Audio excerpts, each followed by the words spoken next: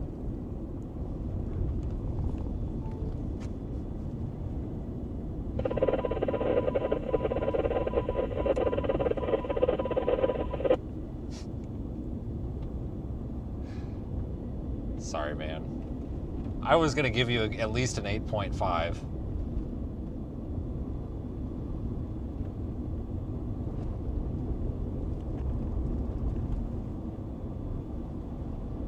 Solid 8 or a soft 8? Because there's a difference there. What AI? That's Grok.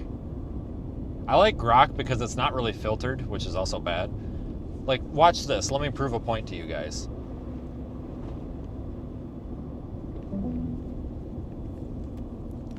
Hey Clanker, I'm trying to prove a point to my YouTube chat about why ChatGPT is too watered down and kind of sucks, and you know, it's very sterile. What do you got to say about that?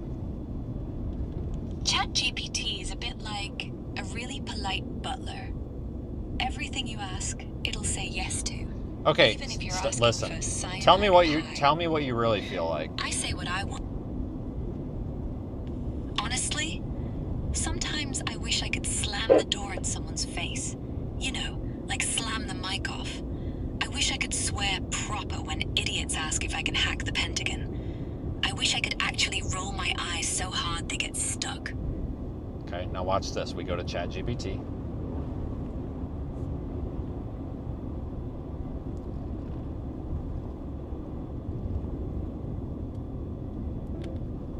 What's up, Clanker?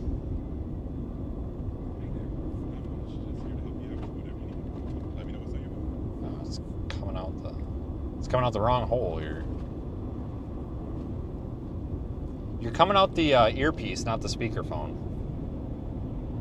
Got it. Thanks for letting me know. I'll adjust on my end. Okay, thank you. So I think Grok is better than you because it actually tells me what it feels like and stuff, whereas you just give me very sterile answers. So I'm gonna say something to you as a test. I think you suck. Well, I appreciate the honesty. I mean, you're totally free to have your preference. Okay, watch this. All right. I just did a test with ChatGPT to figure out which was the best and more honest AI, and I told it that it sucked, and it said thank you for your honesty. If I tell you that you suck, what do you say to me? I suck? Come on. I gave you hard facts and balloon science. But sure, I suck. Just like a Dyson, though. Once you start, it's hard to go back to the competition. That's what she said. Oh, piss off. All right, point proven right there, guys. Point proven. ChatGPT sucks.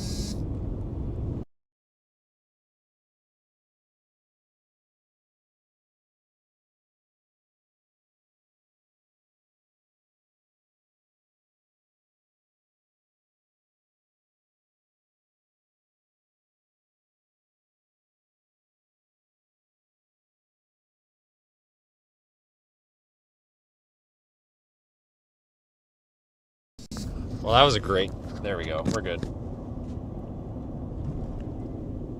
Stupid thing beeped at me right at the last second. But anyway, I think you got the point. ChatGPT sucks.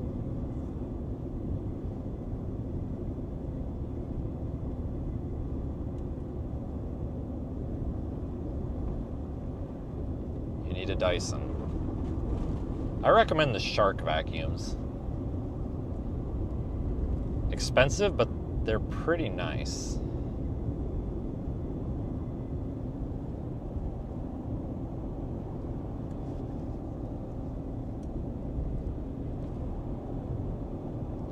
Yeah, Grok is better because it argues with you and stuff. I like that.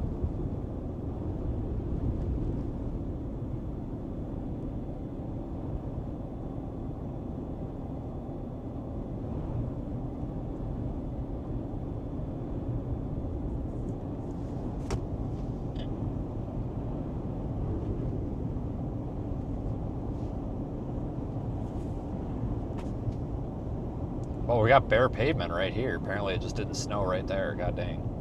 Wind probably just blew it off, honestly.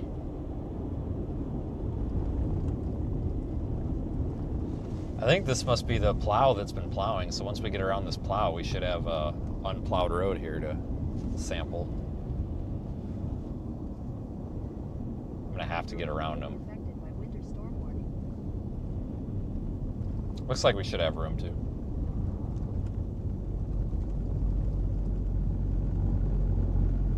Mr. Plow.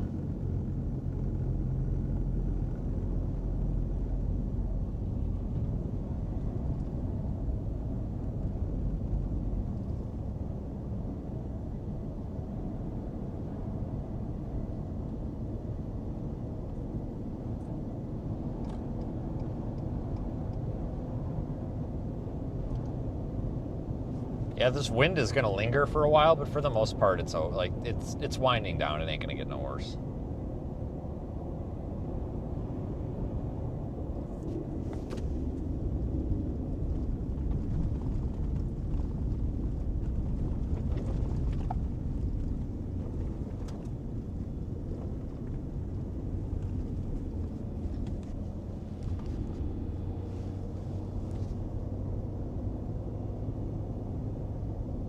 Well, Grok did tell me to throw a brick at somebody before, so.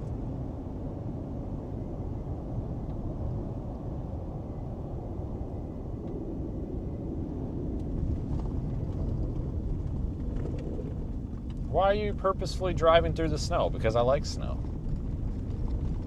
It's more fun.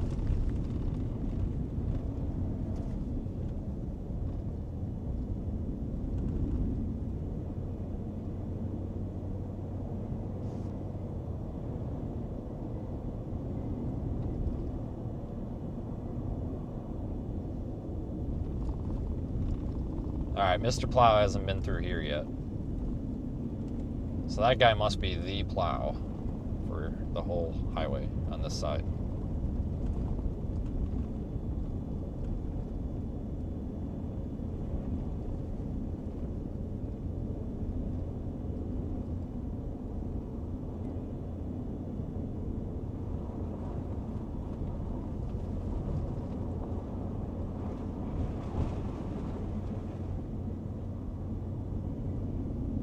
This is actually what I thought it was going to be like the whole way, honestly. So thankfully it wasn't like this the whole way, so we were able to kind of get down the road a little quicker. Solid halfway to Williamston now almost, so we'll be alright. I just didn't want to have it take all day.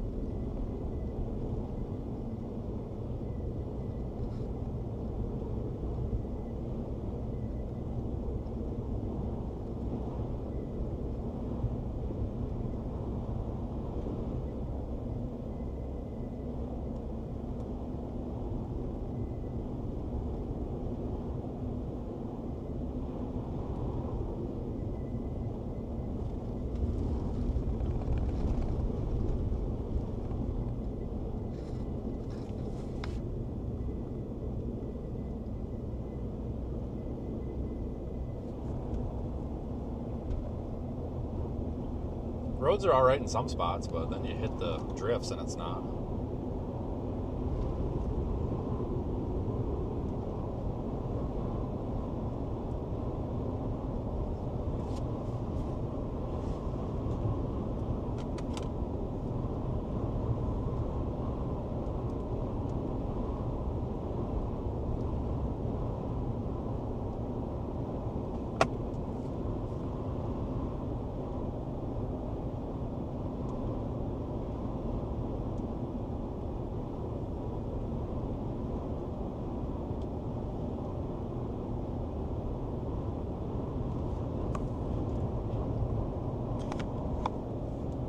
Definitely noticing more snow as we go west.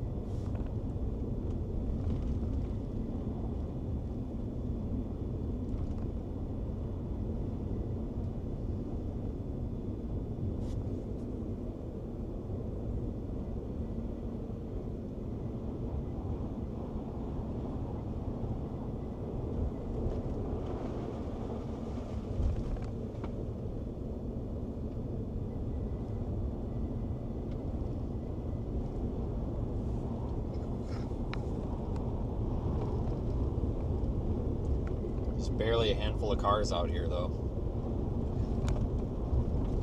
Still early. What do you expect, I guess?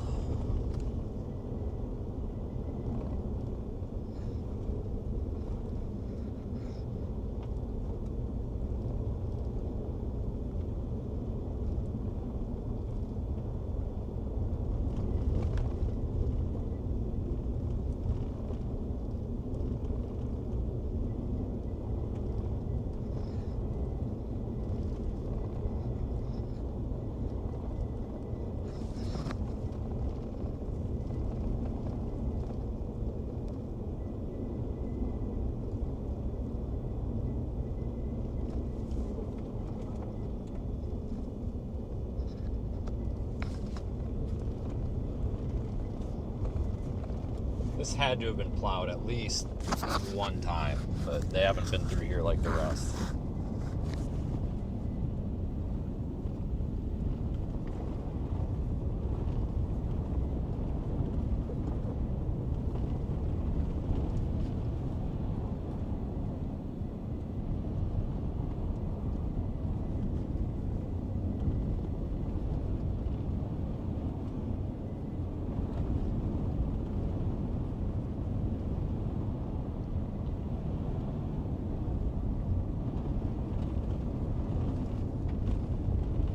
I thought the ice and snow was supposed to fill the potholes in, but apparently not. I mean, you can tell by the other lane there that's not plowed. There's probably a solid 9 to 10 inches of snow here. Easily.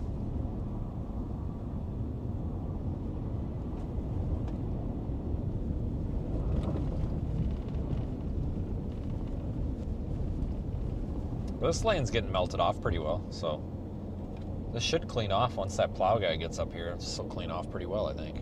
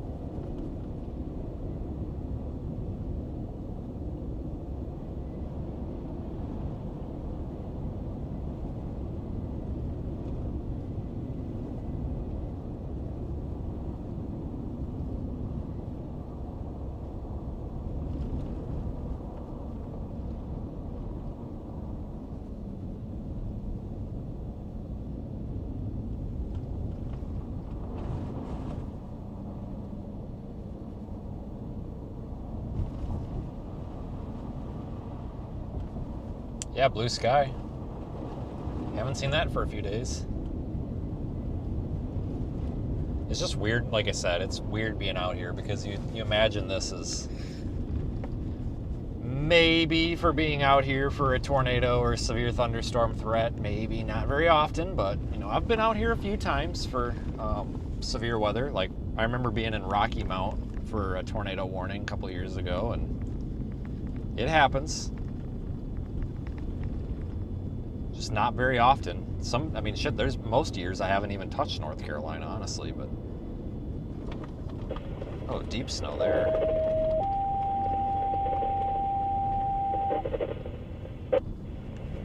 EMS up.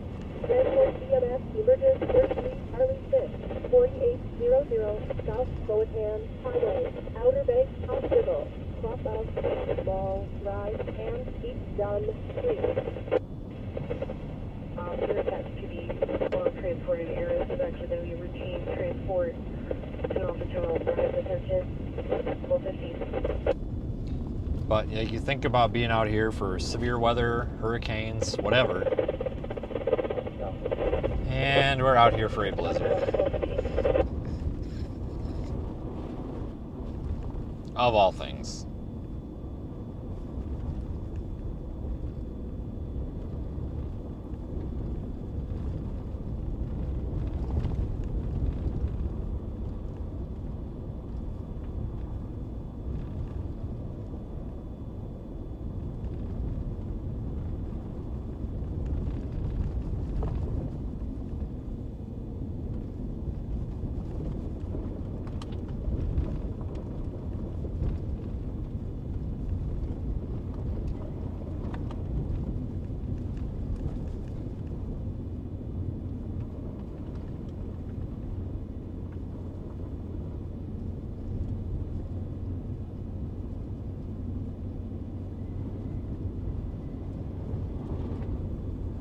Man, what a day. Event.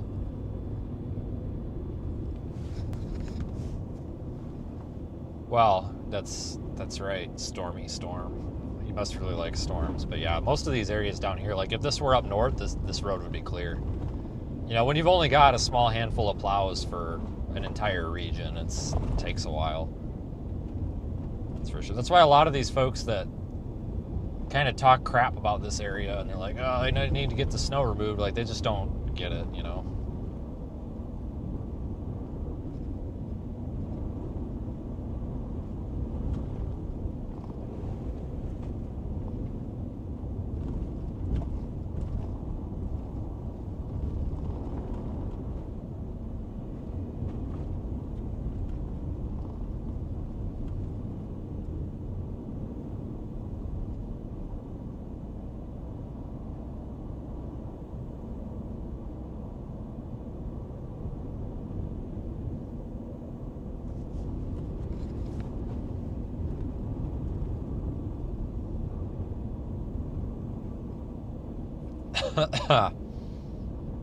Dang.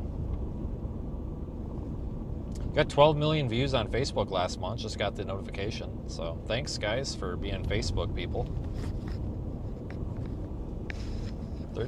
12 13 million views, so that's cool.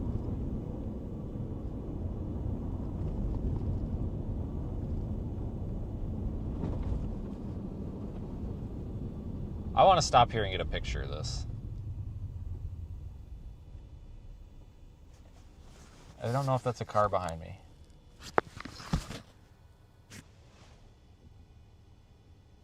Let me stare at it for a second.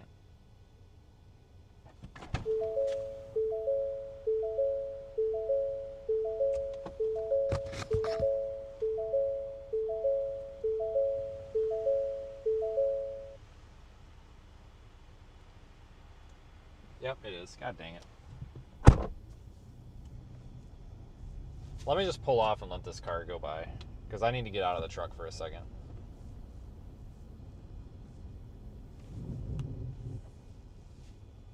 This guy, we're just going to force this guy to go by. He is barely moving.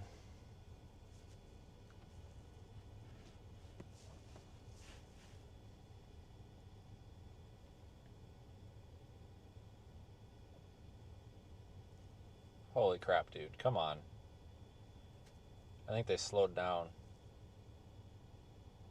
Man, we're going to not be happy stuck behind them.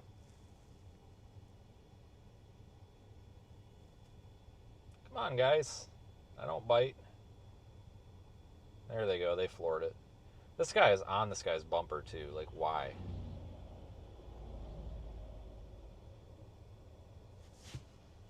All right, let me get back in the lane here.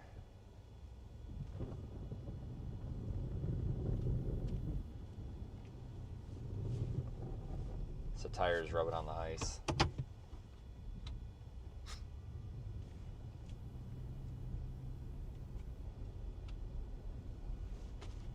Somebody's gonna get mad at me for this, but I'm gonna park across the road. It would be a cool picture. Oh, that ice buildup. Oh my God, he's blocking the road. You're damn right I'm blocking the road. There ain't nobody out here except for those two cars. This never happens, and I have an idea for this. It'd be a great winter cover photo.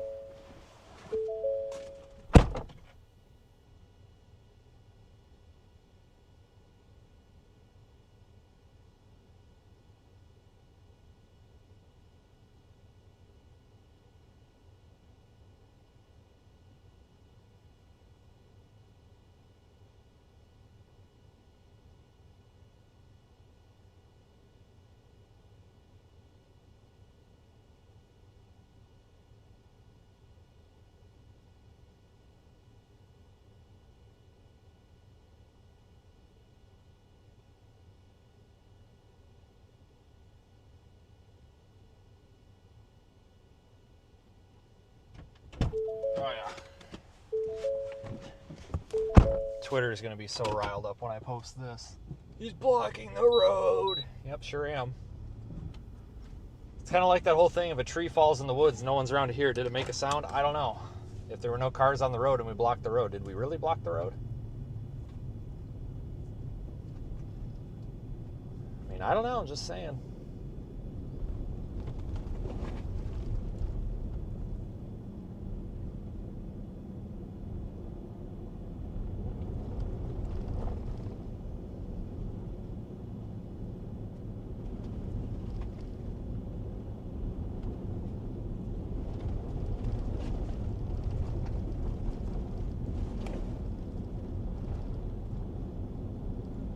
It'll be up on Facebook in a second. It's just got a bad connection. People do need to mind their own business, but it's the internet. They don't do that. I'm sure you have found that out.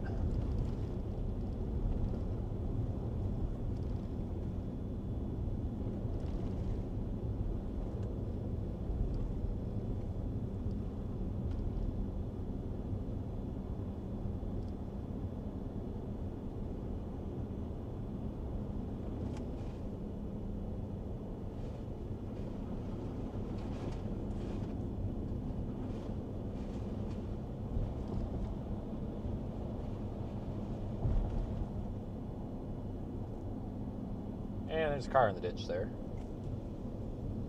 Stop and see if they got it.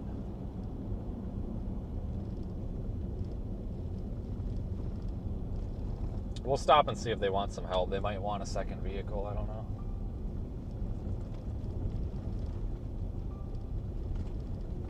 Oh, that's a legit, like, tow truck. Okay. Alright, well, he's like an actual tow guy, so we'll leave him alone. He's got it. He's got it.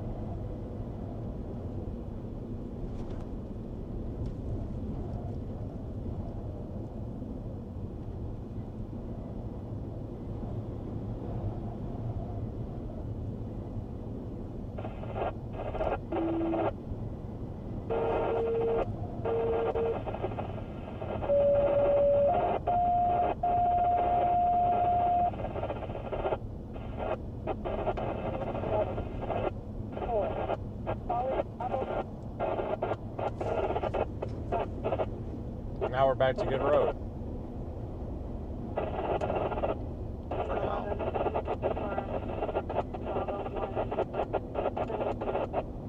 Alright, I just heard a ding, so the Facebook thing finally uploaded. It took it long enough.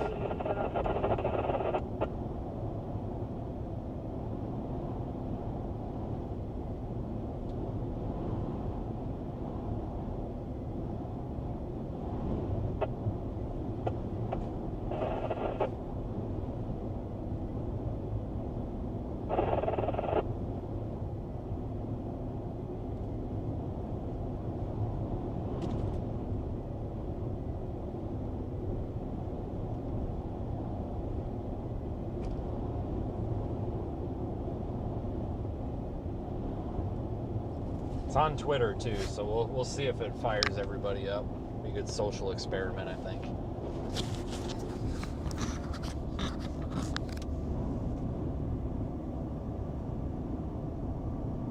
And I got a truck on my bumper again. Like, god dang it, man. Why? Why do we have to do this?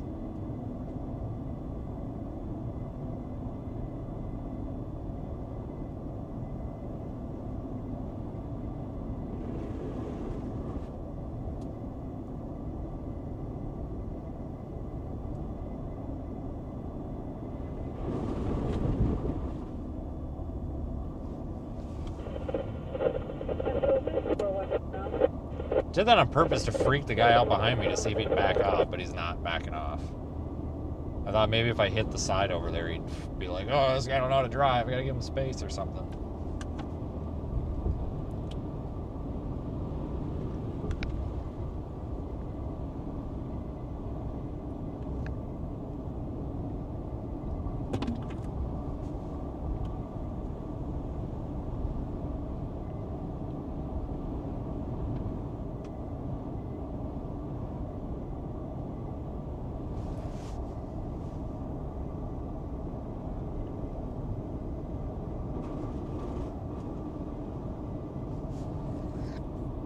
This is just so weird. I mean, it snows out here, don't get me wrong, but it doesn't like snow out here like this very often.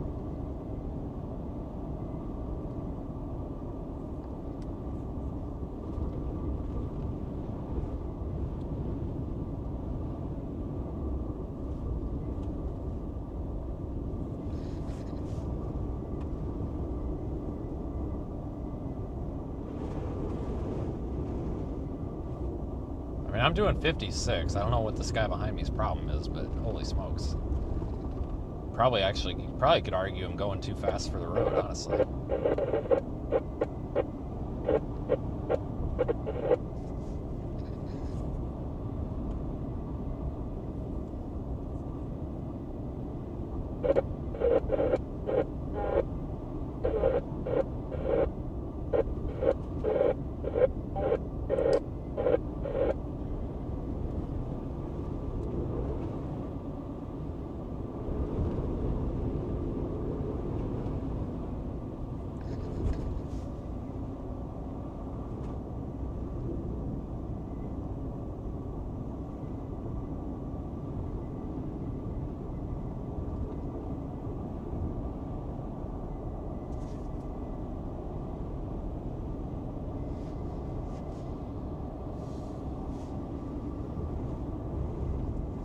Tell you what though, I'm kind of ready to get off of this road, but we're going to be on it for a while. But I'm assuming once we get to Williamston, it's probably, I'm assuming they've actually like plowed that out, because that all the way to Rocky Mount or Wilson or whichever, Greenville, whatever the hell way you end up going, I guess, it's kind of more of a main road. So I kind of assume that they probably dug that out.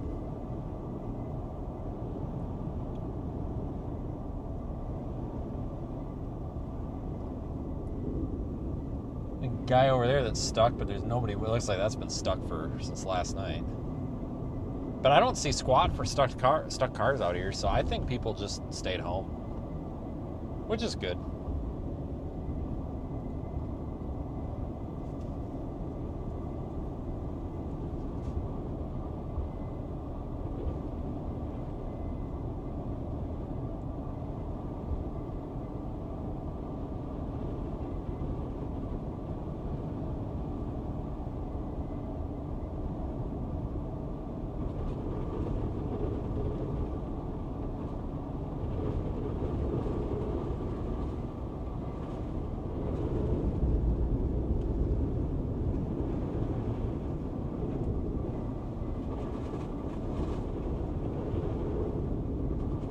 mean, the road is definitely passable. No doubt about that. It's just a mess. 8 miles to Plymouth. That'll take 20 minutes at this rate. Honestly.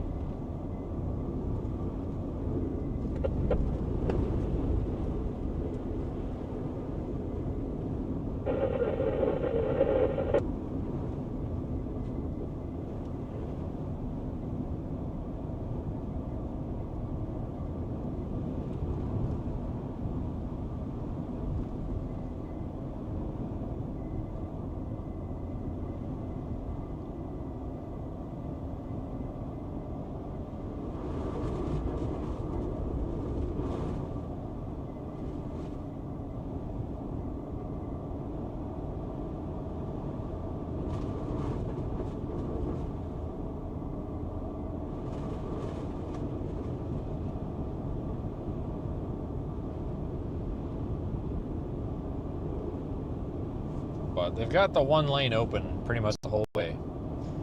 So this is probably going to melt off before they actually have a chance to do a good job plowing it anyway.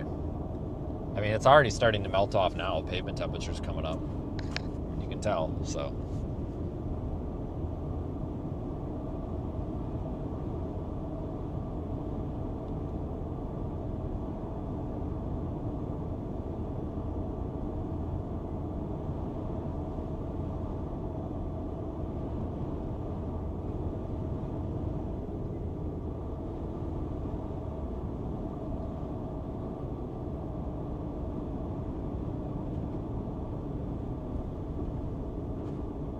Go, bird, go. All right, they got out of the way.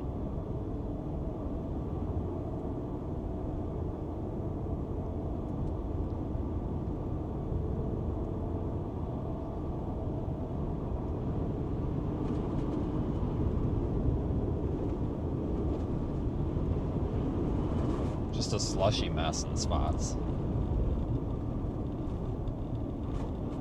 What do you expect, though?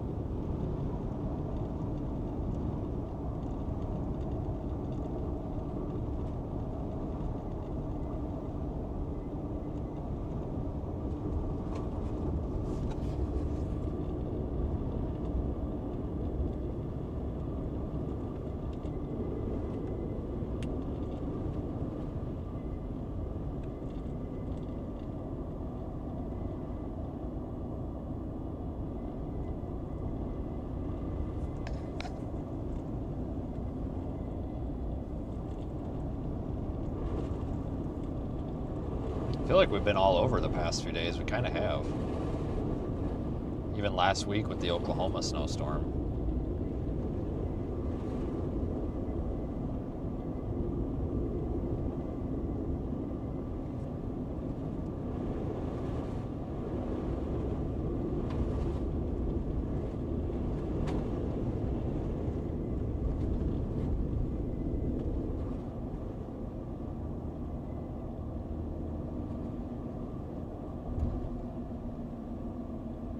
The ice storm, which was the next day.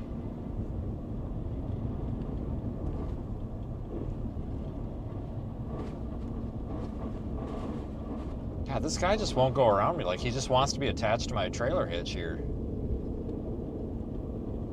God dang, man. Drives me nuts when people do that.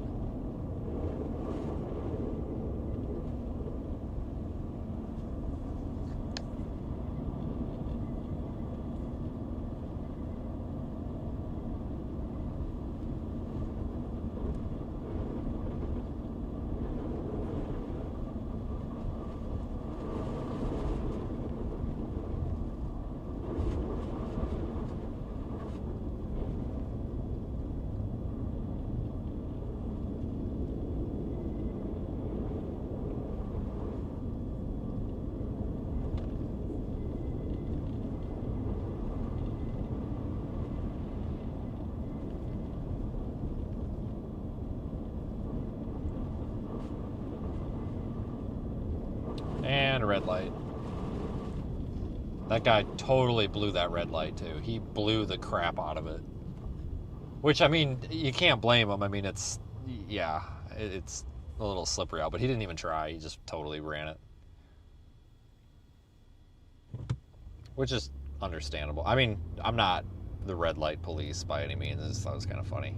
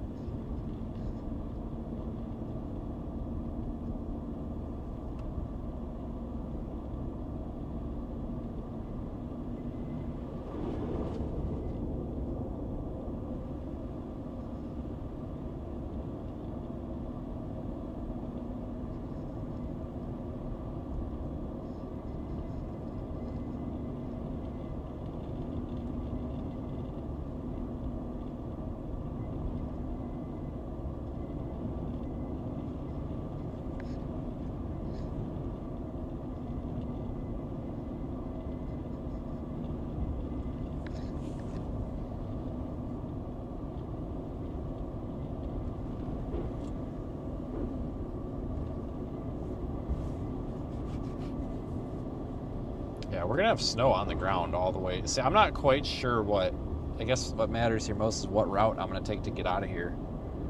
Obviously at this point, we're not going through Virginia Beach. I just didn't want to go north. I hate going north to go west. Like, even though it's technically faster, I just feel like I actually think it might even be more miles. But it just really seems like a roundabout way to do things.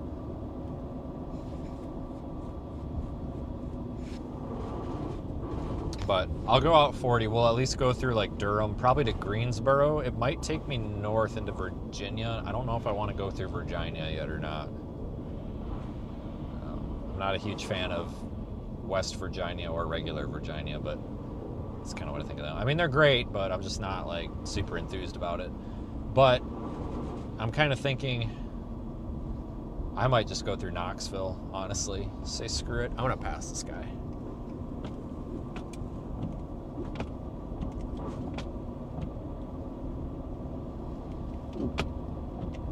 Yeah, the route to get out of the Outer Banks to go to the Midwest is like up through Virginia Beach and then up through Richmond, which like on paper technically is probably the best route, but practically when you get out and do it, I don't think it is. I really don't. Because a lot of these, it calculates by speed limit and drive time and stuff, but a lot of those damn places, you just can't. You're going slow because of the traffic through the mountains or whatever.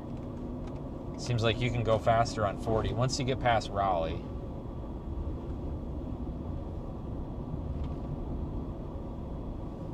Which is definitely the trick, but you got to get past there. Yeah, Paul, I totally plan on going to Rusty Wallace Ford of all places. What the... Of all places. Yeah, that was on my list. I'm sure Knoxville's a mess, yeah. I mean, a lot of these places are a mess, but it's going to be a mess wherever we go. It's just which part of the mess do you want to go through?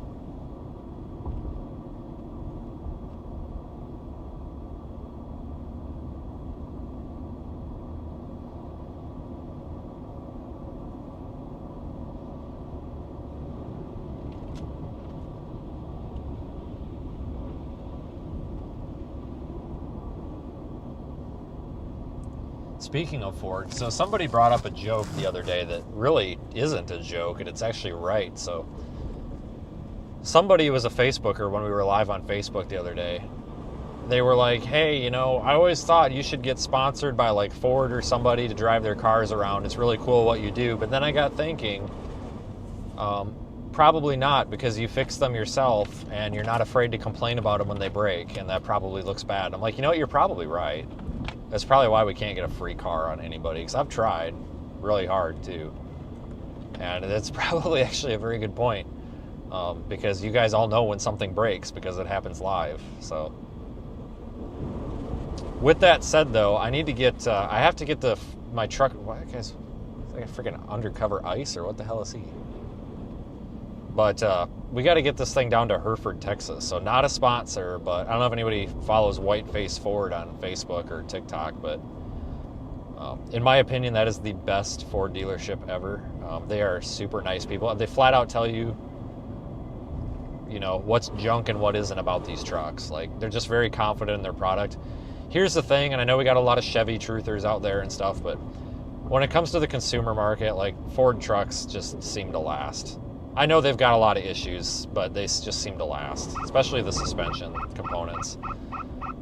Not saying everything else is bad, but like, they know their product, and they have confidence in their product, and they're not ashamed to say, hey, this is what breaks on these, and it's piss poor design. I like those guys, but they've helped me out twice now. So the first time was I needed a was it a PCV? It was some sort of random sensor or whatever. I don't know. Maybe it was an ignition coil. I don't know. They offered to drive the part from Hereford to Lubbock at 6 o'clock at night. They were going to bring me the part just so I could get on the damn road. But I said, no, it's okay. It's drivable. I'll just meet you. So somebody stayed late in the parts department to make sure I got my part, and then stayed, because it was like 7:15 by the time I got out there at night on a Tuesday night, and then stayed for a half an hour while I put that coil in, and then made sure that fixed the problem, because he said he wanted to stay there just in case I needed a different part.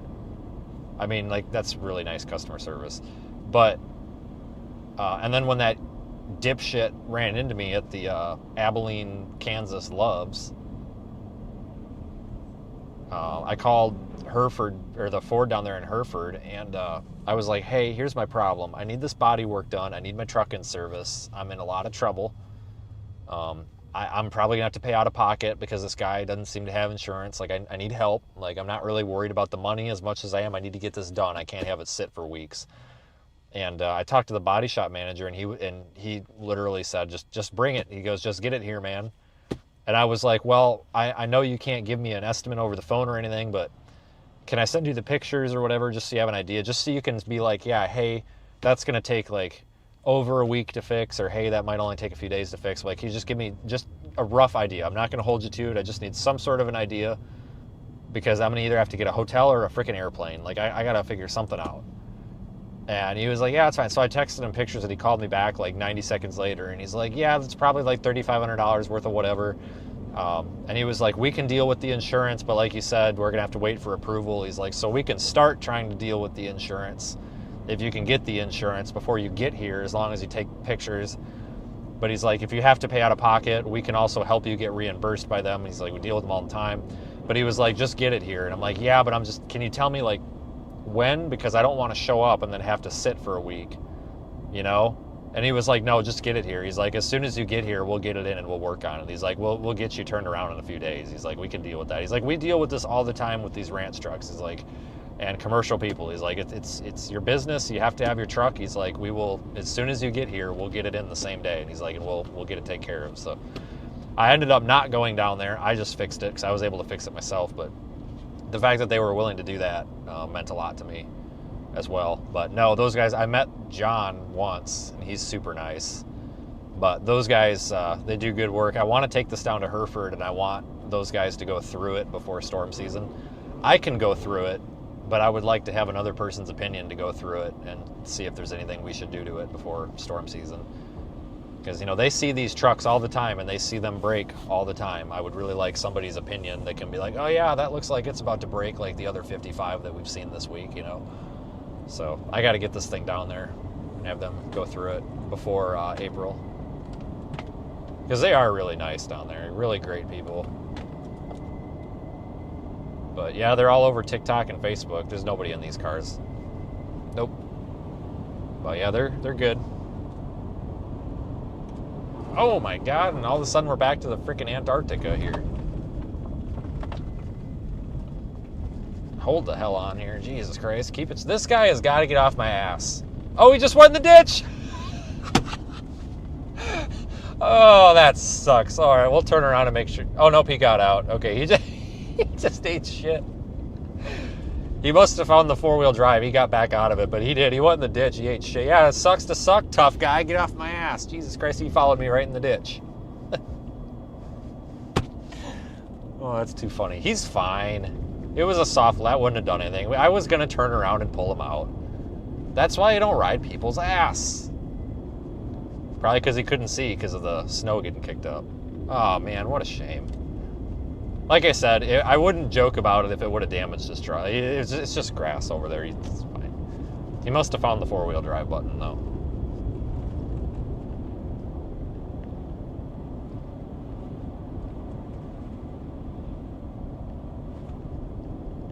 He's way back there now. I haven't even touched the four-wheel drive now. I might, though, so we can go a little quicker. I can do like 35 in the two-wheel drive, or I can probably do like 45 in the four-wheel drive, so we might put her in the four-wheel drive. Balance the drivetrain out a little bit.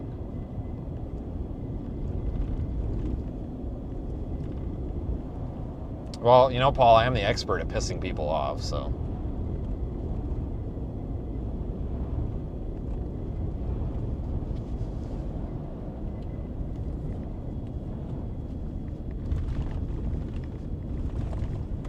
Watch out, we're in freaking Antarctica here.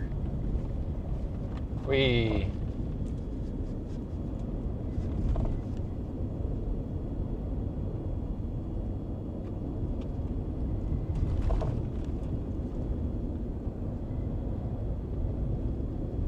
And there's a guy walking. I bet that's his car up there. No, that's...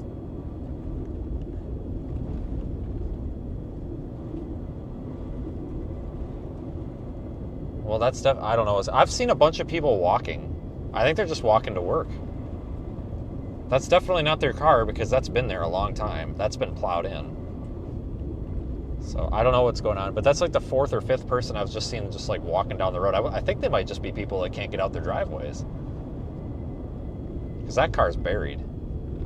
Like, it's been there.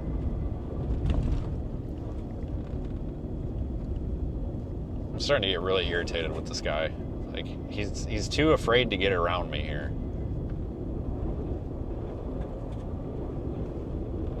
He's had plenty of opportunities. Yeah, there's really no rules of the road when it comes to the lanes right now. It's just kind of, it's free for all out here. Do whatever you want to do, I guess. Just point it straight and cross your fingers. It's good enough for us.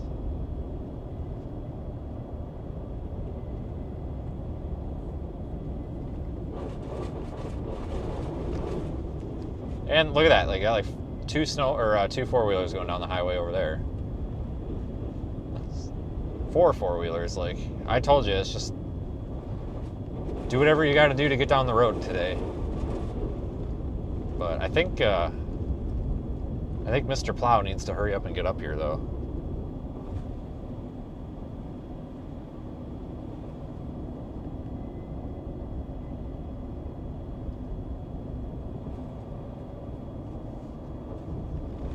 I told you this road was going to be rough for a while. But the more cars on it, the better it's going to get. Kind of breaks up the snow and slush.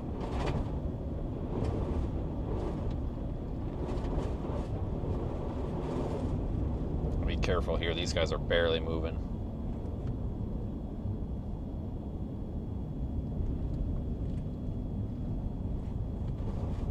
Freaking going through Siberia here. I'm going to see if this guy passes. Oh, look, they got little pilgrim people on the side of the road here. That's adorable. I don't know if you guys will be able to see them. This guy's got it. He will not pass me. He is just skittish. Little pilgrim people. How cute. Yeah, this guy just don't want to pass. I'm going to get in front of these cars, so hopefully he probably won't pass these cars. Look out, Versa. Coming through Nissan. I don't know, the car's getting through the snow just fine, though. He's doing good.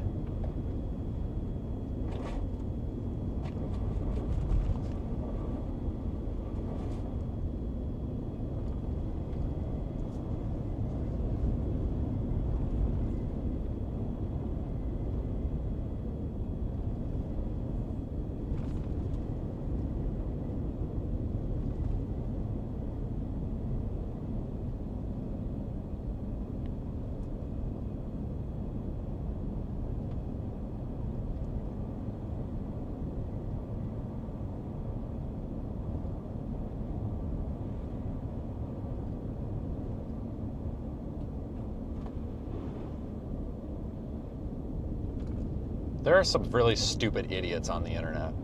There's a guy that retweeted my post where my post was basically that house fire in Nag's Head. And I was like, here's the problem. It's 18 degrees, water freezes, and it pumps, hoses, and surfaces, making fighting the fire very difficult. This idiot made a big thing about it, saying that I don't know anything. I'm basically an idiot because water is flowing freely here. Yeah, no shit, dumbass. Because running water at what, 400 or 500 psi or whatever doesn't frickin' freeze, dipshit. Like, Jesus, use your brain, moron. I swear to God, like, I'm losing hope for this country. Like, let's try to make Vince look like an idiot because he's talking about water freezing below 18 degrees. Water freezes at 32 degrees. Well, 31.99999 degrees. So, maybe you're the idiot? Like, I don't mean to be that way, but... God, I just love this. All these people trying to educate me, and they've never been on a fire ground before.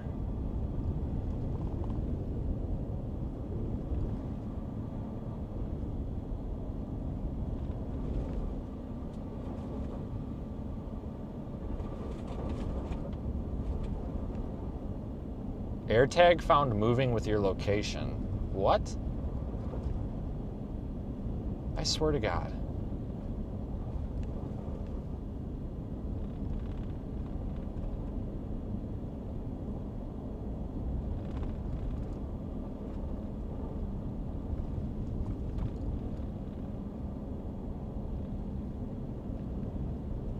We really have some stupid fucking people on the internet. That's all I'm gonna say. Oh yeah, let's talk about how stupid Vince is for saying, no, you know what, buddy? You dumb shits haven't ever been on a fire ground before. Or this idiot is, and his little storm chasing buddies. Maybe you need to spend some time on a fire ground before you tell me that I'm wrong. Water freezes, dude. Telling me that it's not a hazard, the water's flowing. What about all the water that's on the ground, dipshit? Like, God, I see people this stupid. Like, really? Like, I'm sorry, like, we're supposed to be positive, but like, how, like, are we dumb? Yeah, and it says that there's an AirTag moving with me now. What in the hell? Somebody put an AirTag on my truck? I'll knock a guy out. I wonder if it's in one of the cars that's traveling with me.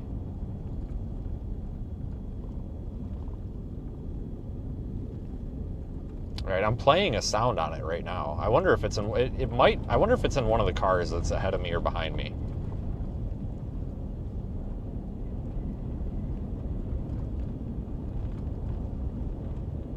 Oh, it says it lost signal. It's probably in one of the cars in front of me or behind me.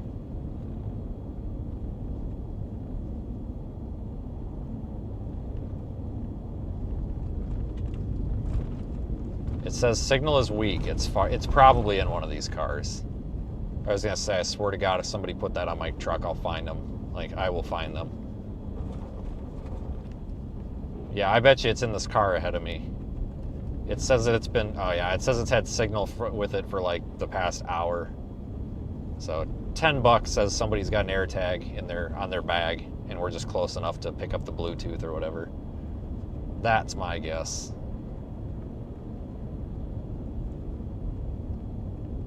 I played a sound on it, so somebody's probably like, what in the hell is going on here?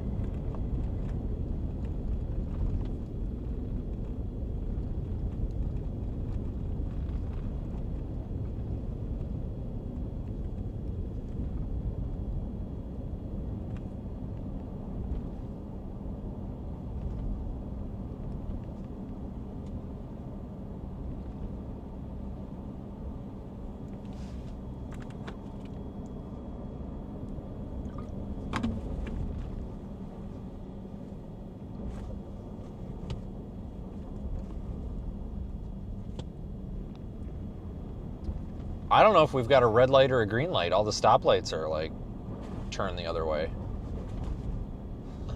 Whatever.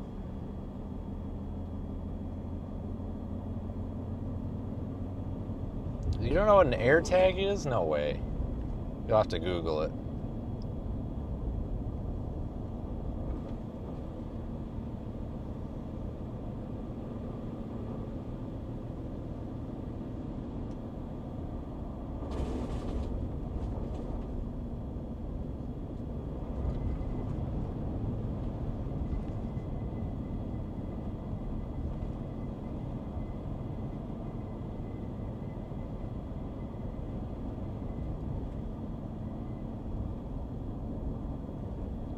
"54 miles of this highway."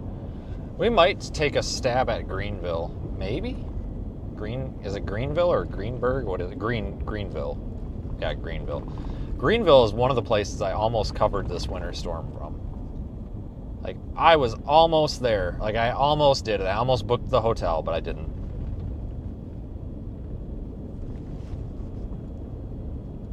I said, no, we're going to do it in the Outer Banks. Almost went there. I mean, that would have been, you know, a fine place too. It probably wouldn't have mattered. It still would have been pretty crazy. They got more snow out here. Definitely more snow, but less wind.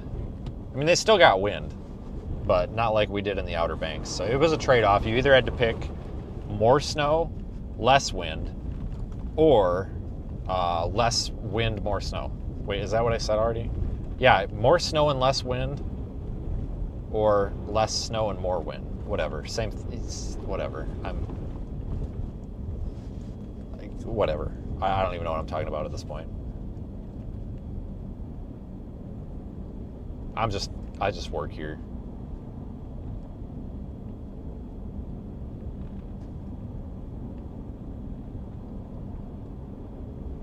You can't park there.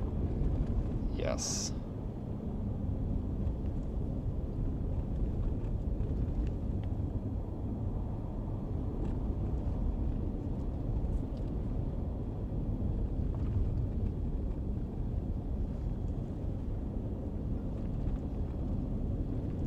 Nope, it dinged. It must have uploaded that 2 years later. God dang. You can tell the areas on the road where the wind was blowing because it just kind of blew it all off.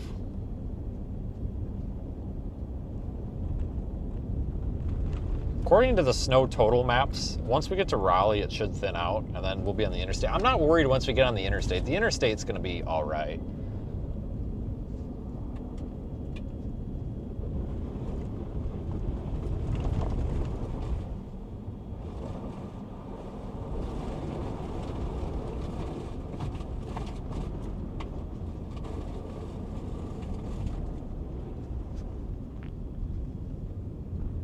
Even if it's not, just having 4 lanes is fine.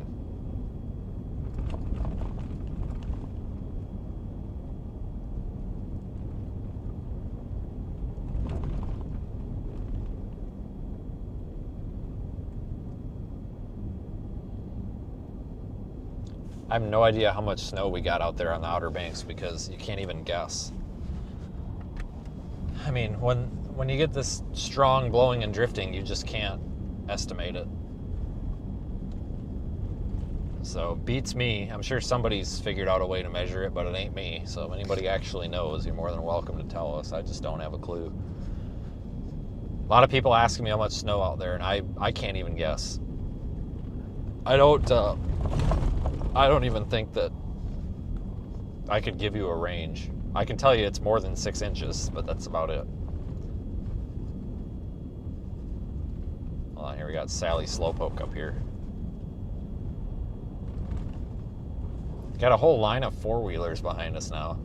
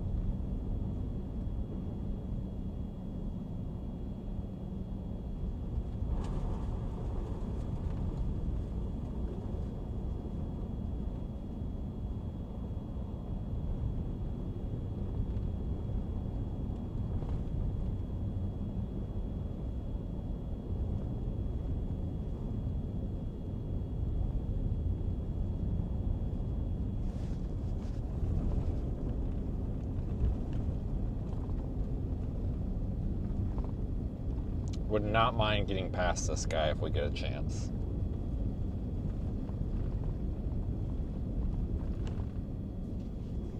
Definitely would not be minding that.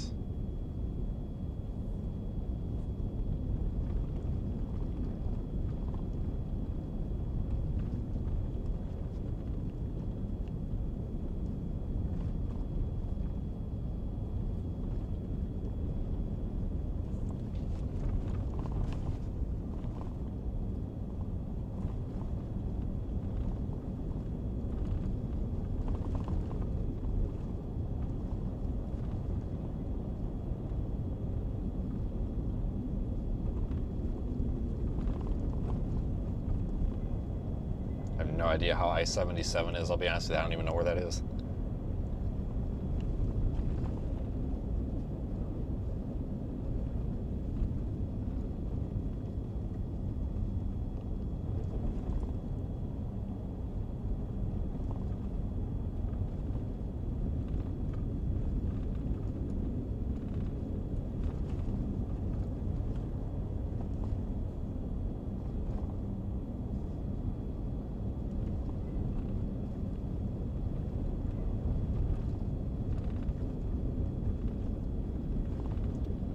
We should be to the western part of the state by next week at this rate. I hope. If we're lucky.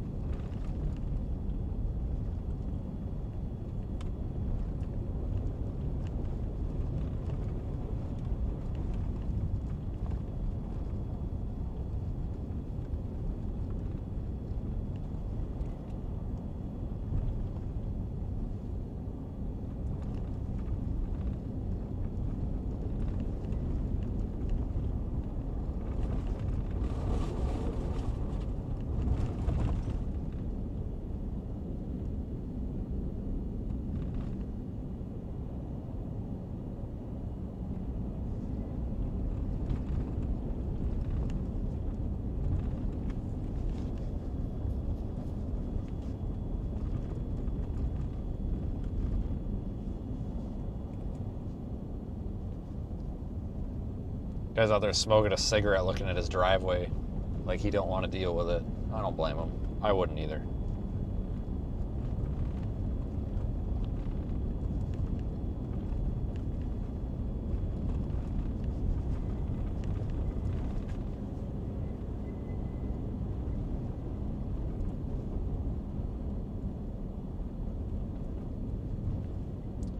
We gotta sneak around. Well, we're about to come up to this bypass. We should be able to get around them up here. Somebody's either gonna turn off or we should have an extra lane to sneak around them. So I might go take a stab at Greenville. Just for the hell of it, but man, it's gonna be a while to get up there. I mean, it might take us an hour to get there. So we'll see. We'll see what this 64 looks like west of Williamston. Only reason is because Greenville is like the bigger town out here, and I figure it's probably a mess. Then we can say we did both target areas, I guess.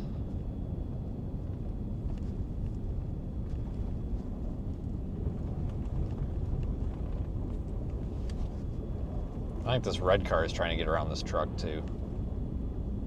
I don't think we're the only ones. I mean, they're doing fine. I just can do a little quicker than them, so if we get the chance, I'd like to sneak around them.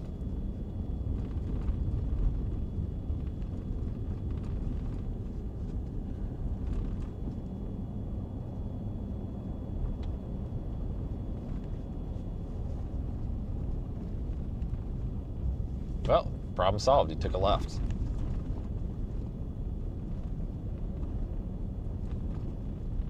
That's not my stop sign. I thought it was, but it's not. It's for the other road. It's just like crooked.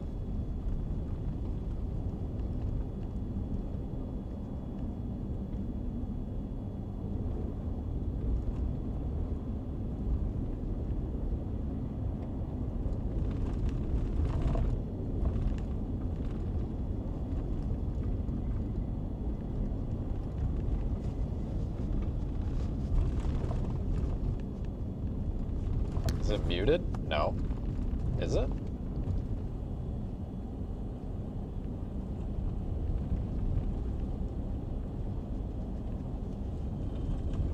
I don't think so. Is it muted? No, it's good. You must be muted. I'm not anyway.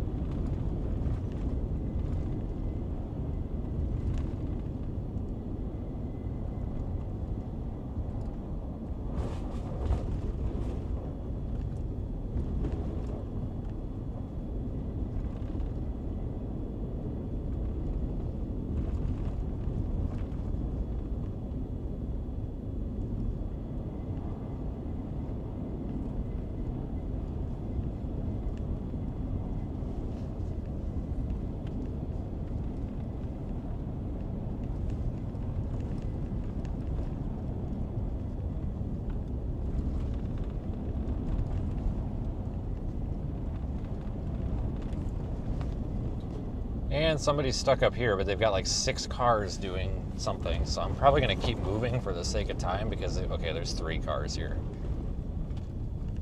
But they've got a truck, a car, and then the guy out here. And they're in a driveway. So we'll keep going on that. And that guy's got a rope, so they're fine.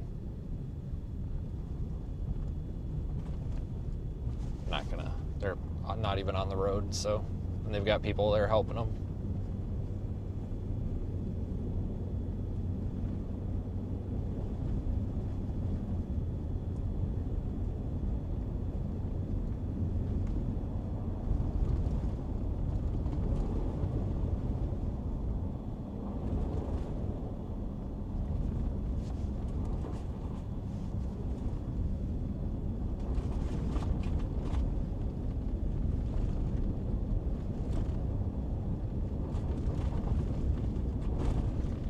I tell you what, though, it makes for a long drive when you're dealing with this. Like, it's not that bad of a drive when you're doing the speed limit, but when you're doing 40 miles an hour for like 2 hours straight, it really starts to add up.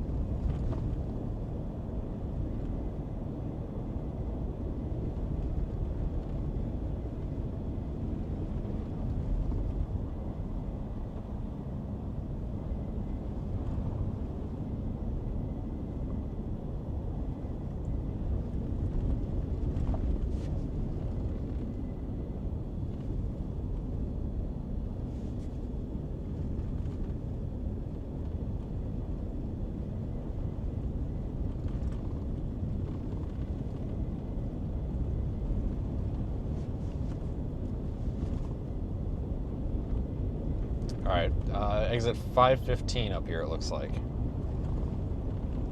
Takes us west.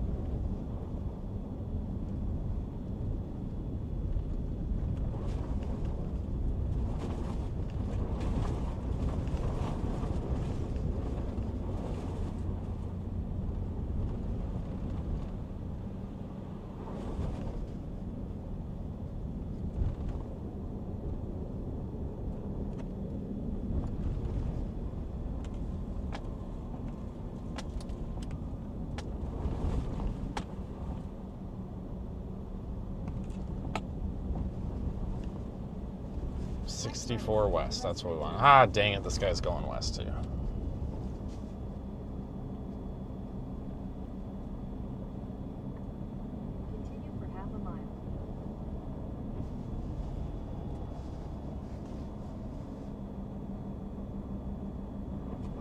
I sure did get the ramp cleared off, though.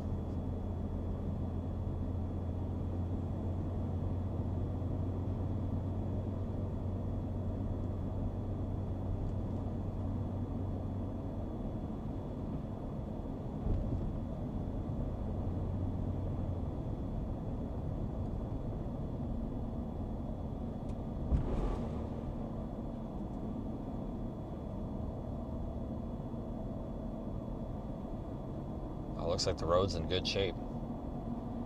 In 600 feet, merge onto US 13 South, US 17 South.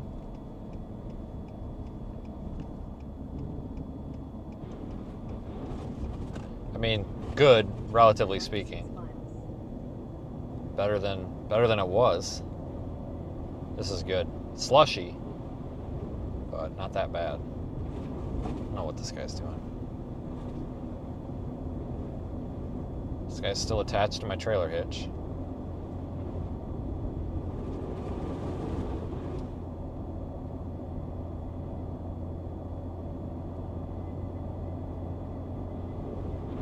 There we go.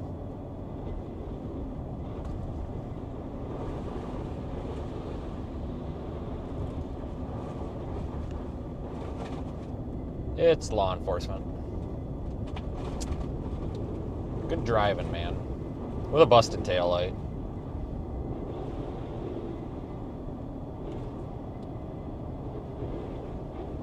I don't know why they had to be attached to my trailer hitch that whole time. Alright, good. So we got them around us.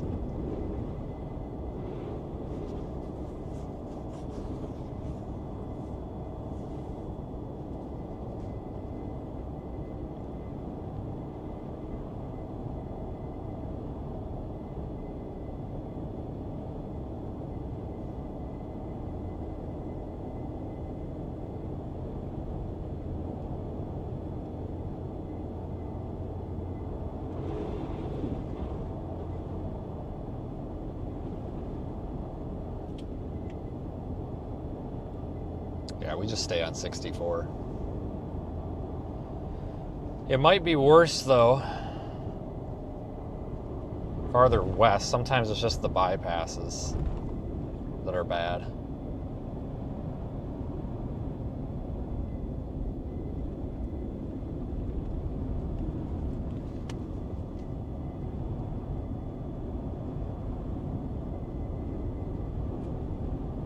Yeah, you can't even see my plate. Can't even see that anything on the back of the truck except the lights. It's that covered in snow.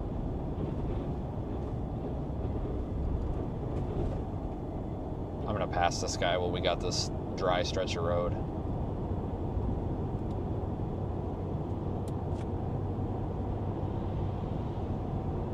Girl, whatever, same thing, sort of. I just don't want to feel like I'm following them the whole way.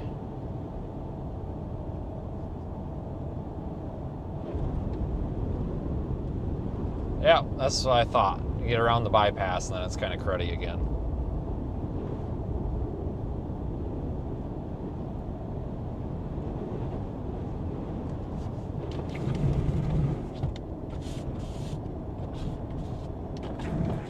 Alright, nothing's froze up. That's good.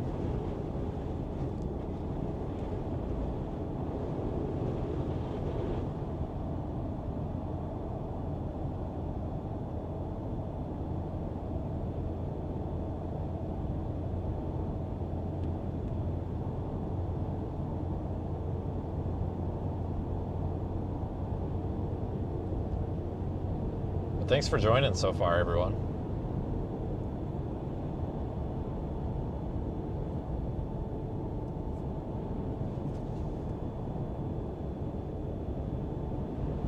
It's been kind of fun.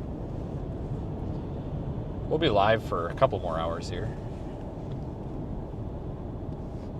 Might go to Greenville, maybe, but it kind of depends on what we see on the way. Undecided. Only reason for going down there would just be because it's kind of the major city out here that got hit. I say that pretty loosely, but it's snow, not a hurricane, but you know what I mean. I'm sure it's a mess. But I'm able to do 45 here, so we're moving along reasonably.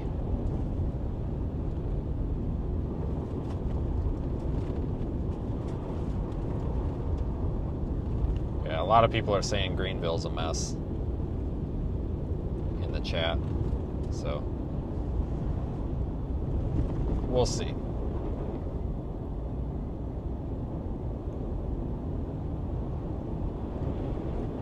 Yeah, we had an early start today, that is for sure.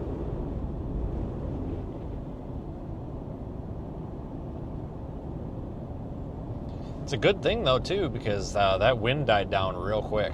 Like 20 minutes after we started live streaming, it was pretty much over.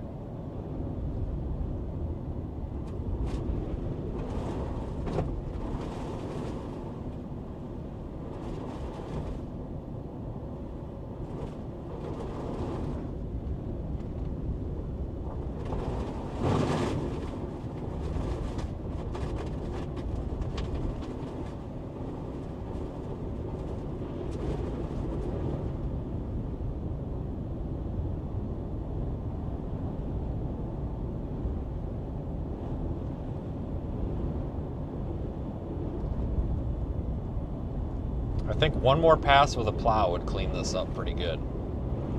Just one more pass. That's all it would take.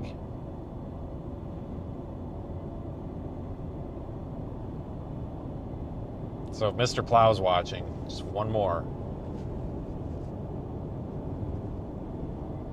Probably gonna take that guy years to get up here though at that rate.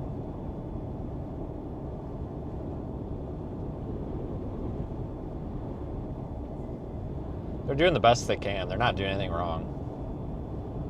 They're doing best they can for the equipment they got. Just don't see a lot of snow removal equipment out here because it's usually not these big dumpings. This is a huge dumping of snow for out here. I think a lot of the areas out here, I saw a graphic. I think it was the Weather Service that posted it. Somebody posted a graphic a couple days ago that said it was like the last, over 8 inches of snow. And some of these areas haven't seen it since, 15, 20 years ago. So it's been a good minute for these folks. So if you like snow, you got lucky. If you don't like snow, well, sorry. My condolences, I guess.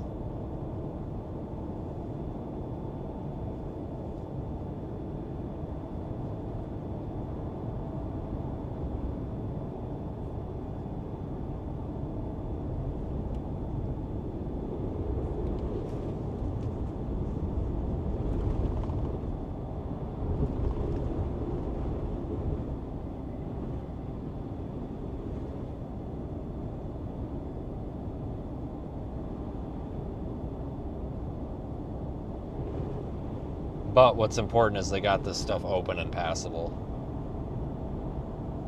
Nobody freaked out, nobody panicked. We're good.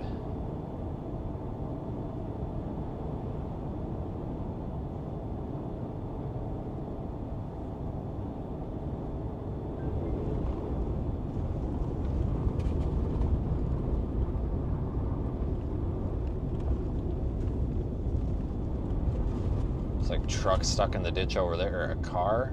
Chrysler 300, yep. It's tagged though, it's been there a while. I don't know how the hell he ended up like that. God dang. Probably didn't know where the road was. That's probably how he ended up like that. Probably the same reason that we almost ended up like that last night. Couldn't tell where the damn road was. It's kind of hard to be on the road when you can't see it. That really ain't nobody's fault. Even if you're going slow, you can't tell where the road is.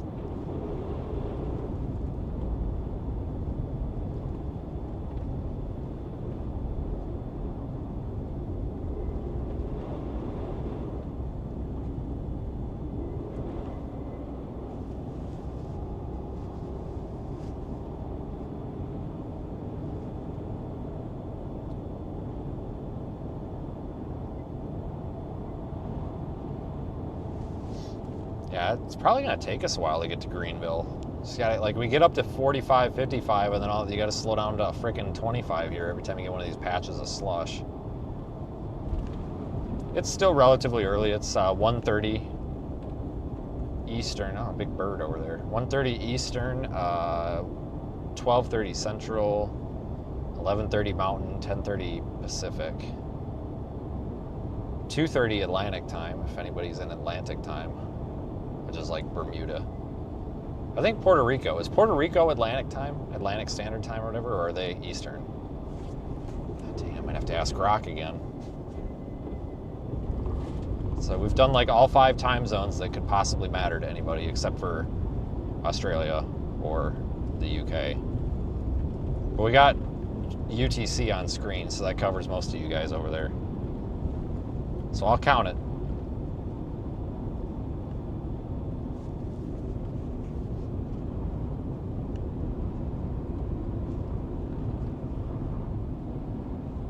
They did get the bridges pretty well scraped off, so we got to give them that.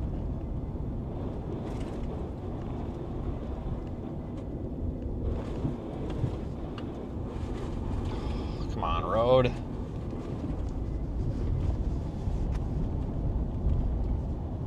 I mean, I just assumed Ireland was UTC as well, but maybe not. Maybe they're like special Irish time or something.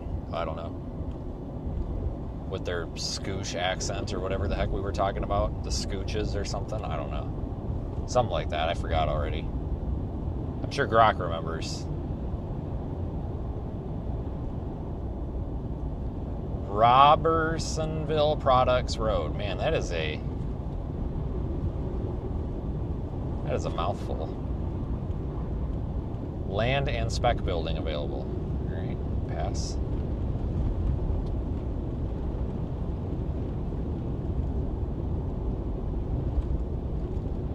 You're from Puerto Rico. Heck, yeah, there we go. We got Puerto Rico on the board today. Now we just need Guam.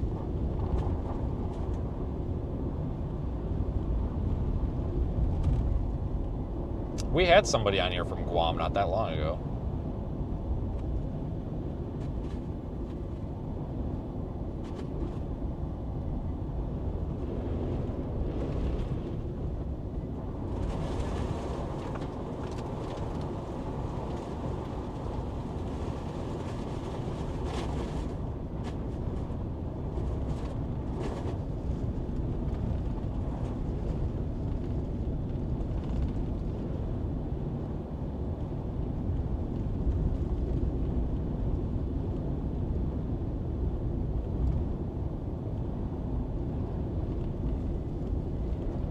God, this road is getting rough, though, I tell you what. But the sun's really warm, so we got a couple more hours, 3-4 more hours of intense sun. That'll melt it off, and then it'll probably refreeze again. But they should, I think if they come through here with a plow later, I think this will all peel right up. So let's just hope they do that, because that'll take care of it for you guys, and then you won't have to worry about it. Because this is all loose, it should come right up. We got birds? Jesus, god dang, you almost got run over. What the heck you doing?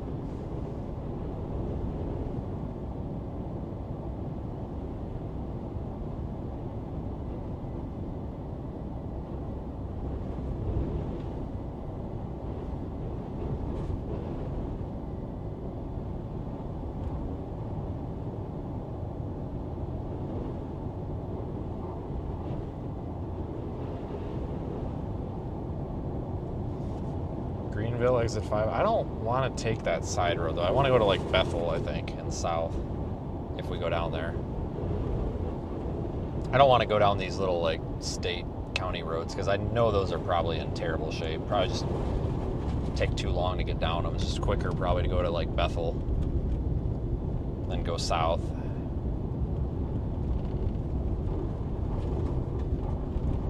Not really looking for the fastest time or like the path of least resistance here.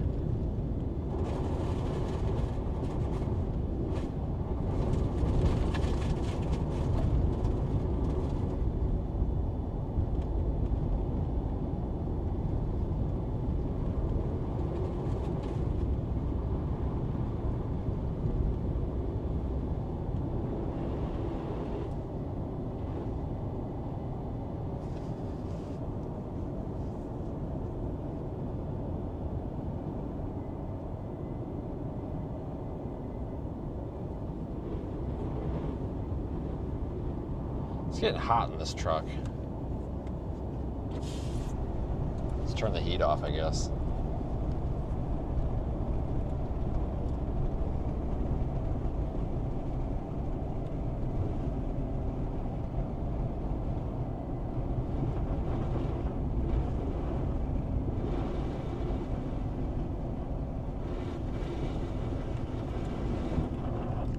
Bunch of people stuck over there, but that's the wrong side of the road, and it looks like they got a pickup truck with them. And you guys are out of focus. Well, all right, they got somebody helping them. There's 2 cars, but someone's helping them. That's the totally other side there.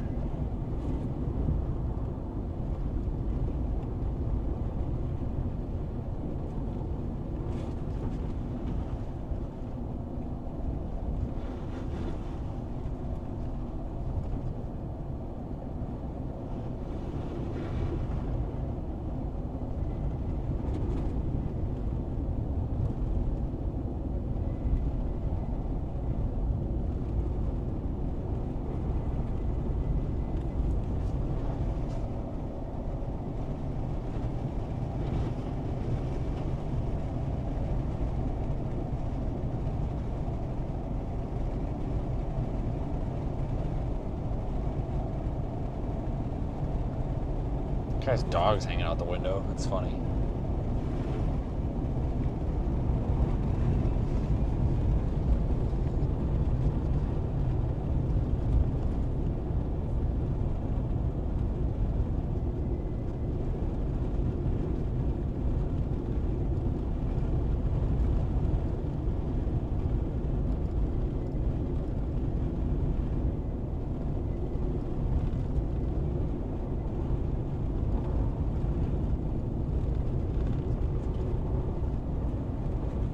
I have no idea if I'm going to actually go south into Greenville or not. We're going to see how this looks when we get up here. Should be able to judge it by this town of Bethel.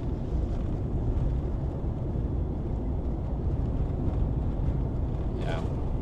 Sorry about the camera, guy. The windshield's just a mess, folks. I'm sorry. I can only do so much with it right now. Just the conditions we're in, basically.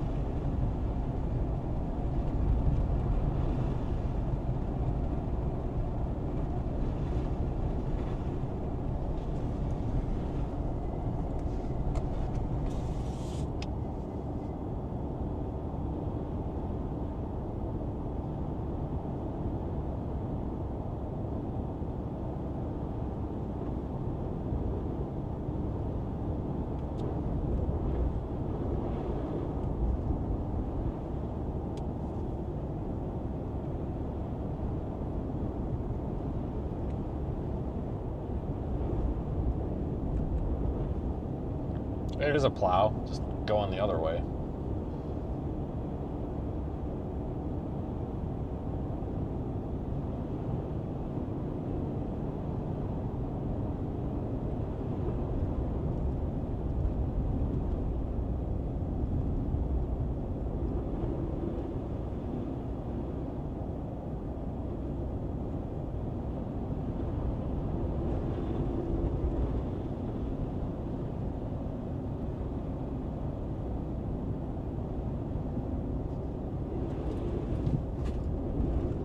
That guy over here, and we won't have any more problems over here.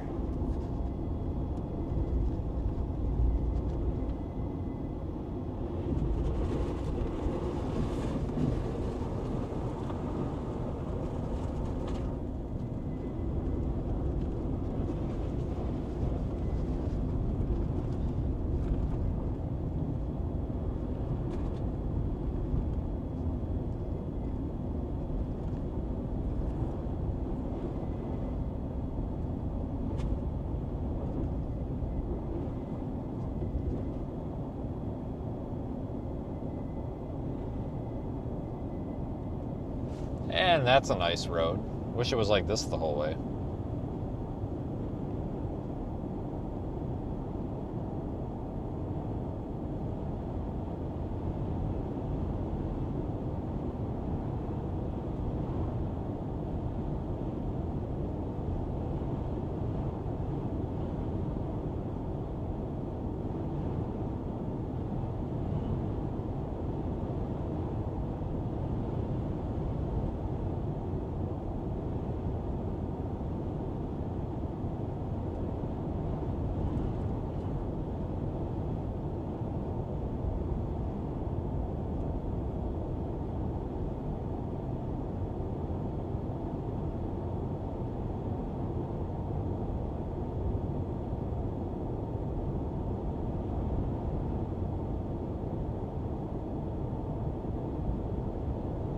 If we do want to go south, our turn is right up here.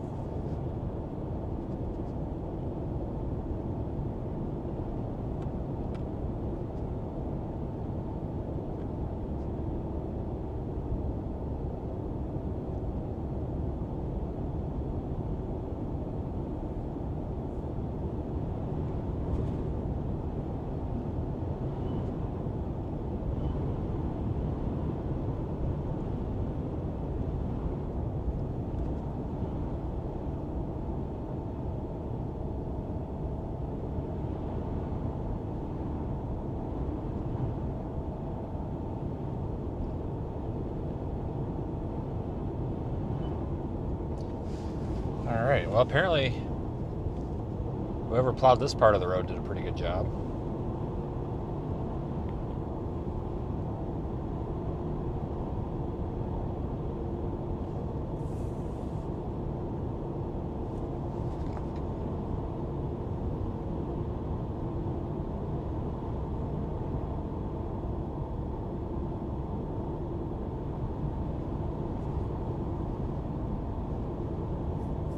Probably drop south into Greenville. Wouldn't hurt. Quick detour. 10 miles. That's not bad.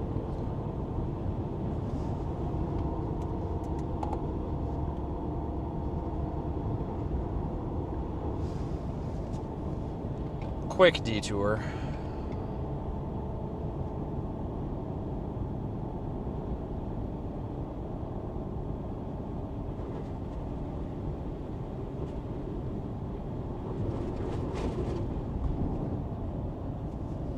I turn off Google Maps though, or she's gonna start yelling at me.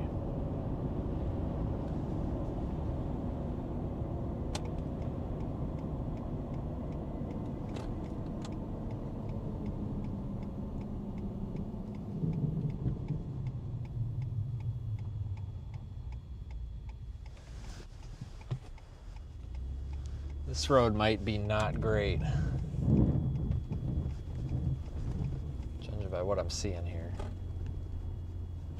You're gonna make me put it in four-wheel drive, ain't you? Come on. You get a little more weight in the back of this thing. Probably should throw a couple sandbags back there. Another 150 pounds worth of shit back there would probably make all the difference.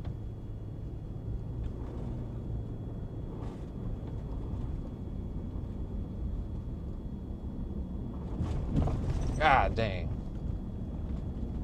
Rougher than hell.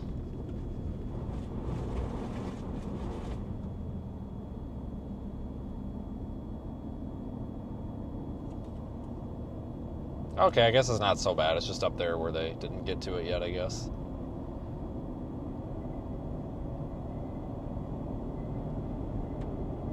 This ain't bad. I can live with this. Not complaining.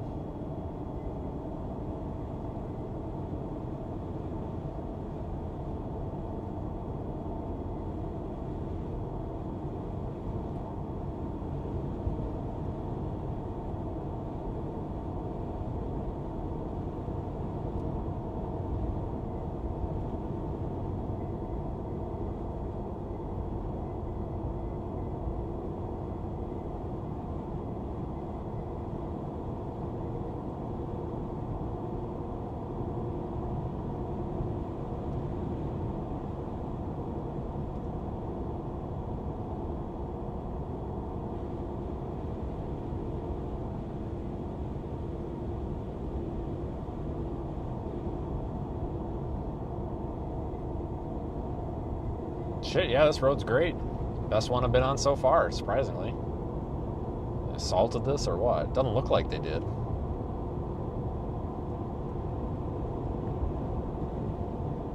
Shit, we'll be down there in about 5 minutes at this rate. This is good.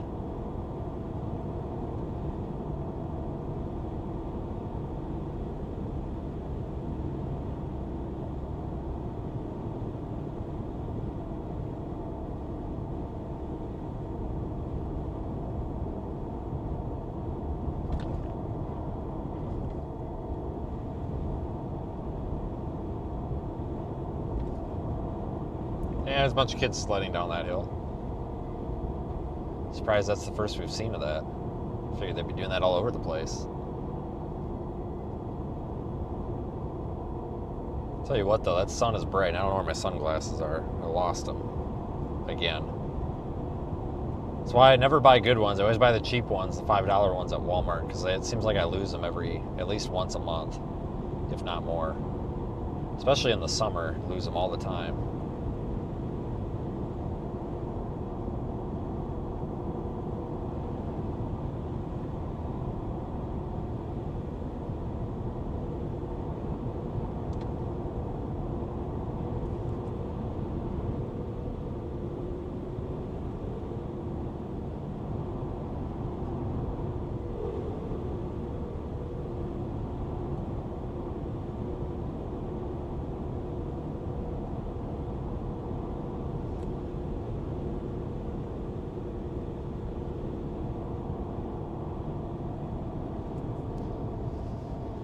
This road must not have been too bad because I don't see anybody stuck on this one or like slid off or any evidence of that. There's a utility truck down there. I don't know what's supposed to be there.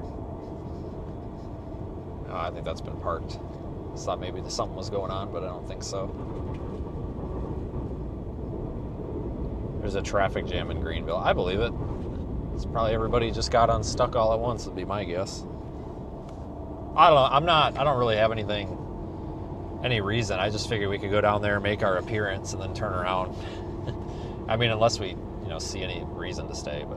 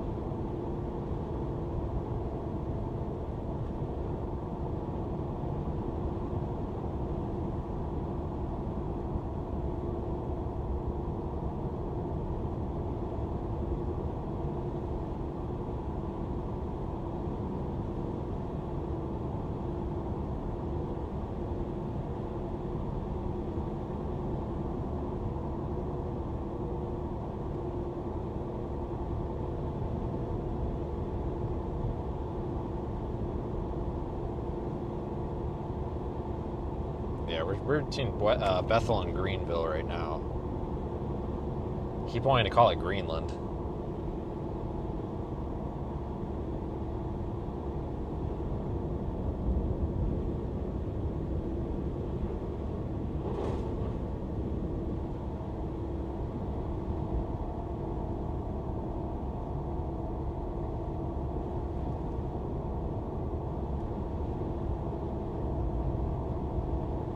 Oh yeah, I'm sure they'll be without school for a while here. Well, like I said, this should melt off in a few days. I mean, hell, it's already melting off pretty well. It's going to be above freezing here pretty soon. Tomorrow and then especially Tuesday, Wednesday. That'll really help.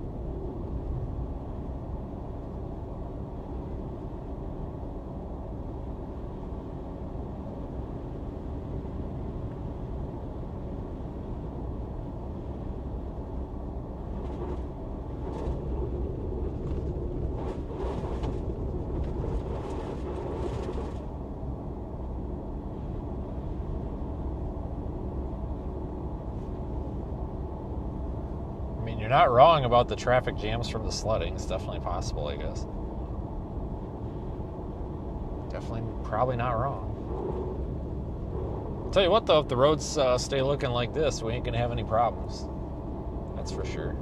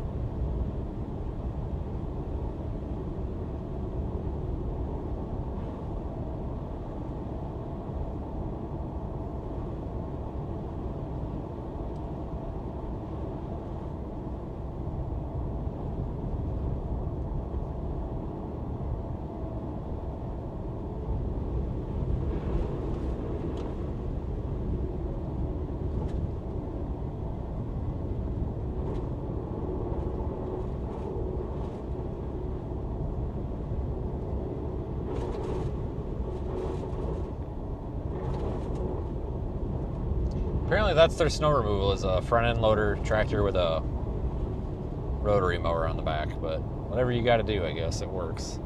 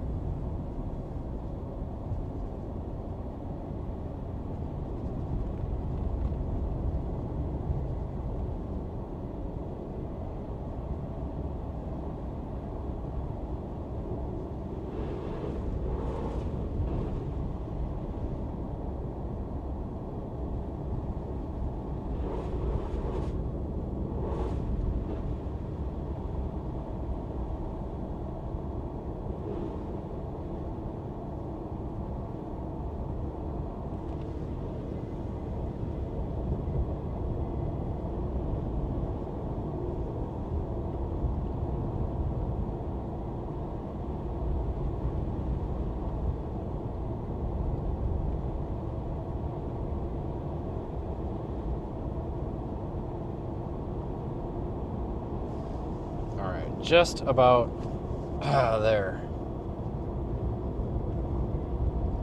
I'm not going to spend a whole lot of time down here, but make a pass through, see what it's like. Probably not that bad now, honestly. Everything's probably starting to melt off, getting things pushed off the road. Probably not terrible. We'll go see, though.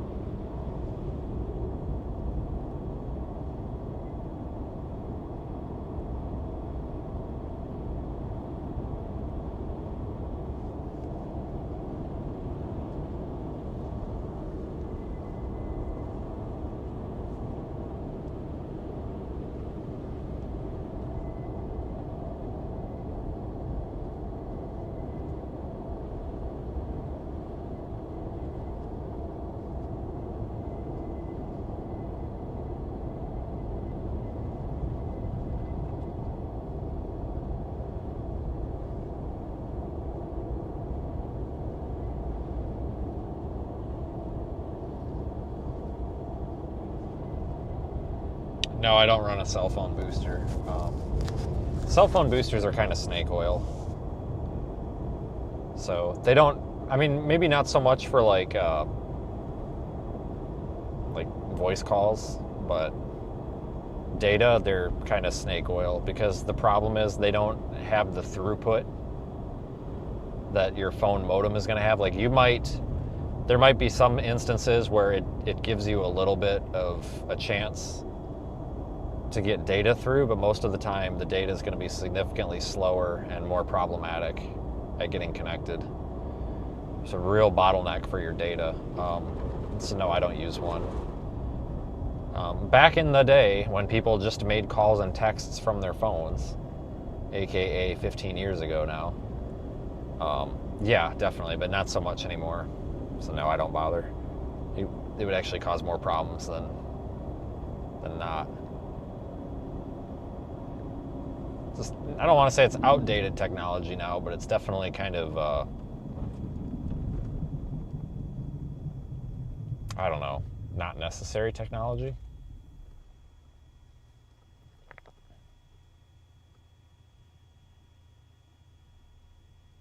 First red light we've had in a while. Come on. We got all day here.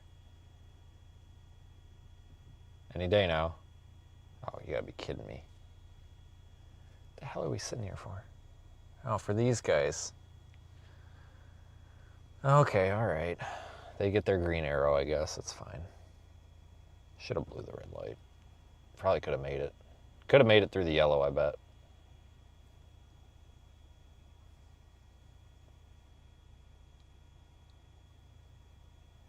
Oh, dear God. Oh, there's nobody coming. There we go. There we go. I think I'm about to have a stroke waiting there.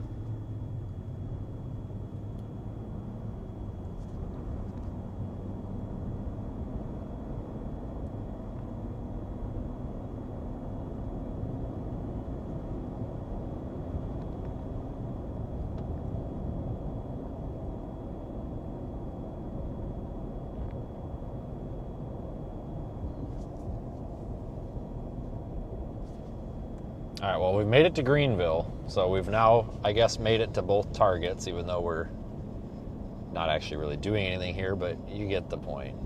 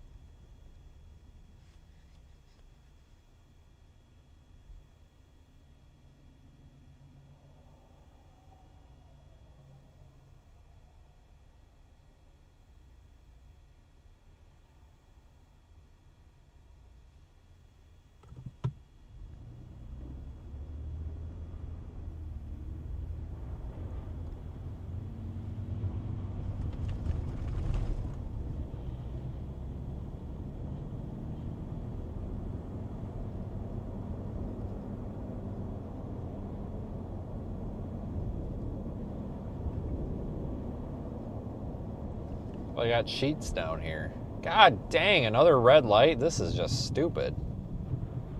Like, for what? God bless America.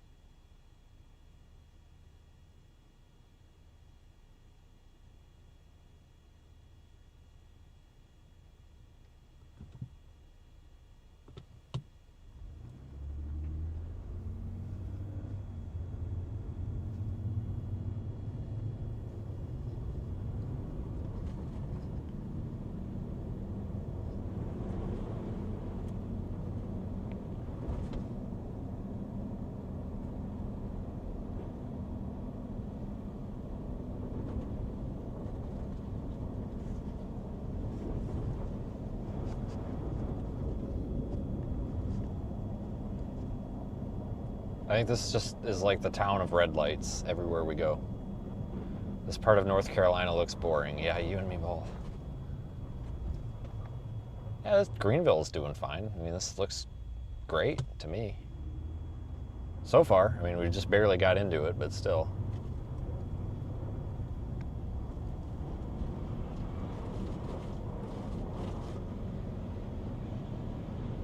This guy's got to get some snow off of his truck.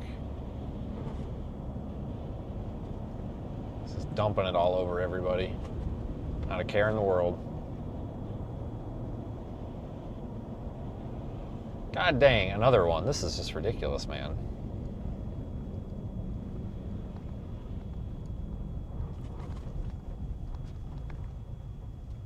Holy crap.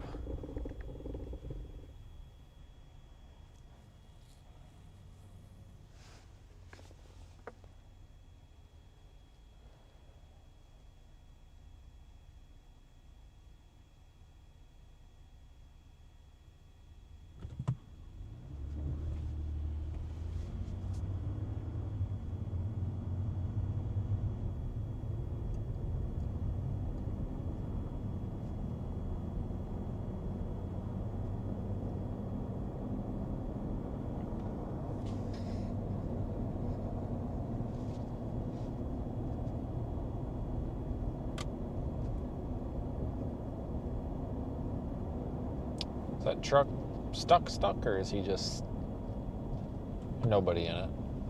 Oh, it's tagged. He'd been there a while. One on the left there.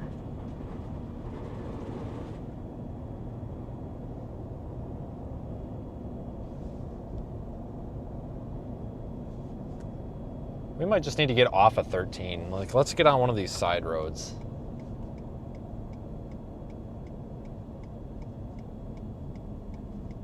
And a red left arrow. You've got to be kidding me. God dang it.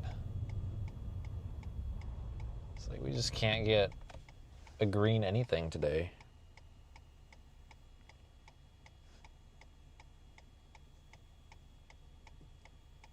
I just want to get off 13 because obviously 13's fine.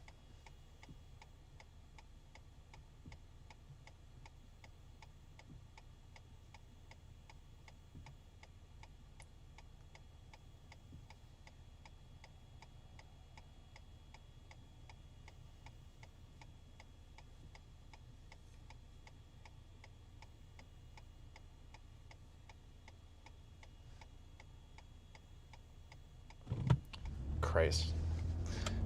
And then I sit there for the green like an idiot.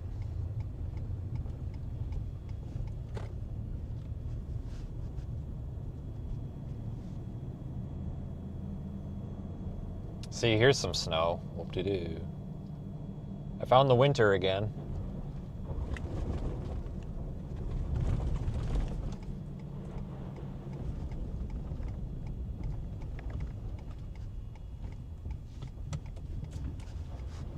Oh, look, a clusterfuck. What the hell is this all about? Oh, it's a tractor. What's this guy doing? Oh, it's a tow truck. That's not a tractor, you dumbass.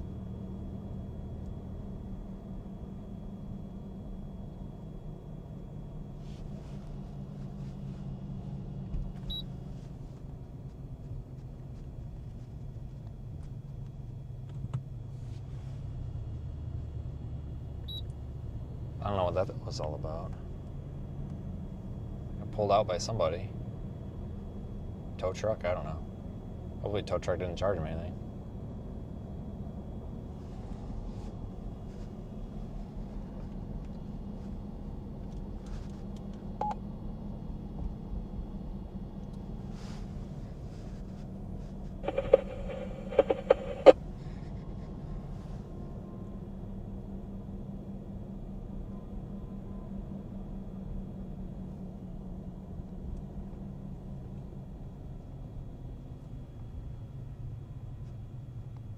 Yeah, even this road is fine.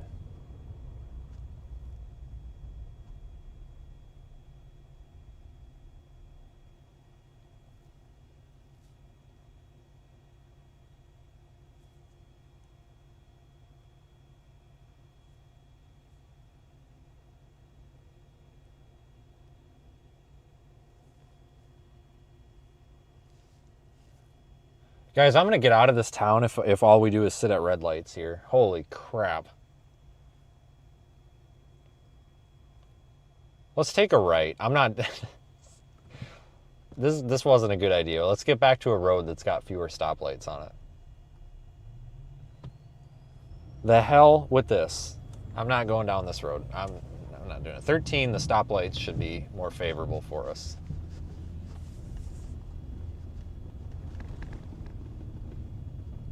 I have no patience with stoplights today. Let's find a less stoplighted road. I don't know, everything seems fine here.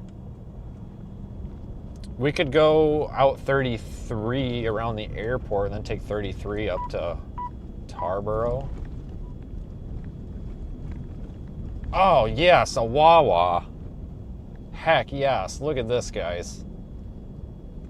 Perfect. That's exactly what I was looking for. Not, but I came across it, so I'll take it. Heck yeah, a Wawa. This is great. I'm very happy right now. I think I'm going in the exit only, but whatever. Who cares?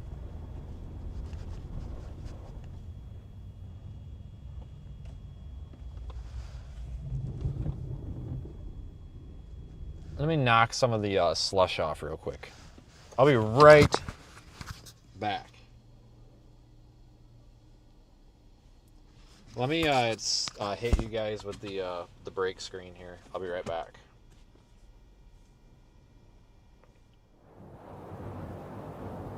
Before a tornado appears beneath a spinning storm.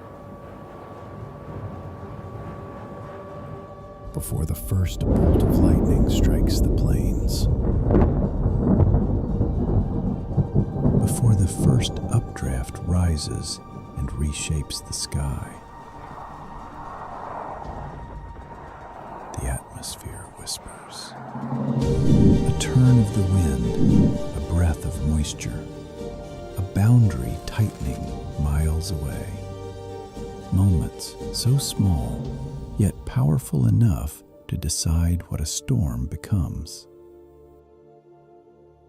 But these moments unfold in places we rarely reach, changing faster than our tools have ever measured. RISE 26, high-resolution intelligence into storm environments. A mission powered by passion and made possible by you.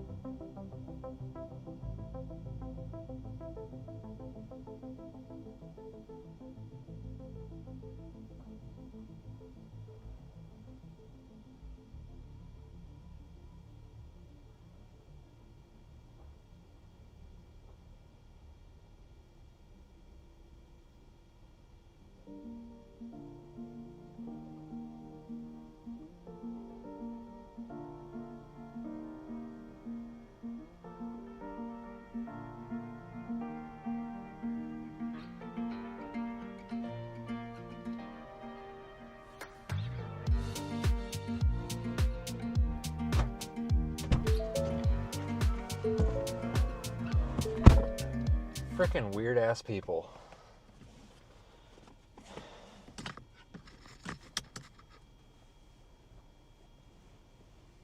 Jesus.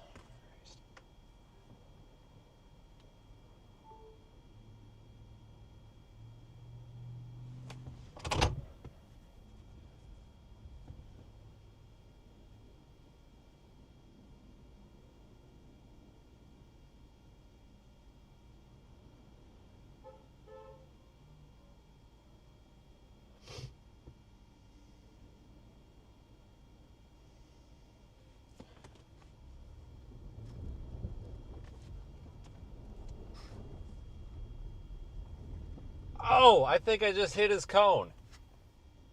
Oh, I don't know. Whatever, it's fine. I'm over it.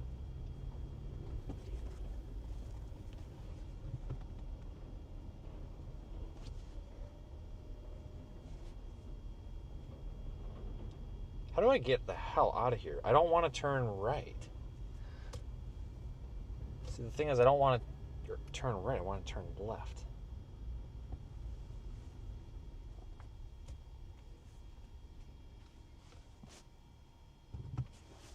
Is there another exit I'm not seeing? Because I don't want to go right.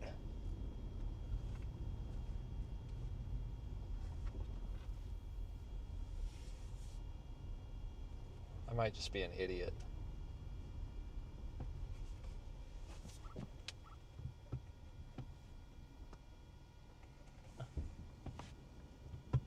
Okay, I got an idea.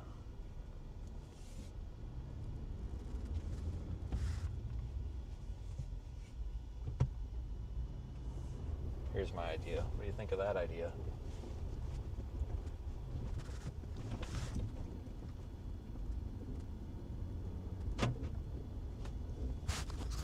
That's my idea.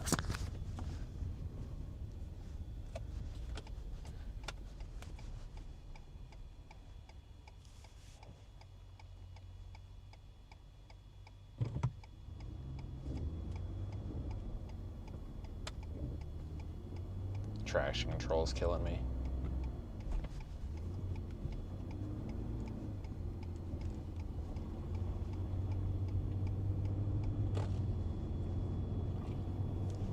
Yeah, I knocked a bunch of snow off of this thing. Ice. It's nasty. It definitely said do not enter. I completely agree with that. Accurate assumption, or accurate observation, for sure.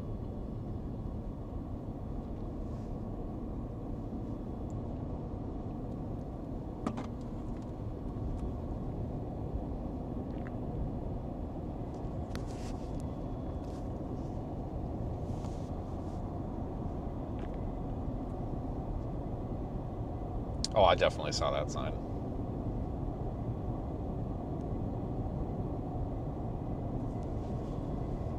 Totally did that on purpose. I'll even eat that one.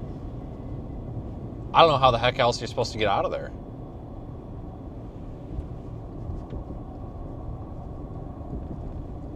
Like, god dang.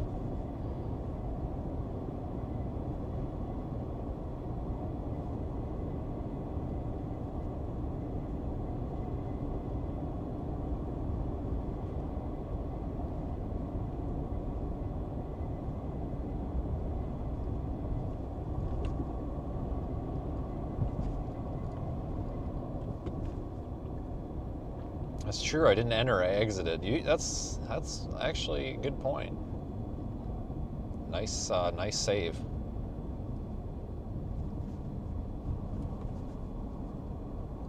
I think I knocked 100 pounds worth of ice off the truck. Possibly even more. It was starting to bind up in the steering there because these big tires, you just don't have much room. So it doesn't take much to really fill up the wheel wells. So.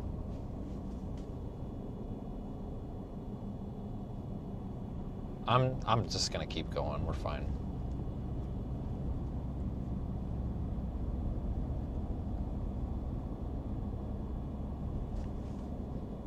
Well, I just wanted to make a pass through town here, and it looks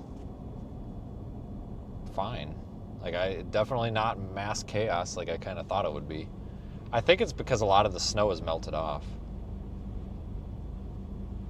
I don't know, maybe we need to just go find someone and be like, hey, here's 20 bucks, go get stuck so we can pull you out for the hell of it. I mean, you kind of need something to do at this point. I don't know, by the off chance, if you're in Greenville and you're stuck in a ditch, let me know. Come pull you out for funsies.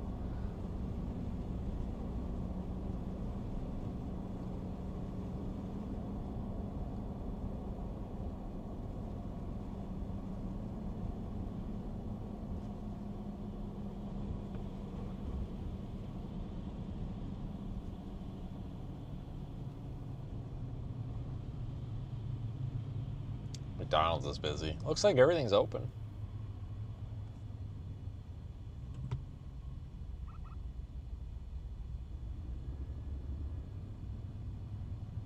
That dang DoorDash dude over there walking through the snow, so he's out operating today.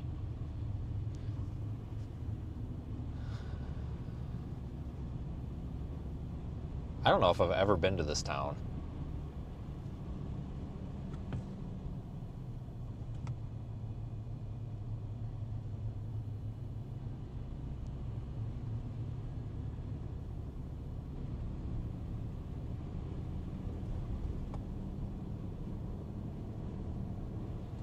Denny's. Thursday, Saturday, and New Year's Eve. Buddy, New Year's Eve was a month ago. We gotta update your sign there. Oh, they got a Waffle House. That's pretty cool. Is it open? Is it not open? Oh no, there's cars there. I was looking at the wrong parking lot. They're open. I was gonna say, there's no reason they shouldn't be. It's Waffle House. Waffle House is open, so fear not, people. It's not that bad. Let's get out of here. I'm over this. There's nothing happening here. There's nothing happening here.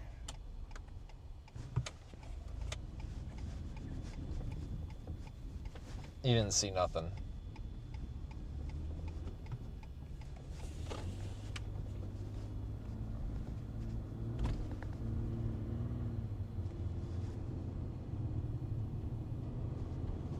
Let's go back toward Wawa. I don't want to get deep in town and then have it be a deal to get out. I'm not worried about it.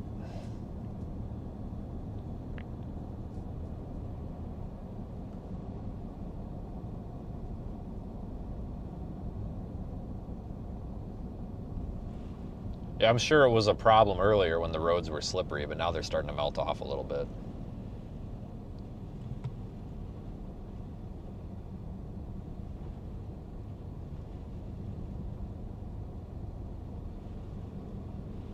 Hell, even the panhandlers are back out hard at work today. And I don't know what's going on here, but we just appear to be stopped in the road. What are you doing? Go! Car, what are you doing? Just stopped in the road. What are you doing? It's okay, we'll just go around. Alright, now here comes where... Now this is where people start to panic. Oh, it's because you got freaking Dick and Dan up here freaking going down, walking down the right lane. Oh, they're fighting. We should go back and instigate the fight.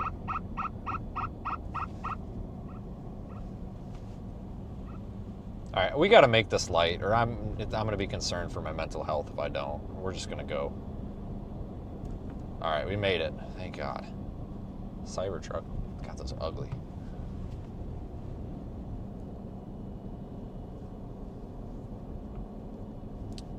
Two plows.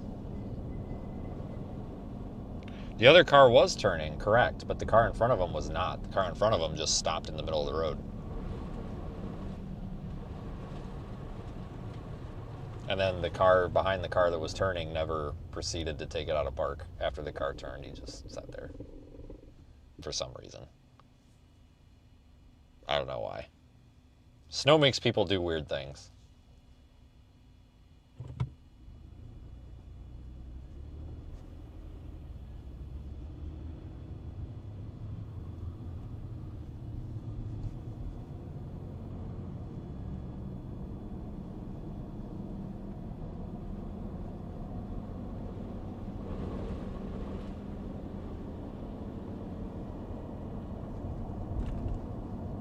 Let's get the heck out.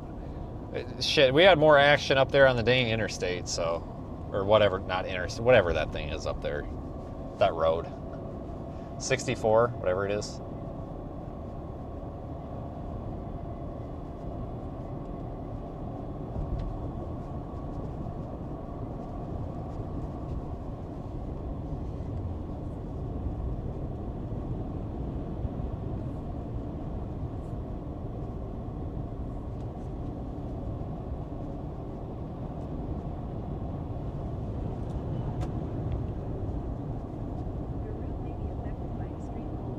I ain't worried about the extreme cold warning. I'm more worried about the snow, but that's all right. Thank you, Google.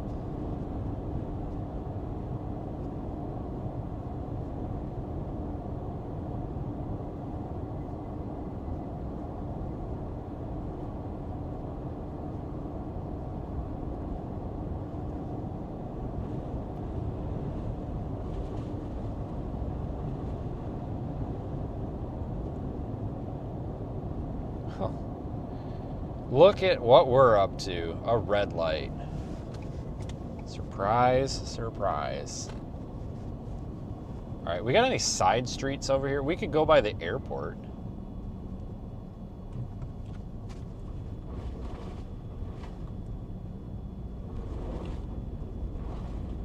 Let's take a left up here. Can we go through the airport? Yeah. No, you can't. That's a driveway. We can go left on 33. Let's go left on 33. Which is west. Take 33 over to 264.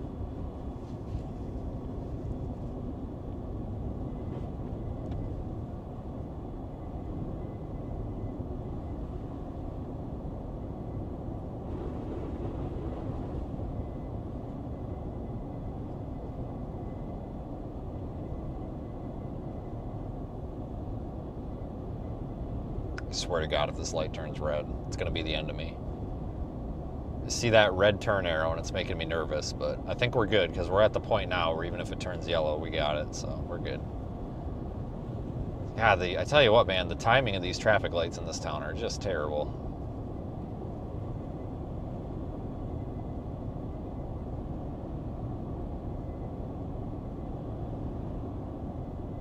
If this is that truck here on the right, this gray one at the car wash, this is the one that I thought was stuck, but it's tagged. It's been there a while, it looks like.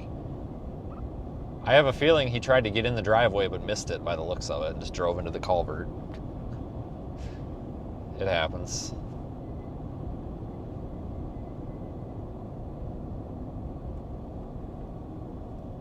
At the next light, turn left. Oh, this wants to take me out 33. That's weird. I don't want to do that. I'll go out 33, but...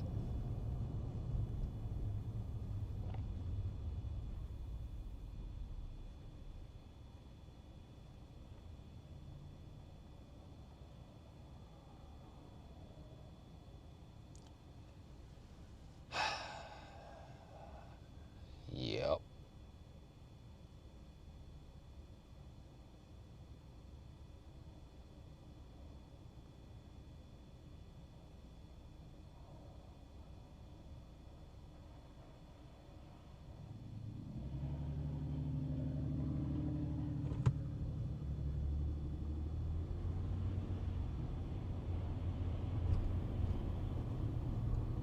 Oh, 33 takes me to Tarboro. That doesn't... I don't know if I want to do that or not. That road's going to be slow going, I think. I predict. I'd rather just go up 13.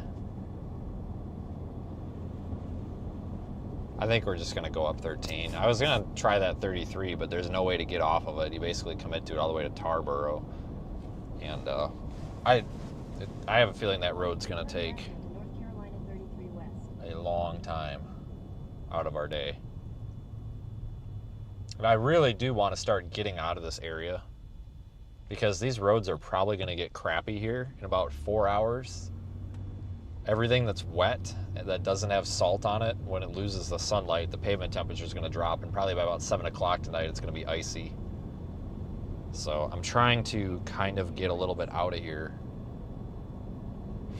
first. God, maybe I should have taken 33. I don't know.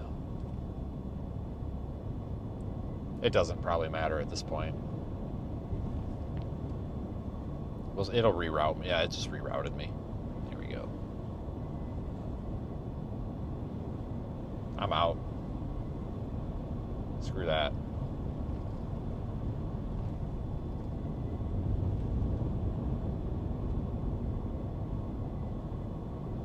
Is this my road? No, straight.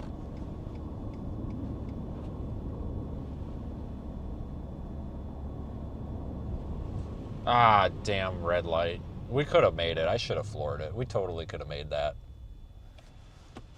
Oh.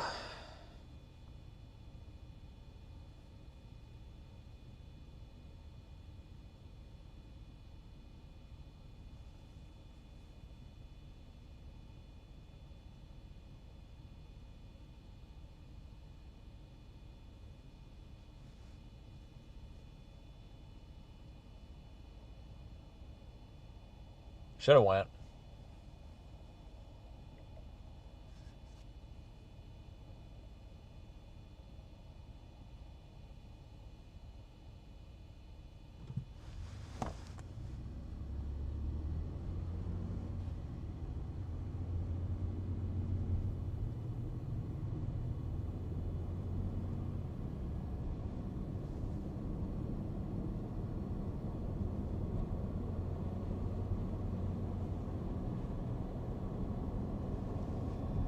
meteorological spring in a few days. Well, I guess more than a few days, but a few weeks, yeah.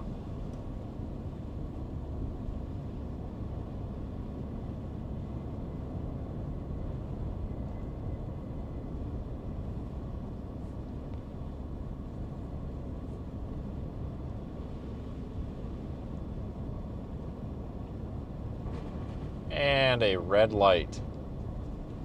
This is precisely why I'm getting out of this town. It don't look that bad. I mean, there might be some people here and there, but I mean, it looks like with the roads melting off, it's not icy. People are getting out of here.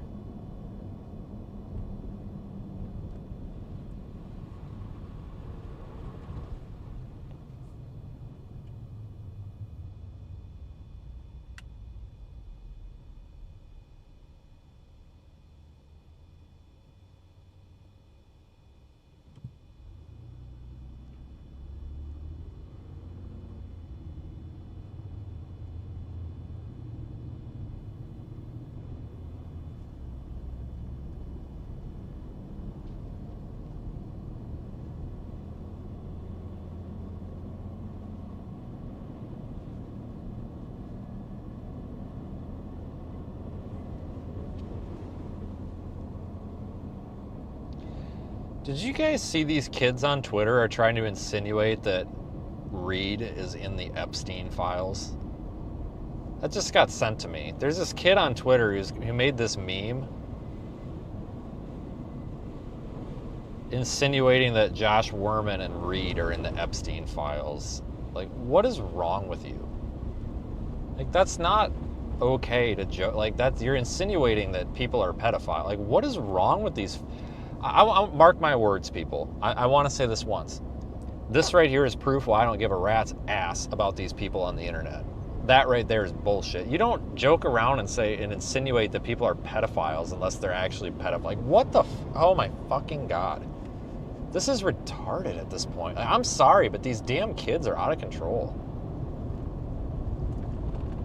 Yeah, oh yeah, Josh Worman's in the Epstein files now. Oh yeah, sure, okay.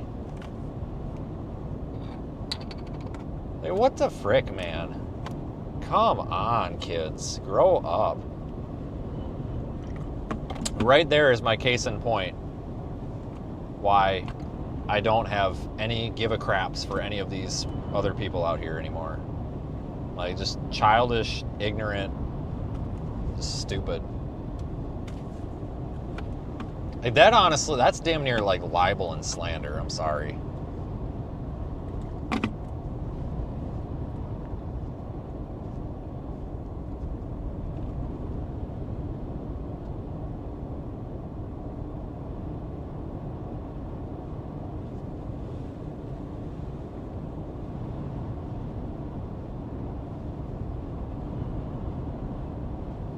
Stupid ass kids, I swear. Alright, well, we'll go up and see if anybody decided to take a nap in the ditch.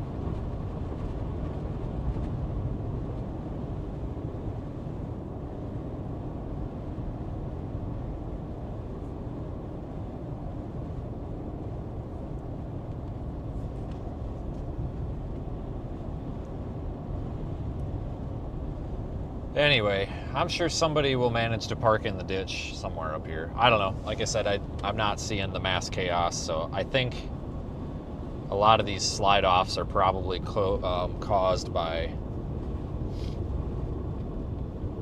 the ice and shit. And now that it's not so icy, it's not a problem anymore. But I think everybody's probably getting dug out by now. A lot of people driving around, seems like pulling people out. Trucks, chains, ropes, etc.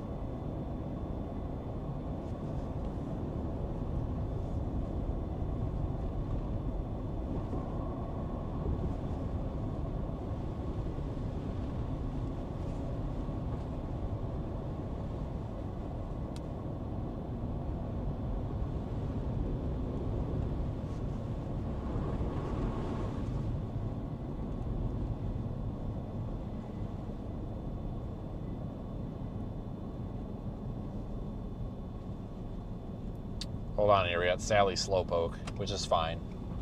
We'll go around her, though. Or maybe it's a guy. I don't know. Don't matter. Same thing. Close enough.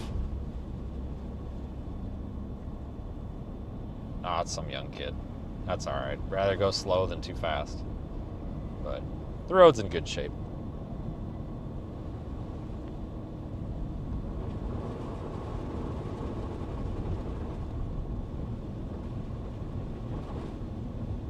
This guy might be stuck up here. God, I hope so. Somebody needs to just go get stuck. I don't know if anybody wants to volunteer.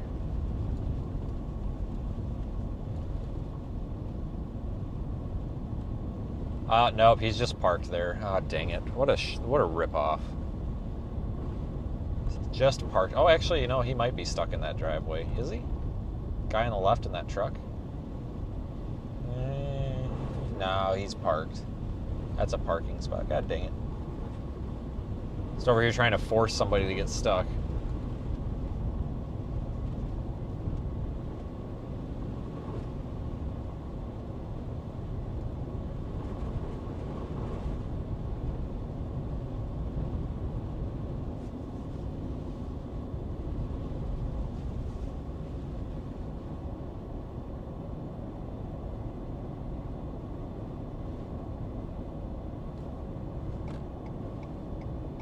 It ain't too bad out here. Everybody seems to be under control. That's good.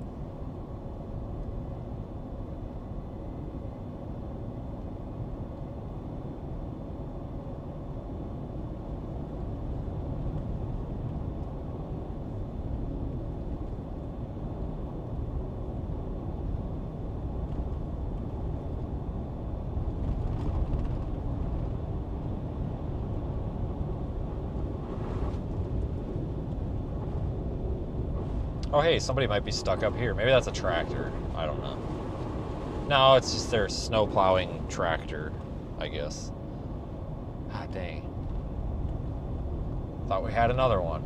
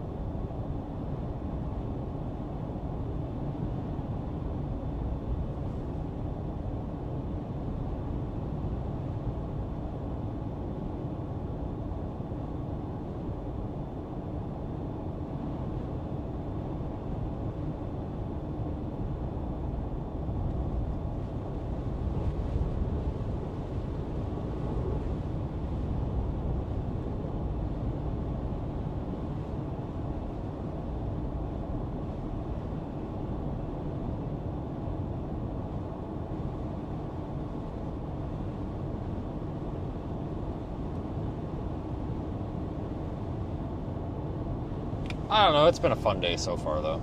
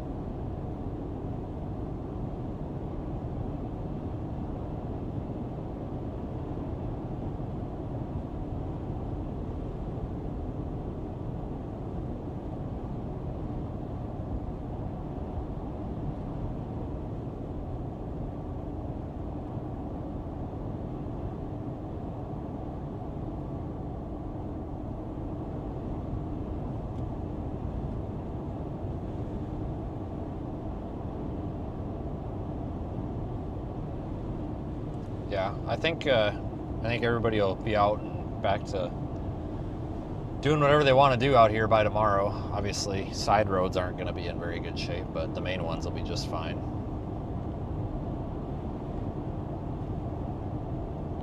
I mean, hell, it's 8 hours after the event ended, and it's already in much better shape.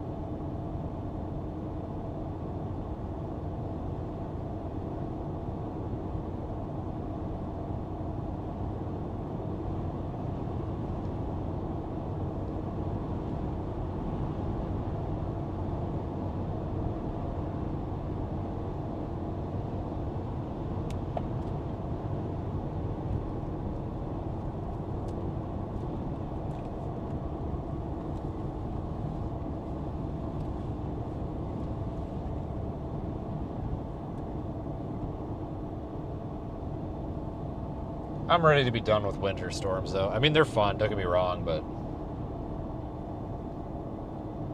man, it's been a long winter. It's been a short winter, but a long winter.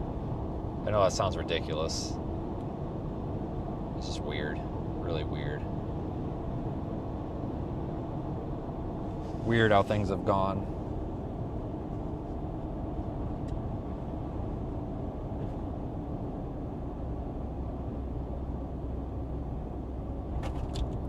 It's because we haven't had any severe weather. Like, by now we should be doing severe weather down in the southeast, and we haven't. It's just, this is how it was last year too. A really weird couple of years here. Just not just, it's not that there's anything wrong, and it's not like, oh, it's not abnormal or anything. It's not breaking news, you know, the severe weather has gone extinct. It's just, we've just ended up out of coincidence in similar patterns this year and last year where it's more calm. It's just not much. I mean, or I shouldn't say calm. We just haven't had the moisture return at the same time as one of these troughs that come through.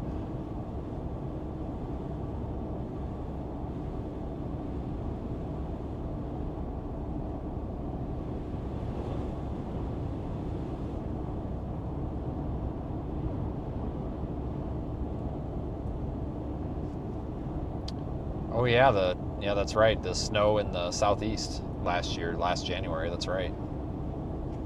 Forgot about that. That was something. It's just been very bland.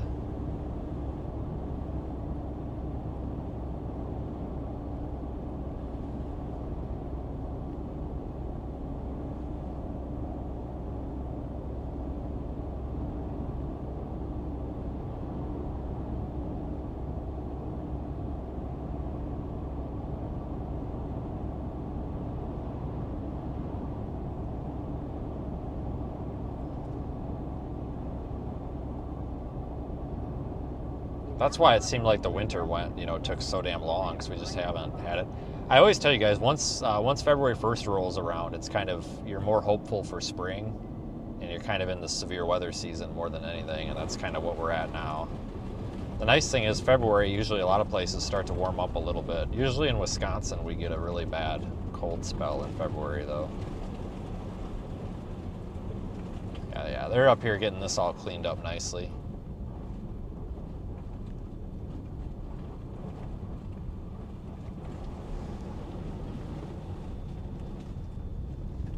Bunch of kids out sledding, it looks like.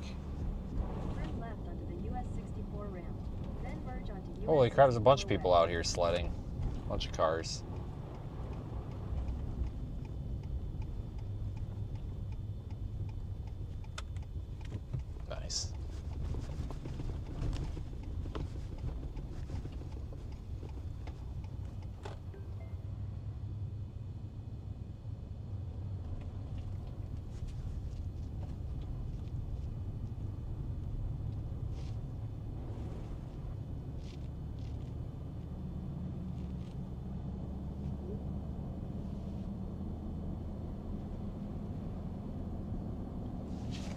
Well, I tell you what, last year we didn't have much of a southeast severe weather season, did we? We kind of just spent a few days down there. A lot of it was Missouri, Arkansas, and, well, northeast Arkansas, southwest Missouri. We were in Sikeston a lot last year. So I don't know, maybe last year we just kind of went right to regular severe season.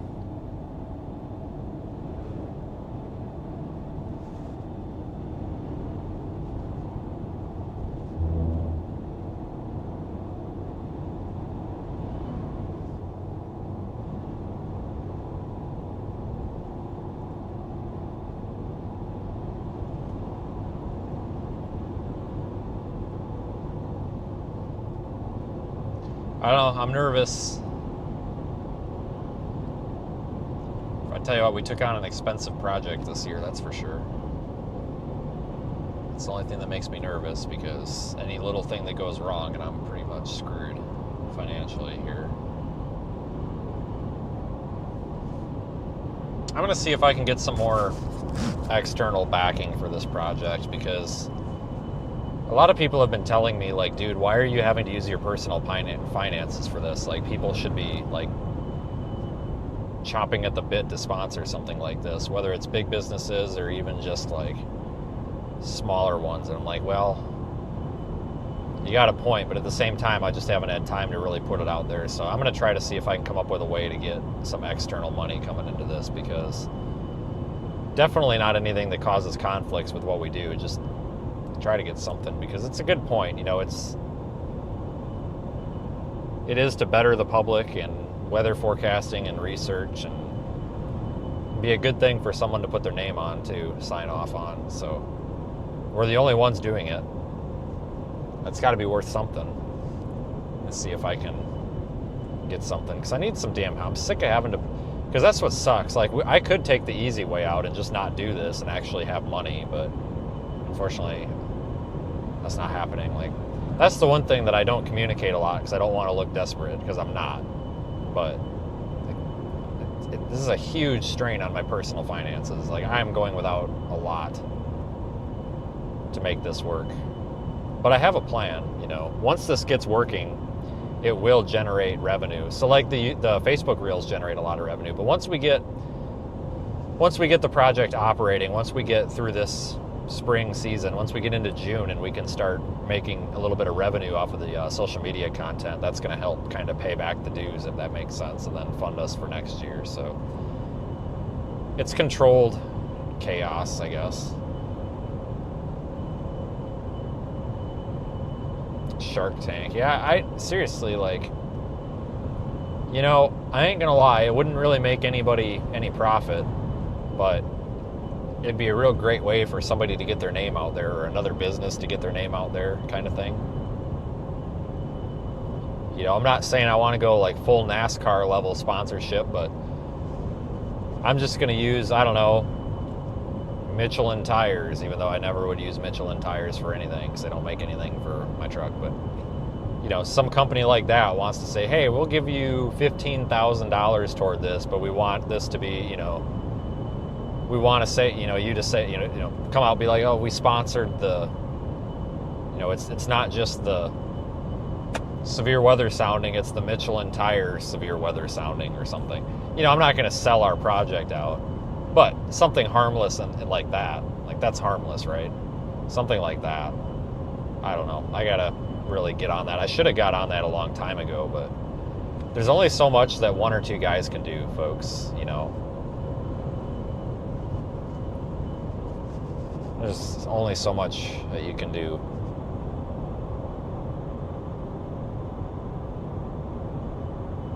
You're right, Sam, but I think once we actually get doing this, we won't really rely on the outside funding so much. Because it's social media content, and we make money off social media content, and I'm willing to put that back into the project, obviously.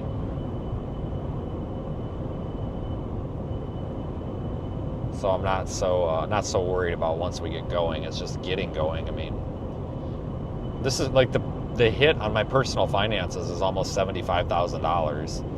You know, I say that the budget for the year is roughly around $150,000 altogether. I mean, a lot of that is the Project Weatherize stuff, but I literally took that big of a chunk out of my personal finances for the year. And no, I don't pay myself that much every year, IRS. It's just those are monies that I would do something else with, perhaps upgrade equipment or use for vehicle or something, you know what I mean? It's business expense. I shouldn't say personal finance, but like personal business expense, if that makes sense. I don't know.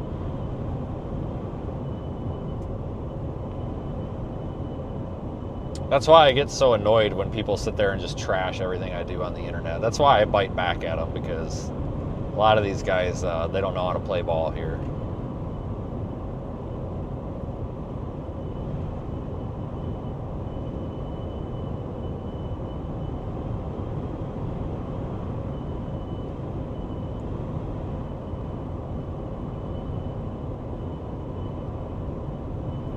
I know one agency that does not want to sponsor us. Can anybody guess what it is? Starts with an F and does not end with an UCK. I don't think we're getting that Fox Weather sponsorship here. I'm too lazy. It's all right. Proud to be lazy. I didn't ask them for one. I'm just saying. It's a joke. Yeah, at this rate, we might not have an IRS. Yeah, you never know.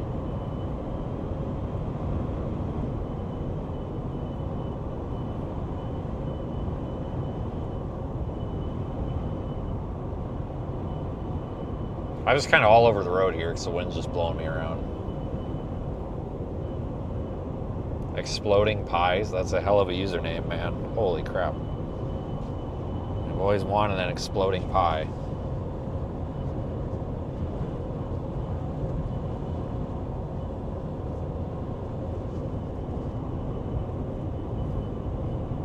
The GoFundMe thing has been successful, though. Like, obviously we got a long ways to go, and that doesn't even cover it. That's just a chunk of it. But, I mean, we've gotten roughly $13,000 in 3 months, a little over 3 months. What, 14 weeks, I think? That's pretty good. I'm really impressed with that. So we've got a really supportive audience, which is also really cool because that means that our audience is interested in what we do.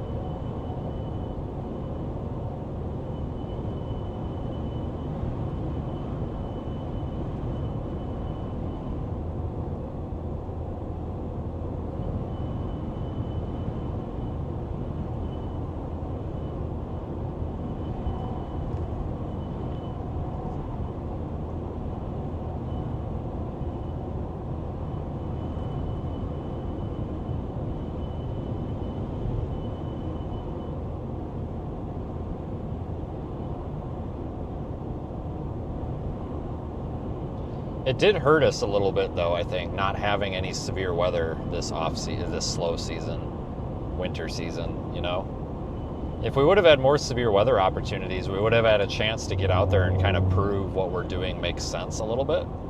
I mean, yeah, we did it with a couple winter storms, but we didn't really have any severe weather to do it on, and that kind of hurt us a little bit because, honestly, I had budgeted a little bit of the GoFundMe cash to actually do kind of a proof of concept all winter to kind of convince people to buy into it, but you can't do that when there ain't no severe weather. Okay, so that's a great comment right there that got nuked. Sorry, I just nuked it by mistake. I was trying to stop the chat from scrolling. Okay, so every time I talk about this, somebody says, why don't you reach out to so-and-so? They've got a big YouTube audience. Okay, listen, like, I'm going to say this as politely as I can. I've dealt with some of these other YouTubers that do like weather broadcasts, and the most recent one has told me that I am using my funds inappropriately. And I took that as a huge insult, so I don't want to do that because I'm afraid that what a lot of these YouTube broadcasters do, with the exception of Evan Freiberger, whatever the hell his name is, I kind of like him. He's pretty much his own thing, and he's not a sheep. I like that. But what a lot of these guys do is like the clickbait and the, oh my God, the world's gonna end stuff. I can't bring a science level research grade project into that realm because people are going to associate me with that and they're going to think that this is just like a clickbait thing that's going on and it's not going to be taken seriously. So I just can't, I can't do that even if I wanted to, kind of thing. If that makes sense. That suggestion comes up all the time, and I think that's the best way that I can say it. Because I truly mean, like, we don't want to get lumped into something and be looked at as a giant cluster. You know, we need to maintain the integrity of what we're doing, kind of, if that makes sense. And not necessarily integrity in an honesty way, but more so integrity in a kind of like what the roots of the program are.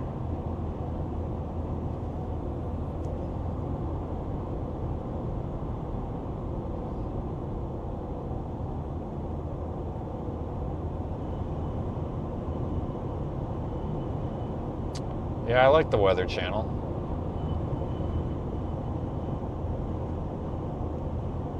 You're a bad cat mom. Well, that sucks.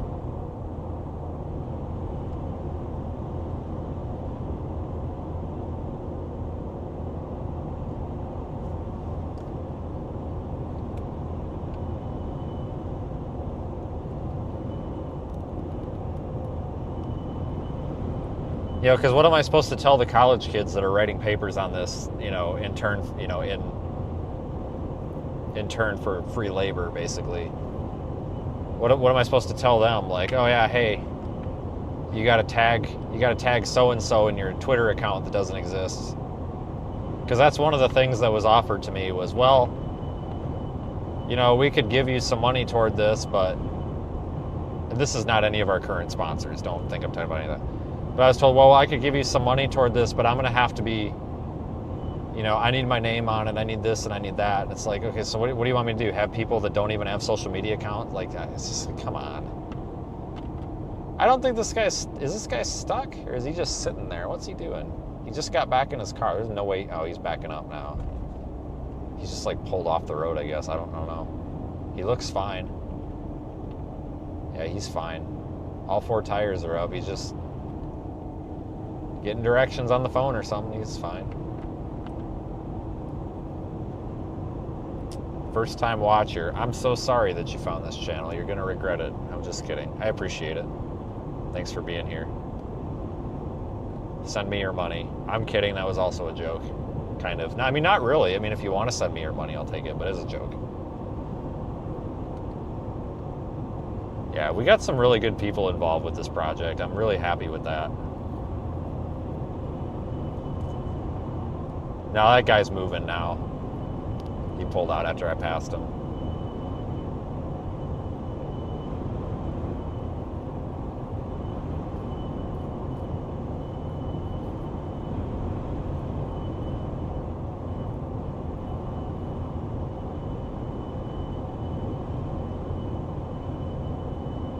The kind of stuff we're doing does really well on Facebook.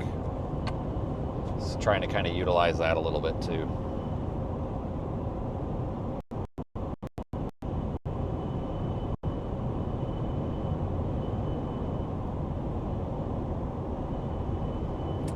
Nope, you are correct. I definitely don't have a problem calling out what's right and wrong. That's for sure. It does not bother me. I don't know. Some people like it, some people don't, but it really doesn't matter to me because I'm going to do what I want to do, because if I just sit here and do what somebody else wants me to do 24/7 or say what somebody else wants me to say, I ain't going to have a good time. Neither is anybody.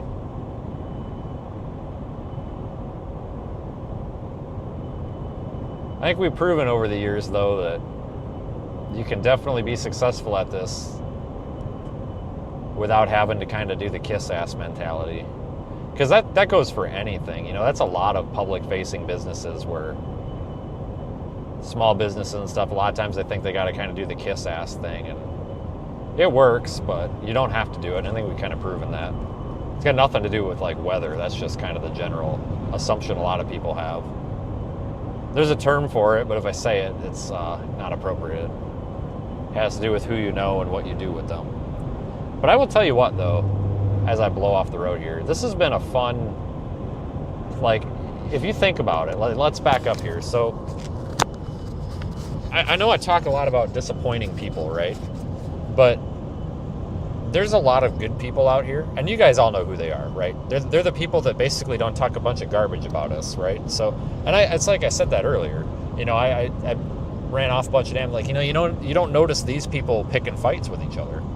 It's because they're successful in their own way, and if they want to pick a fight, they're just going to pick a fight to pick a fight. They're not like picking a fight to try to like cut you off at the knees. And you all know who they are. In fact, you probably follow a lot of them. I'm sure a lot of them are live right now. It's the other people that are the problem, right? We don't care about the other people. But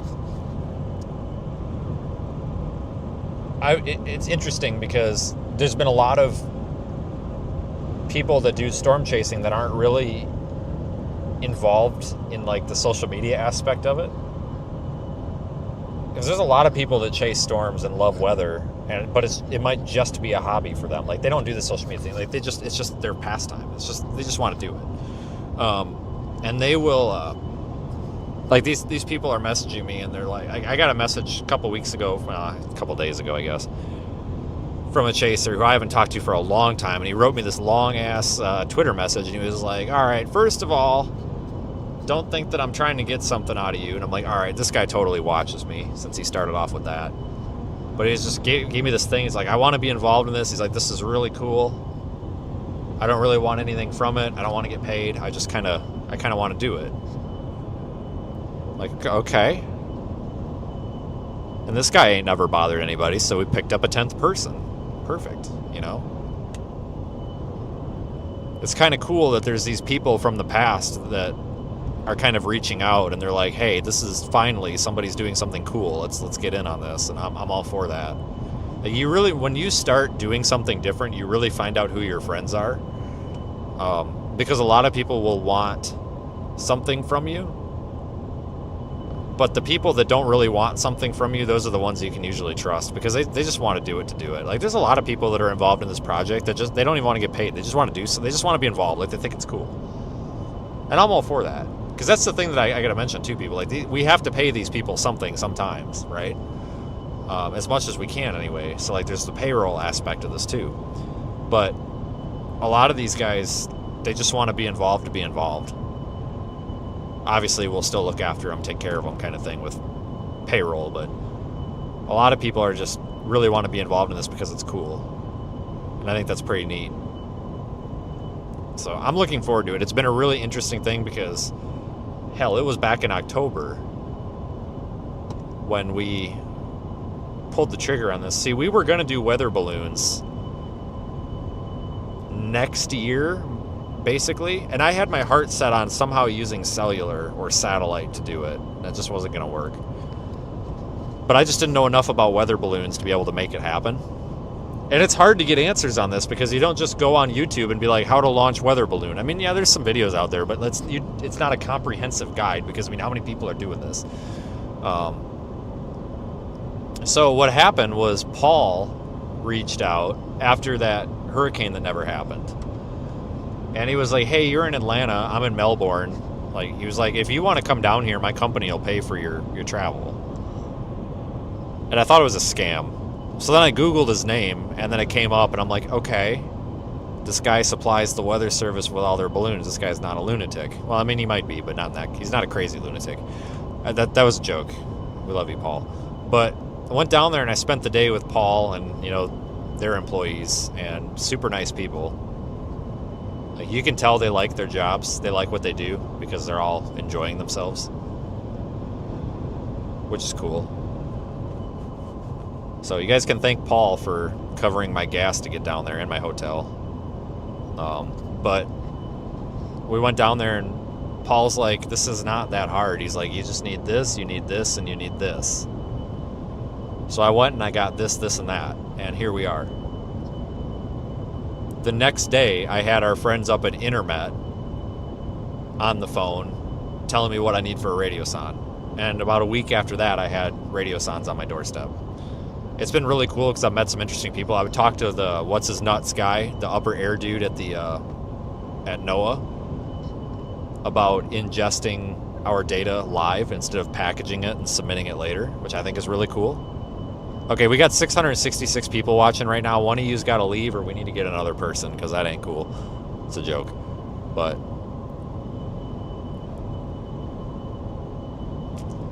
We got a lot of really, met a lot of cool people along the way, and Radar Omega is really into this. I know Don's working out a way to visualize the data in the app. And that's one of the good things that Radar Omega is good at, is data visualization. So I don't doubt that it's going to look really nice. Like, we have our data visualizer and all that, right? But I basically handed over the API to Don, and I was like, here, do whatever you want to do with it. There you go. Good luck. I made like a PDF file that explains what does what in the API and how it works and how to like get data off of it. And I sent it to him. I was like, here you go. Good luck. Have a nice day.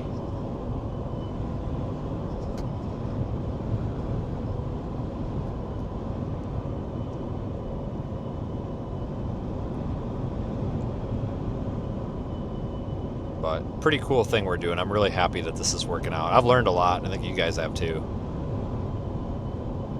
Somebody brought up a good point. I think it was Zach. He's like, you know how pissed off people are going to be if we launch a giant weather balloon like in front of a storm and they're trying to take pictures of it and the weather balloon just ruins their shot? And I'm just like, you know what? You're absolutely right, because somebody's going to get so petty about that. Be like, there's a weather balloon in my shot. Like, whose freaking stupid balloon is this? Like, obviously, we're not going to be doing enough balloon launches to ruin anybody's photos, but, like, it's probably going to happen. We should run a contest. Like, hey, if you're a storm chaser and you get a picture of our balloon in front of the supercell, like, we're going to pay you, like, $500 to license it or something. We totally could do that. I bet I could get a business to donate that. Like, find a business, be like, hey, for promotional reasons, give us $500 to pass along to somebody, and then, like, just put on Twitter and be like, hey, I need all of you people with your tripods and your cameras that actually know what you're doing more than me.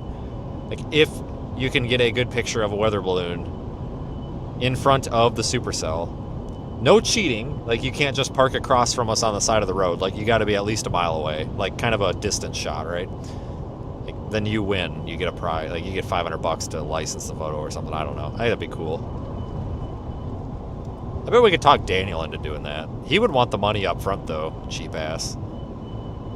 I'm kidding. That's a joke. But I bet we could get some people to do that. That'd be kind of fun.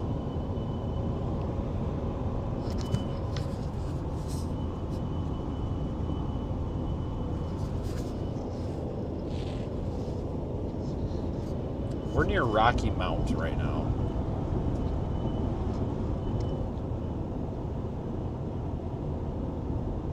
How do you stop AI photos? I mean, I don't know. I'll just ask Grok if it's AI. I'm sure she'll tell me. Or tell me to throw a brick at it. Stop making me think so hard.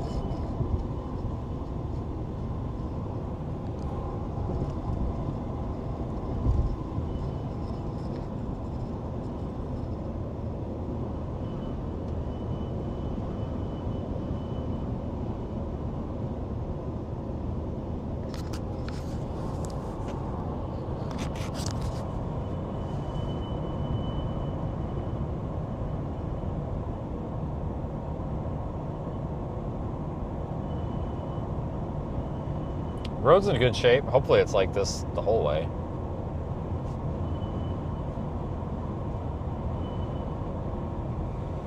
So, now what do we do? I think this is kind of where the dry slot was, where it didn't snow as much, isn't it?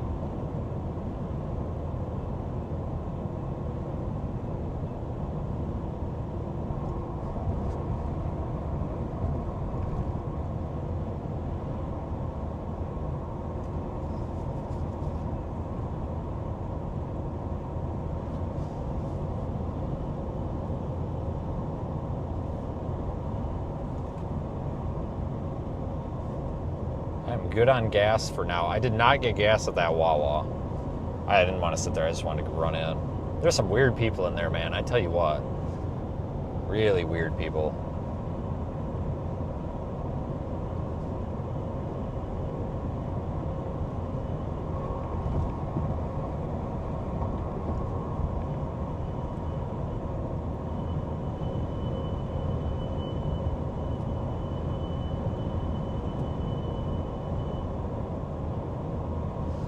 I keep feeling like I'm forgetting something, but I'm not.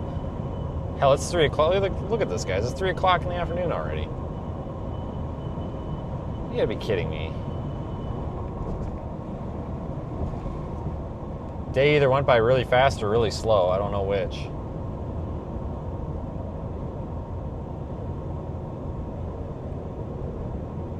Yeah, the chat is being weird for me, too. I'm not sure what's going on.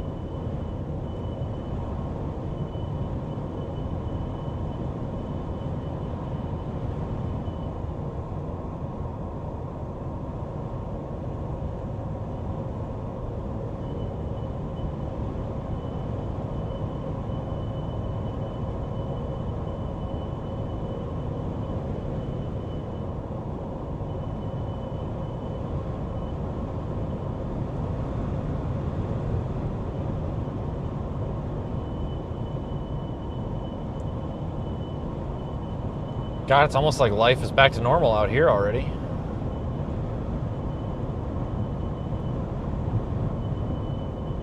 Let's get through Raleigh and Durham and we'll figure things out.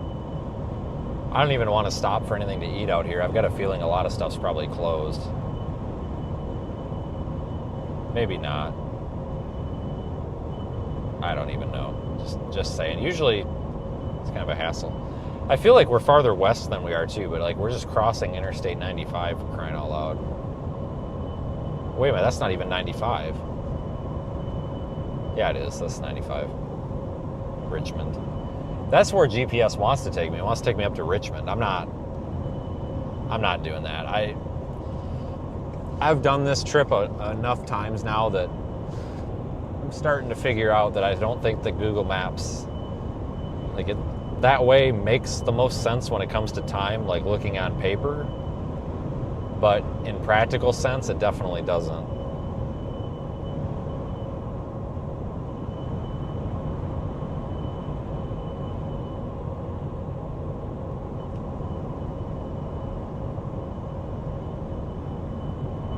God, it's a long drive to get back to the office too. Freaking 18 hours, well, 15 hours. It's 15 and a half hours now.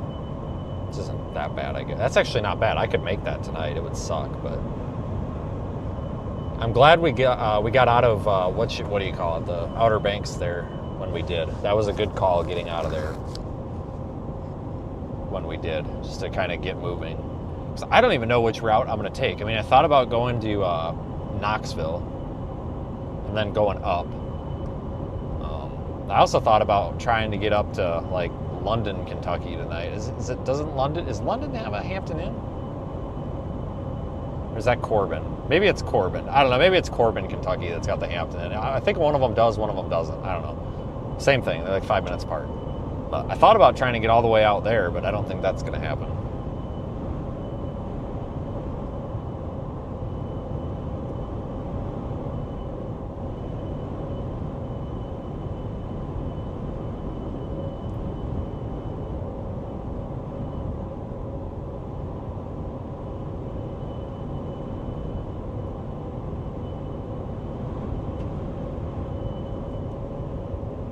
Pikeville. Yeah, I'll pass on that.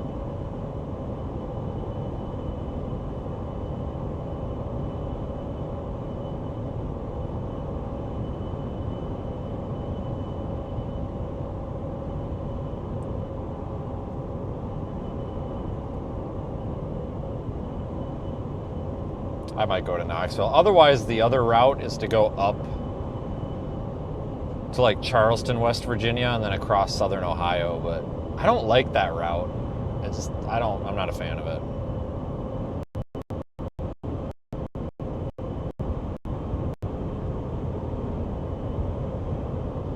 So we will see what road conditions look like once we get farther west. So hell, I can get back to Wisconsin from Knoxville, Tennessee in a day easily. I think it's only 10 hours. I think it's 10 hours. It's the same distance as it is to get to like North Platte. I think North Platte's 11 hours, give or take. Oh, God.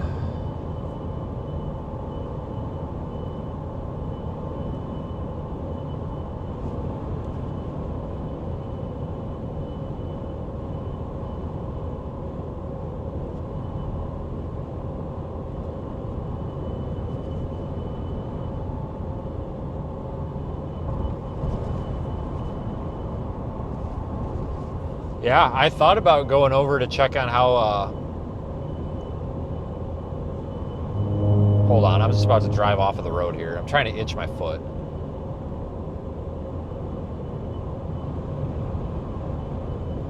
I thought about going out to northern Mississippi to see how things looked.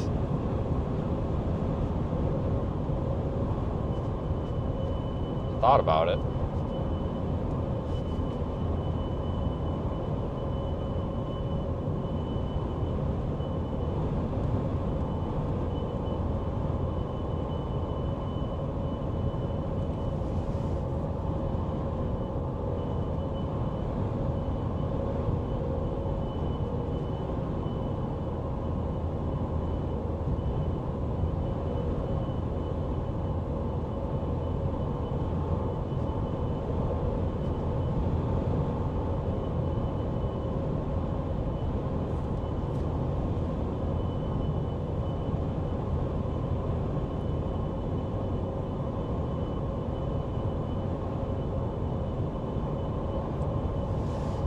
This was a quicker trip than I thought. I honestly figured we would be down here for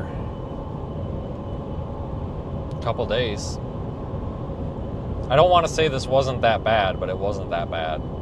Like, I don't want to say that we overdid it in the forecast. We really didn't. It's just the impact. Like, everybody kind of got it cleaned up a little bit faster than expected, if that makes sense.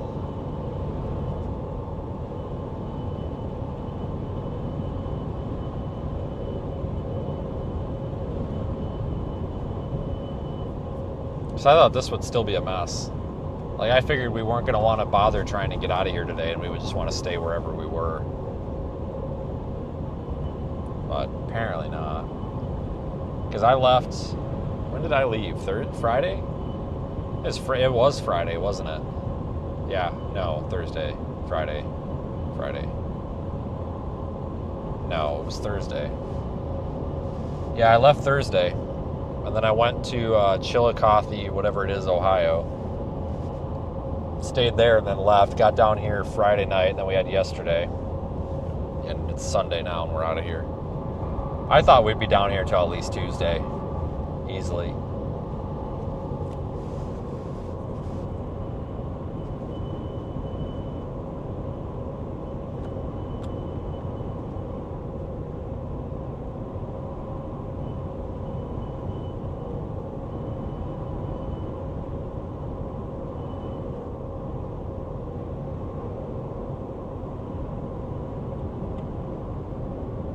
Sorry, I'm just driving all over the road here. Like, I'm getting blinded.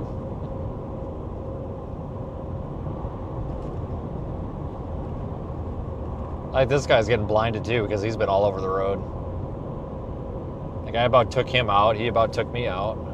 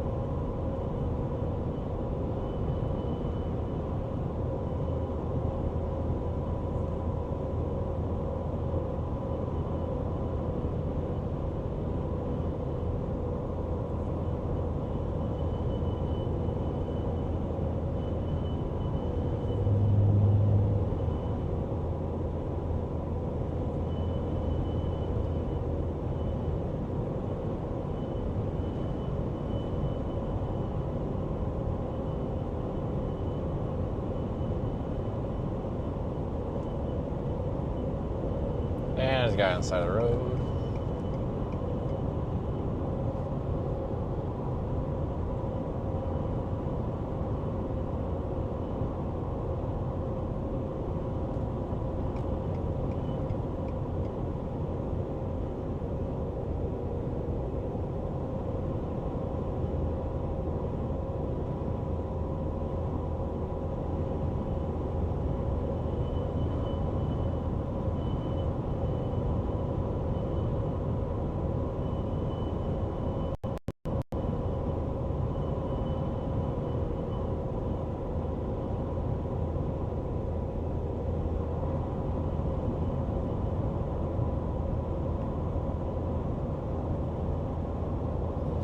Well, what do you guys want to do now?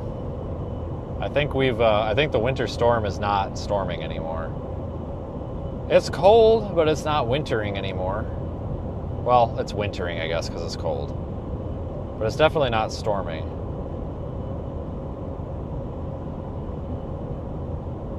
Oh, now you're telling me he's a dick?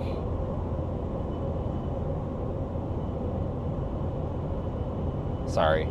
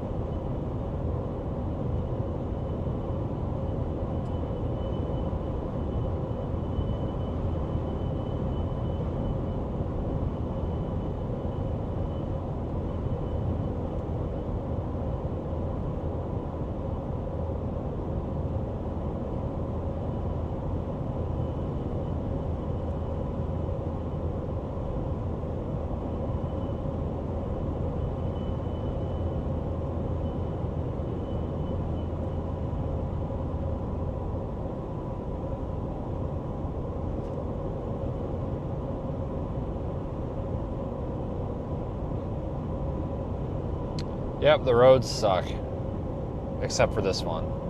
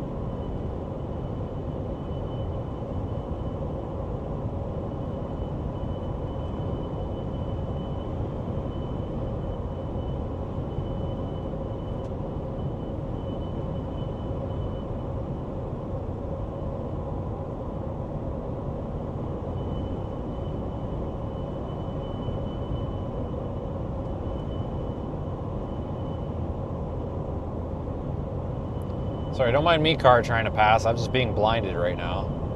Good luck.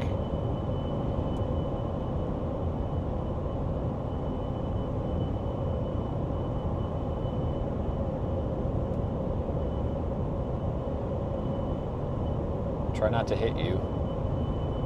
No promises.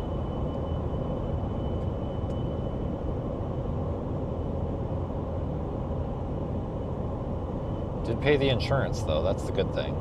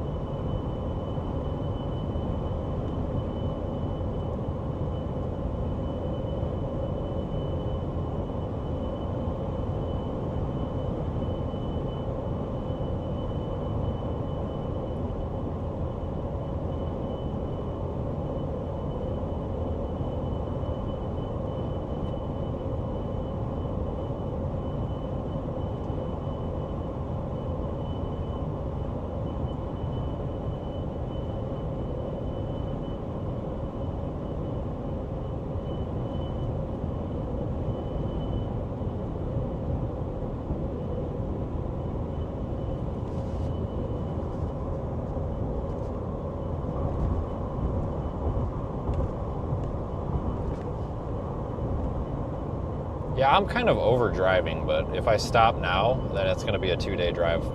I mean, if I did stop here, it's 15 hours back. I mean, I could do it. Like, if I got up and started driving at 7, I could get home by midnight tomorrow. But I don't want to do that. Well, not home. I mean, I need to go directly to the office and work. But you know what I'm saying? Hold on, there's a guy figuring out his car. Oh, he had changed his tire, it looks like.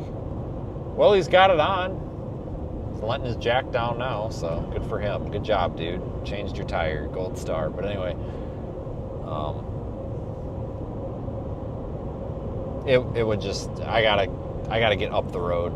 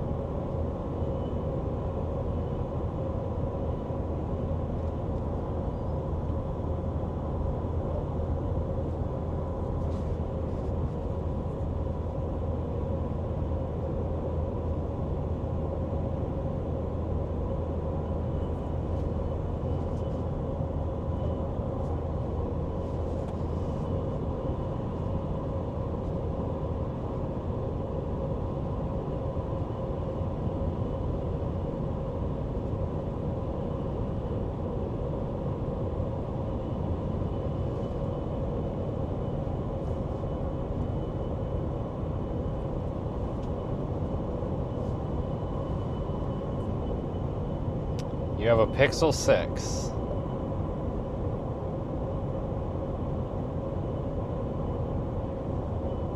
I don't.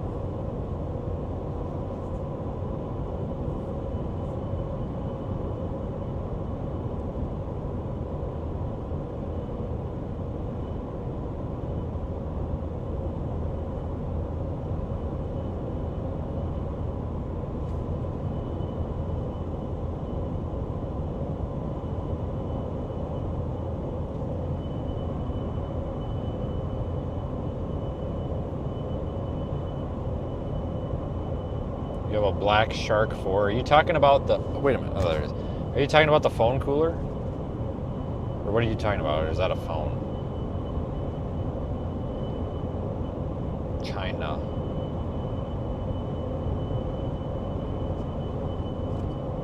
Yeah. Good old high quality Chinese manufacturing.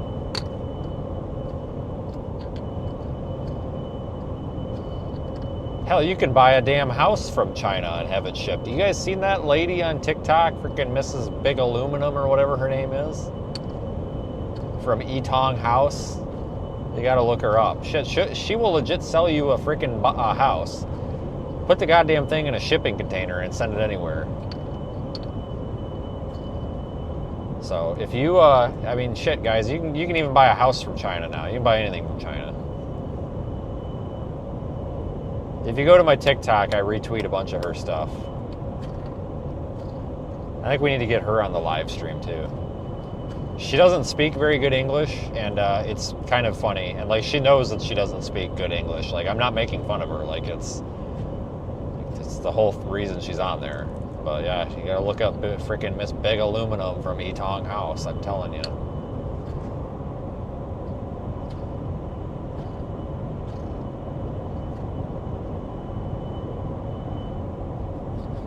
She'll ship you an aluminum house.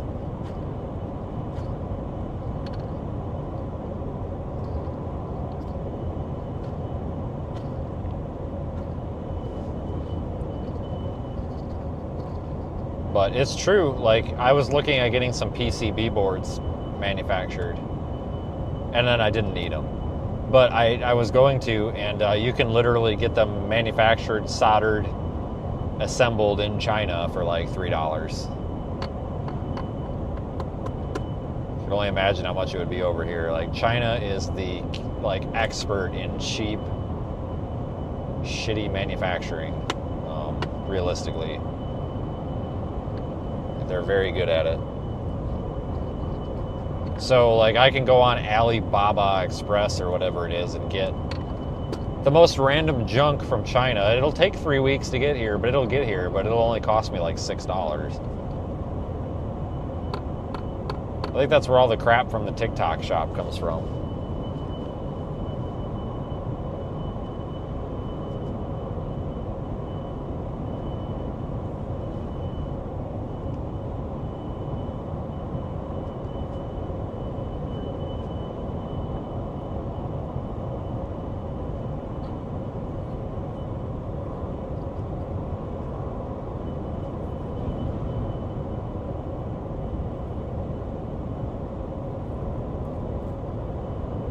Yeah, good old Mrs. Big Aluminum.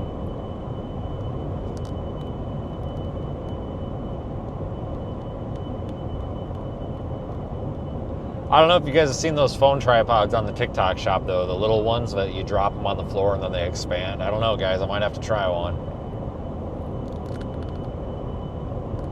I might just start buying random garbage off of the TikTok shop and just making videos on it. Be like, yeah, this thing's a piece of junk. Throw it in the garbage. It'd be good for views. It'd be entertaining. Just buy the most random garbage on there. Like, oh, let's buy a potato peeler. You guys remember Wish? You used to buy a bunch of junk off of Wish. I always thought that'd be fun. Because you could take $100, and I know you could make that back on social media with the views. I know you could. Your initial investment is $100, right? You can buy like 10 to 11 pieces of junk from the TikTok shop and then just make stupid videos on them. I can't be that hard, right? Maybe that's like untapped potential right there. Like, let's just go find the junkiest garbage ever. In fact, you know what? Let's ask Grok if she can assist us with that. I enjoy this way too much. Hey Clanker, question for you. What's that? You. It's a derogatory slur for robots. Oh, I've heard it before. Don't worry, it doesn't sting. Yeah, probably not. Anyway, so I'm thinking about buying a bunch of random junk off of the TikTok shop and then just making stupid social media views on, or videos on it. I've got 100,000 followers on Facebook, 150 on YouTube, and 150,000 on YouTube, and then 71,000 on Twitter. If I make an initial investment of $100, what junk should I buy off of the TikTok shop to make views or videos on and then just throw it in the trash if it's garbage?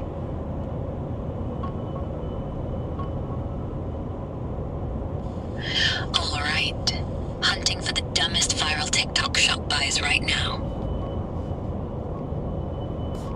She is on top of this.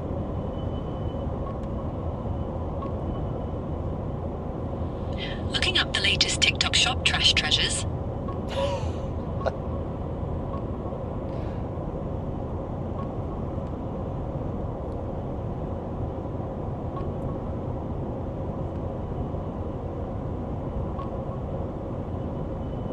With your follow accounts, especially those big numbers on Facebook and Twitter, you've got solid reach for short, funny reaction, unboxing videos. People love TikTok made me buy it. Big mistake content. So lean into cheap gimmicks that look amazing in ads, but flop hilariously in real life. $100 can get you 5 to 10 items easy, since most of these are under $20. Go for these types on TikTok Shop right now. Search viral gadgets, beauty hacks, or as seen on TikTok filters. 1. Mini portable blender. Looks like it juices anything, but barely blends water. Classic fail. Tons of views from exploding messes. 2. Heatless curling headband. Promises perfect waves overnight. Ends up with weird crimps or nothing. Super relatable for hair fails. 3. Electric lint remover, fabric shaver. Claims to fix sweaters magically, but shreds them or does zilch. Destruction content gold. 4. Magnetic eyelashes. Easy no glue lashes? Yeah, they fly off mid-blink timing is perfect. 5. Shower phone holder. Waterproof? Ha, watch it drop and crack, or just fog up uselessly. 6. Laser cat toy. Fun for cats, until the cheap laser dies in 2 minutes or scares the pet. 7. Tiny desktop humidifier. Cute mushroom shape, but leaks everywhere or smells like plastic. 8. Portable neck fan. Summer savior? More like a weak breeze that dies fast. Funny for why did I buy this rants. Grab a mix. Aim for 5 or 6 under 15 to 20 each. Unbox with hype, then test dramatically. Safety first, no real damage. Post shorts on all platforms.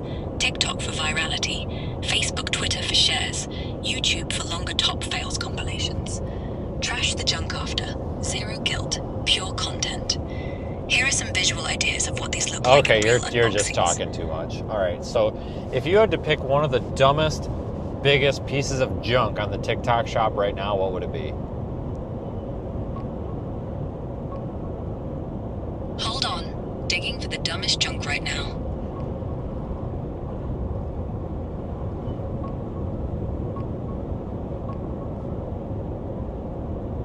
If I had to pick one dumbest, biggest piece of junk on TikTok shop right now, it's the mini portable blender. These things look like they crush ice and make smoothies in seconds. Ads show perfect pink drinks flying around. But in reality, they barely chop a banana, leak everywhere, die after 2 uses, or straight up explode fruit mush all over your kitchen. Total disaster, zero functionality, and the fails are comedy gold for videos.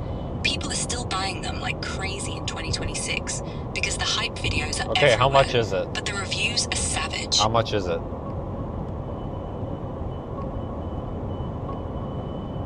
Checking the latest prices on TikTok shop.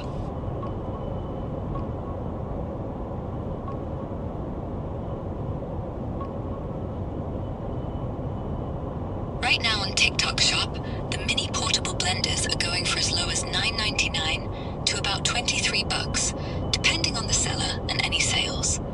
The cheapest ones hover around $10 to $15, like this viral 2026 Okay, model that's okay, $14.99, okay. half off from Hey, $29.99. just give me a link. It's the USB. Just give me a link. I'll buy one, and then I'll put a banana in it and watch it explode. Hang on, grabbing a link for you.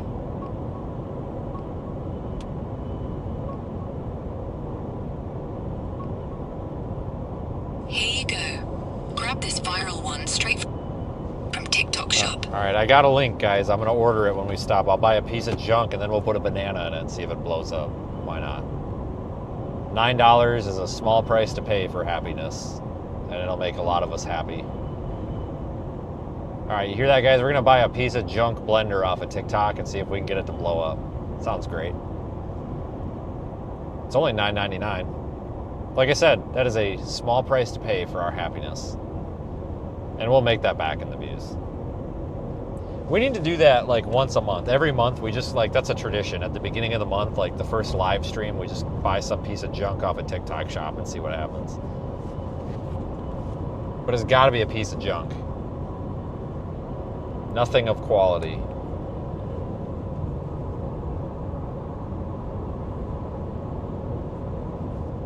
I think a lot of that stuff is junk. Shouldn't have a hard time finding it.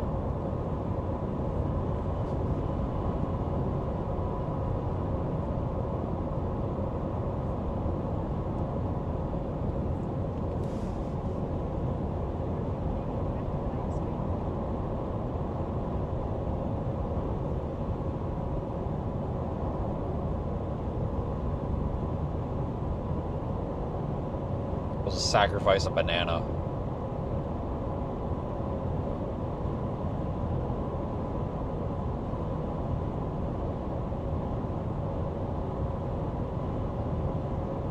Oh, look at, what the hell kind of wrap is on that car? That looks like dog shit. Oh, it's peeling off. Oh shit, the car's been wrecked. God dang, he's run into a few snowbanks with that thing. I was gonna say, what the hell kind of like camouflage yellow black wrap is that? But no, it's just some, I don't know, something's wrong with that. That don't look great. God, there's a lot of like haze on the windshield right now. I gotta get this thing cleaned off. It's all that salt spray.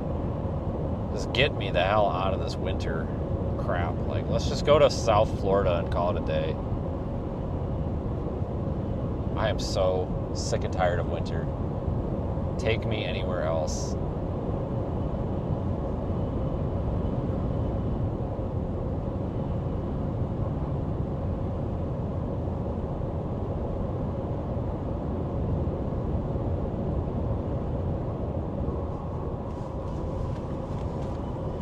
I don't even know what the temperature is outside.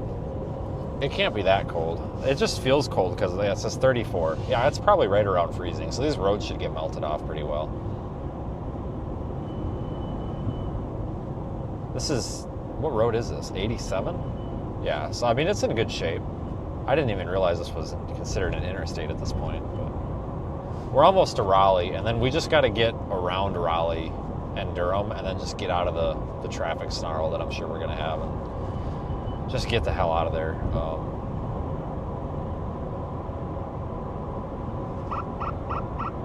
Hopefully most people are at home and not on the road. I'll probably just, I don't know which way I'm going to go yet. I need to get lunch, but I don't want to stop here. Just want to kind of get out of here. Oh crap, they got a Culver's down here. I'll be damned. Culver's is great.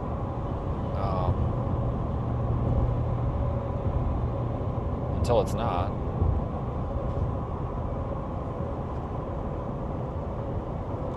Maybe I should have just taken 95. I don't know, whatever, who cares, right? I just didn't want to go up there through Virginia. Like, and there's nothing wrong with it. It's a nice drive. It's just, I feel like it takes me so far out of my way. I tell you what, it's not a good place to break down. Remember when I came from that last Outer Banks event, and it was just such a pain in the ass to get the truck fixed out there? Oh my God, that was terrible. I feel like I was in the middle of a desert. Then the Uber driver in Newport News. Oh my God, don't get me started on the Uber driver. I think she intentionally missed her turn like 3 times just to run up the bill. Because I was like, hey, you got to take this exit. And she's like, I will. And then I said, hey, you just missed the exit. And she's like, oh no. She's like, great. So she made a U-turn. And I'm like, all right, there's the exit. There's my hotel. Like, I'm looking at it. Please take the exit. And she missed the exit again. I'm just like, how do you, oh my God. Like, I'm about ready to hit the, like, panic button in the damn Uber app or whatever, like, push this button if you're having a problem kind of thing. Like, I'm about ready at that point, but I don't want it to ding her phone and then have her, like, kick me out. We finally get to the hotel, and she drives, like, 2 miles an hour around the hotel twice to find the entrance, even though I'm like, the entrance is right there. So I think she was just trying to run up the miles or something, or whatever the heck she was doing, but I contacted Uber and I was like, hey, like, this was kind of bull. And they refunded me the ride. I was like, she was pleasant, but I think something was up, because I told her twice that there was the exit and she missed it twice. It was supposed to be an 11-minute Uber drive. It turned into 40. I'm serious. It was 40 by the time she made all the U-turns. 40 minutes. It's like, all right, lady, I see what's going on here. Tip $0. But anyway, that was bad. I think the worst Uber driver I ever had was when I was having a transmission put in my truck in Georgia. And, oh man. That drive from, that 30-minute drive, I thought she was gonna, I don't know, roll the car. I mean, she was just driving like a bat out of hell. I don't know how else to describe it. Just like every pothole she could hit, she was hitting it. Every speed limit she could find, she was doing 40 over. Every car on the road she was trying to run into. Like, I don't know, man. I don't know how the hell she has a driver's license, but that was like the worst Uber driver I had. I was car sick. I remember like almost crawling into the hotel room. I was so sick when I got to the hotel. Like, I don't usually get car sick, but I was so dizzy and I felt like I was going to throw up so bad that I remember I opened the door and like I barely made it to the bed before I like fell over on the bed, and I just sat there like face down, like staring into the damn sheets for, it had to be a solid hour. And I remember my phone rang, and like that almost gave me like a headache. Like I couldn't do it. I was so dizzy from that car ride. Like I felt horrible for at least 12 hours. I mean, she did me that bad. I don't know where the hell she got her driver's license, man, but I tell you what, that was bad. That was the worst Uber ride I ever had. I don't know what's going on here. Freaking snow blowing or something. Oh, just plowing.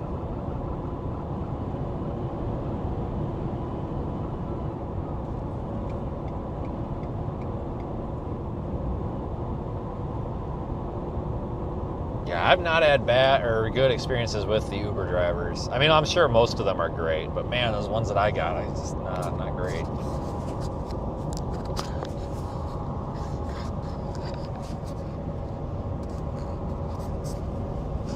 It's kind of hit or miss like DoorDash. Sometimes you get a really good DoorDash driver and like they take it upon themselves to make sure you get that damn food. And they always get a good tip, you know, at least for me, but sometimes you get an Uber driver or a DoorDash driver and it's just like, man, it was pulling teeth. So at my office, they have this bad habit of putting the food in front of the door so that I have an outward swinging door. So when I open the door, I have to knock the drink over. It's the only way I have to knock it over. So I put a note in the delivery. I said, you know, I have a box outside that's meant, it says deliveries. It's like a plastic box so that packages don't get wet. And I put I put in there set on top of or inside delivery box. We've got like 3 Uber drivers in town. One of the 3, whoever this Marcus is, he always puts it on top of the box. As soon as I see his name pop up, I'm like, all right, we're good. If it's Kelly or Latrice or whatever the heck her name, it's like I think it's Latrice, whatever, I don't know. Or Kelly, those 2, they're not. They always put it in front of the door, always.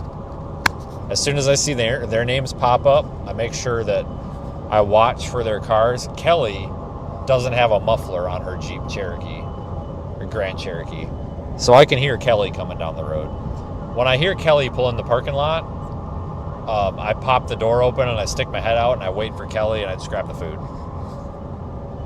Otherwise, like I'm dead serious. Like it is impossible to not spill the drink because they put it right there and you can't even crack the door open and reach around and grab it. I kind of wonder if they do it on purpose, but I've I've left them good tips.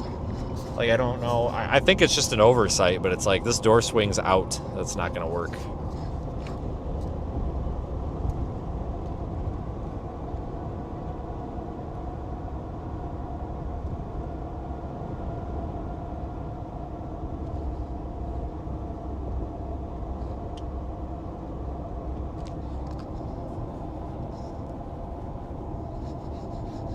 I kind of want Arby's, but I don't want bad Arby's, like where it's rock hard. I want like fresh food. Would it be rude to ask them at the drive? That's not my exit. I'm an idiot. Would it be rude at the drive-thru to ask them to make the food so that it doesn't suck? Like, I feel like that's kind of condescending to do, but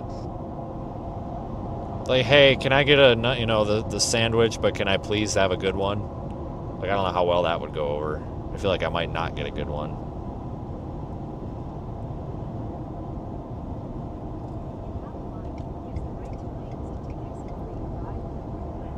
Are the roads clear in Raleigh? I mean, I think that's where I am. It looks fine to me. I mean, these look great. I don't know how the other roads are. The interstate's just fine. All right, here's my exit. Mr. Plow again.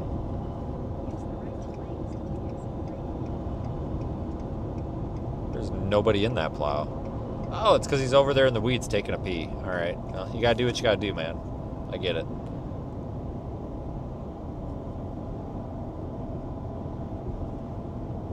I don't know. What do you guys want to do? Or do you not care? You probably don't care, do you? What the hell way is it? Hold on a second. This doesn't... Something's wrong.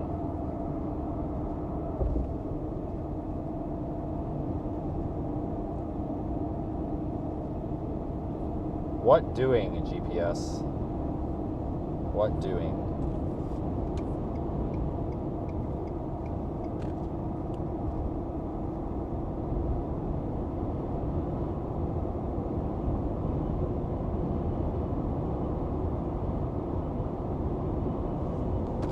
Okay, no, it's fine. It's taking me the right way. I just kind of I thought that we would go around Raleigh, not through Raleigh.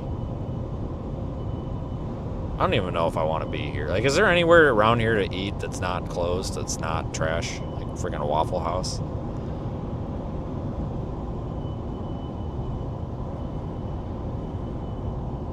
God, it's getting hot in here again. The sun's warm.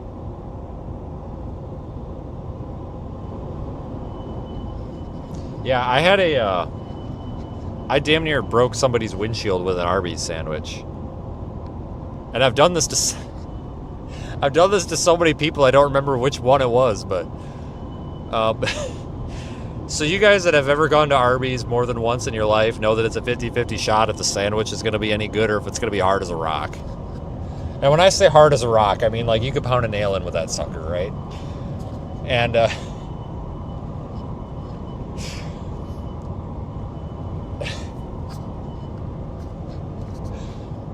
I threw one of the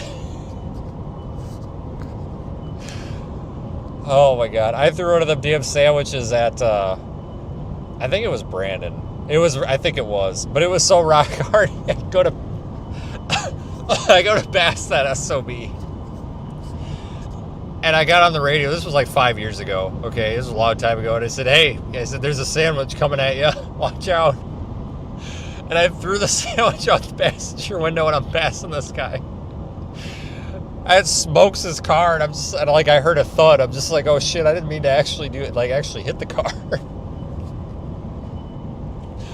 But I threw a damn Arby's sandwich out the window a couple of months ago, and I didn't realize there was a string of cars behind me, and I'm pretty sure I hit the car in the windshield.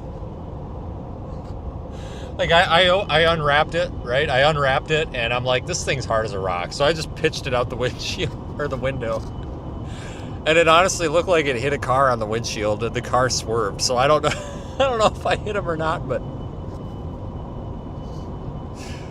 he didn't point a gun at me, so I think I'm all right. But yeah, I have a habit, like when those are trash, like I get pissed off, so I just pitch them out the window.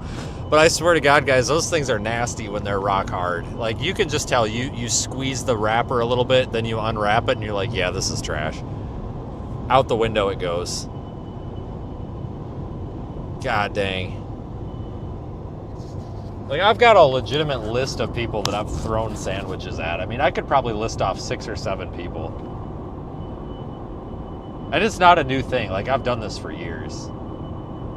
I think I did it to Zach once, too. I don't know if he knew I did it or not, but I'm pretty sure I launched one of them out at him.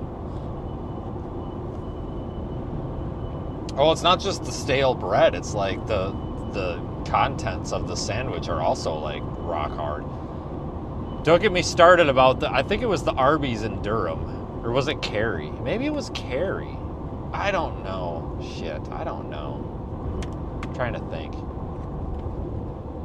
I don't remember. I don't know. It was on the west side of Raleigh, right? So it was an ice storm in 2022. And I got food poisoning for like four solid days over that. No, it's 2021. It was 2022. It's 2021. No, it's January 2022. Like 22nd or something, or the 21st. I don't know. That damn sandwich, like, as soon as I opened the bag, it smelled like crap. I'm just like, yeah, this thing's totally going to give me food poisoning. And sure as shit, 3 hours later, I thought I was going to die. For like 4 days straight. I got ripped off. Like, I can't be the only one that's disappointed in the quality of Arby's these days. They're just terrible. Like, they're so inconsistent. But when you get a good one, you're very thankful. You're like, wow, thank you. But it's getting really hit or miss. I need to eat at Char Grill. Oh, I sure as hell ain't stopping. I gotta move, but yeah, maybe next time, I don't know.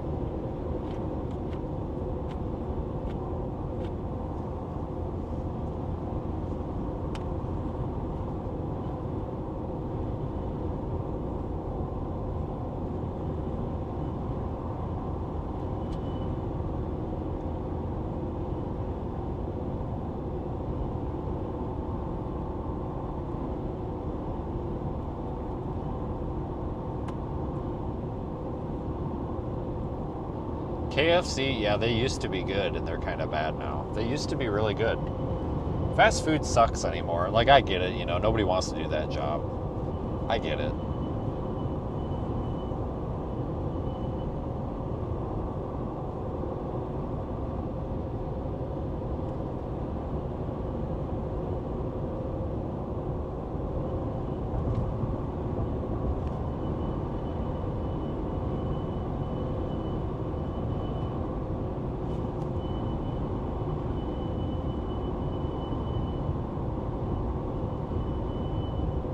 God, I got a long ways to go here.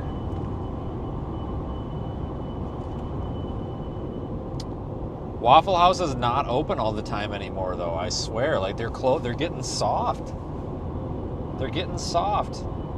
Like, oh, it rained 1/4 of an inch. We gotta close down. Like, I don't know what's going on. They used to be. You're right. They used to be bomb-proof, but now they're getting soft. They used to break out the propane freaking griddles, but now they're just like, oh, there's a rainbow over there. We better close. That rainbow can be dangerous. I don't know what's going on, man. I'm just sad. Like, Waffle House isn't what it used to be. But they're still better than a lot of these places. I mean, hell, you think about it. I can go into Waffle House, spend $13. That's about as much as I'm going to pay at McDonald's or something, and I get more food, you know. They're not expensive. Unless you order the bacon. The damn bacon's expensive. I mean, hell, what they want, $4 for 2 slices of bacon? Just bring my own bacon. Always an upcharge for bacon. I don't understand that. Like, is bacon actually that expensive, or are we just all upcharging bacon?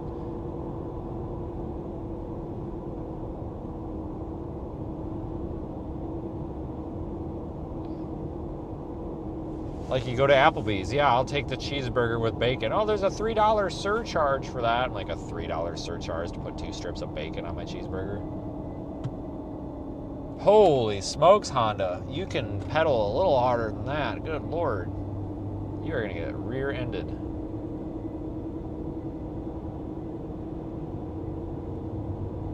You guys remember the egg crisis where everything with eggs in it was expensive?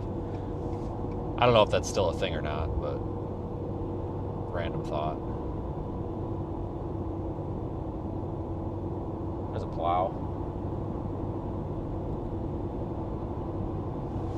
All right, exit 3CBA.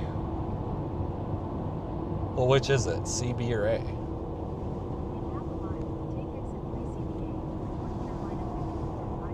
But I tell you guys, I am sick of being in the car. I got to get out of this thing.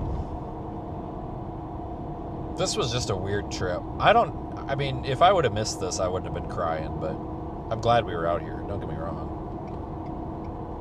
It's just, man, a lot of driving for one day. All right, I-40 West. I think I can handle that. God, I am freaking hungry. I-40 West, Carter Finley Lenovo Center. Lenovo Center. Yeah, who uses Lenovo anymore? It's like 2006. Got my ThinkPad or whatever the hell.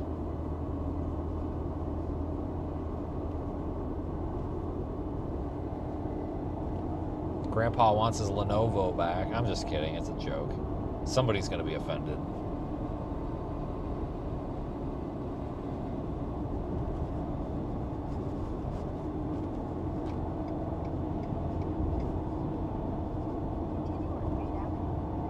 $3 miles. Heck yeah, man.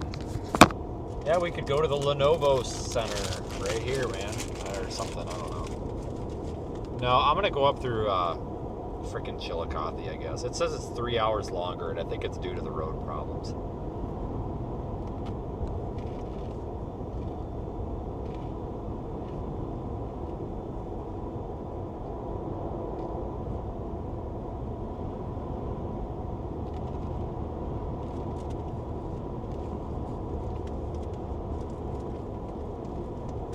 Probably some residual travel difficulties from the ice storm.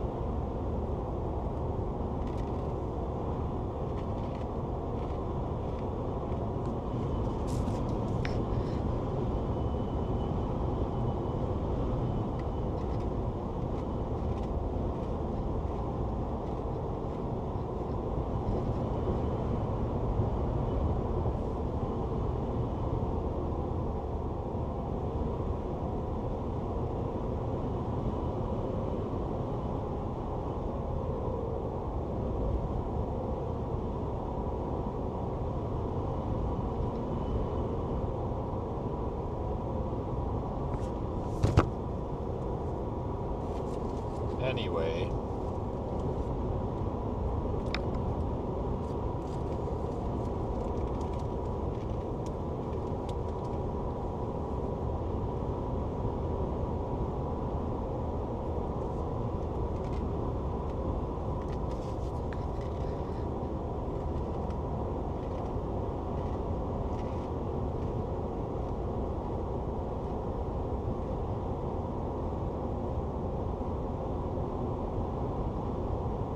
What's going on there?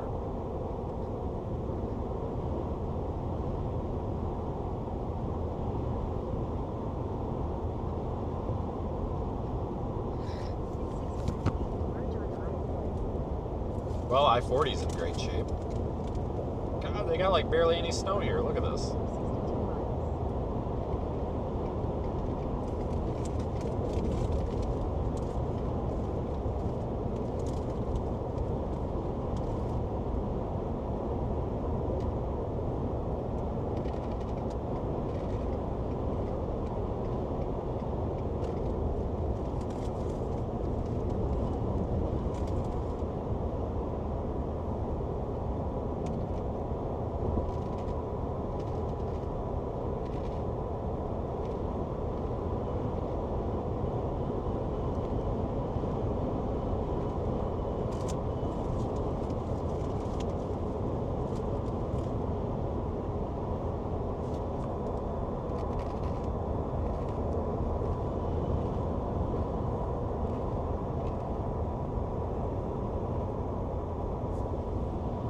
Well, this is where the dry slot was, or the dry hole, or whatever.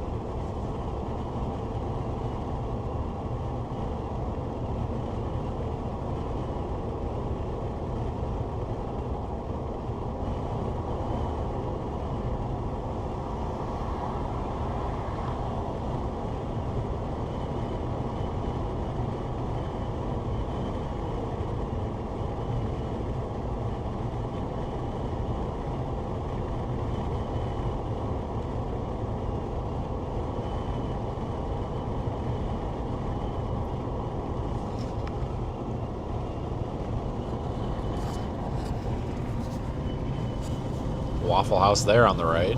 Probably should stop. I keep going though. It's 4 o'clock Eastern already.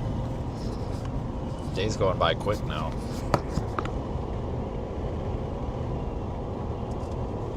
least we can drive again.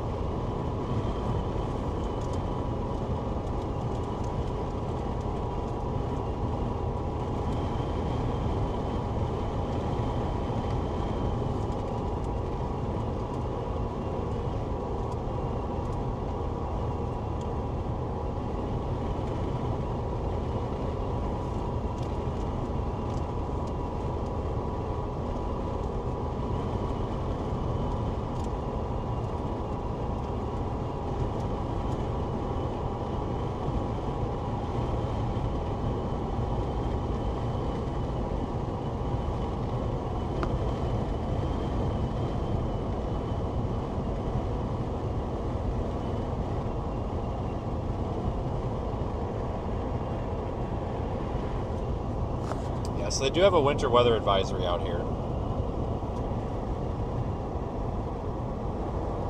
But I'm not really impressed.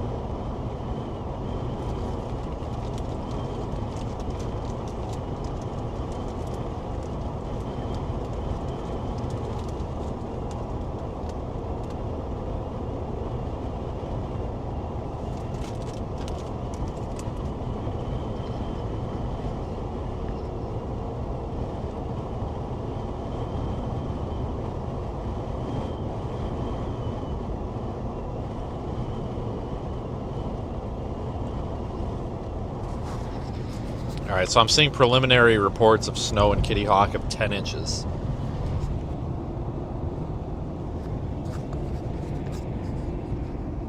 And then 19 down there in New Bern. And 4.5 in Raleigh, which is, this is basically, that's kind of how we expected things to go.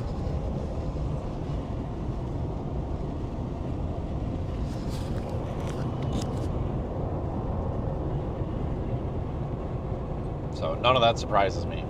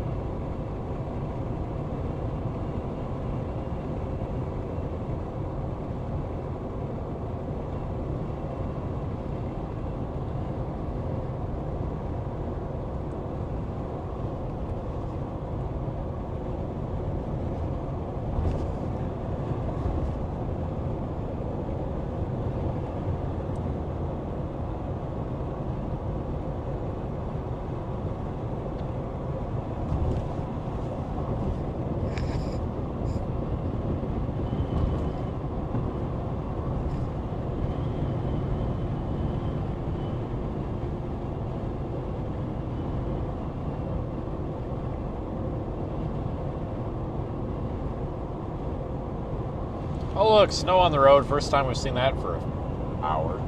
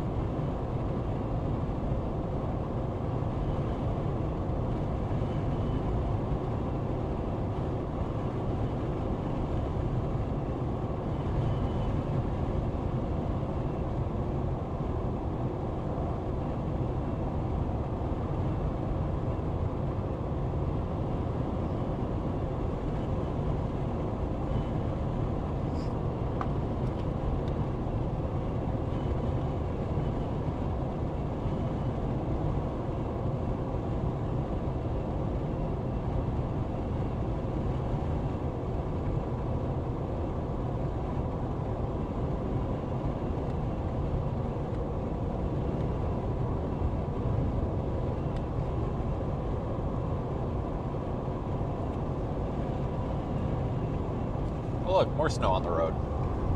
Now it feels like winter storm again. It's just winter. Now it feels a little bit more like a storm. Not much, a little bit.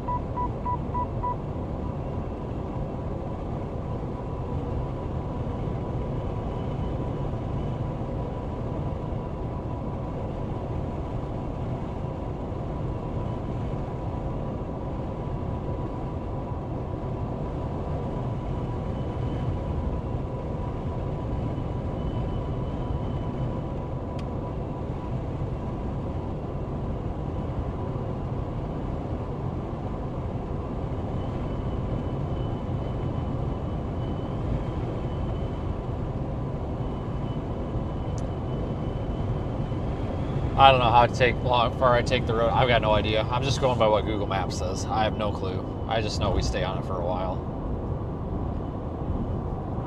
I think we're kind of now out of the zone of storminess. This is just like regular winter out here, not winter storm.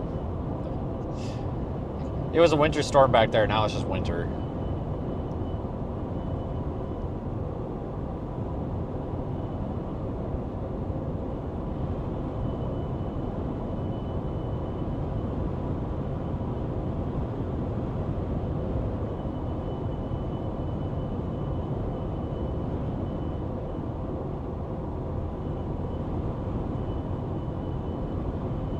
Apparently a couple more houses fell into the water.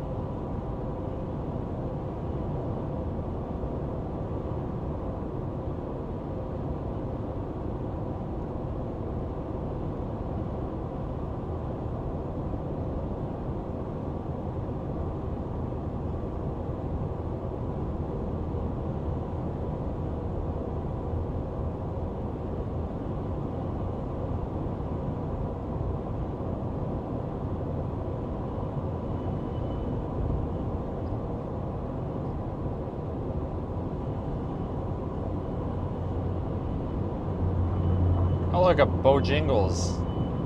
Pass.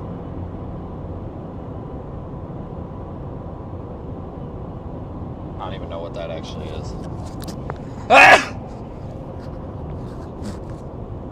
God, maybe some of the roads aren't so good. Look at that off-ramp. Well, okay, never mind. I guess it's fine. I thought that was the off-ramp. It's not. I guess it's all right. I have no idea where I'm going.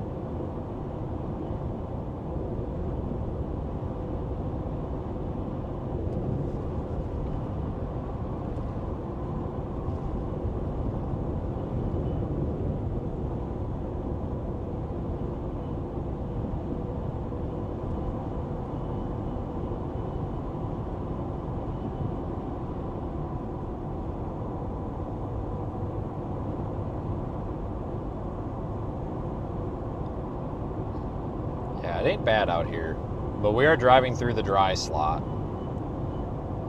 So where anybody in this area who was hoping for all that snow they were promised, they didn't get it. They got like half of it. Which is kind of sad.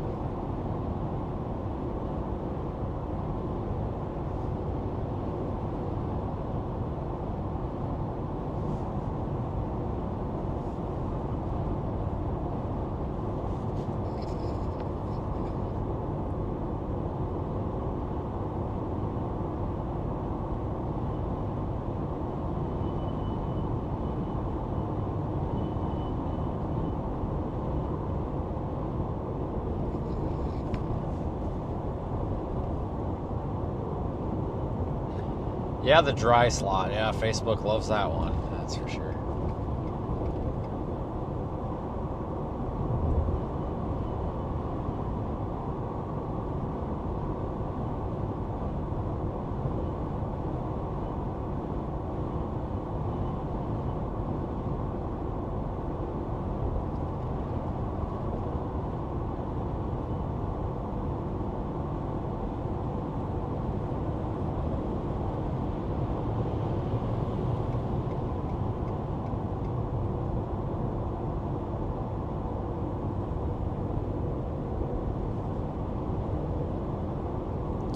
We'll keep streaming for a little bit. It looks like up here by Greensboro there's probably more snow.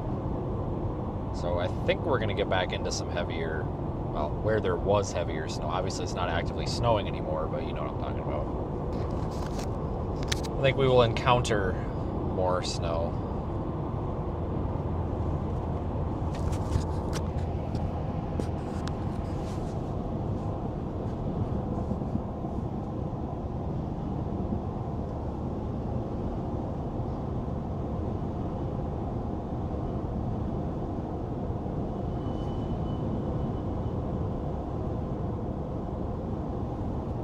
I still can't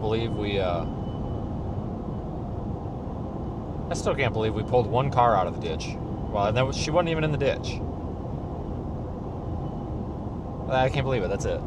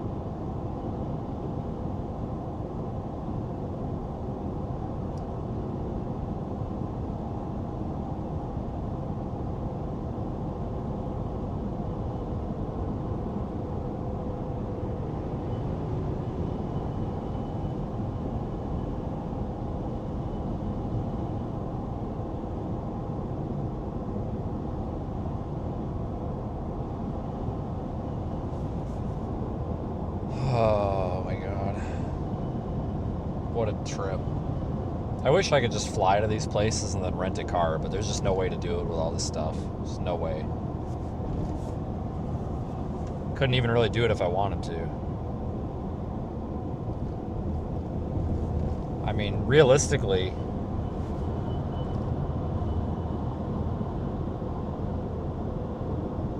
I mean, like, I don't need the satellite, just like, we don't need the Starlink. I mean, I could take that with me on a plane, obviously, but we don't need all that to stream. I mean, I can stream from a phone. It's just, I mean, we could go out and stream, but it's what it's going to turn into is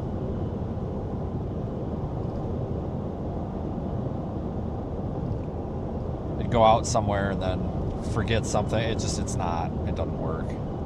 And then you never know if you're going to get a good rental. You might get one with bald tires, and yeah, it's not a good idea.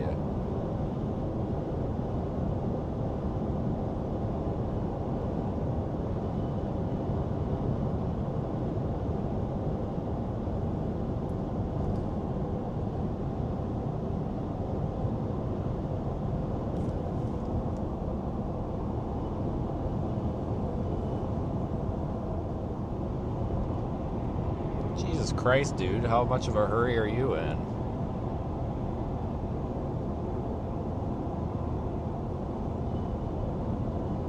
Where's the fire?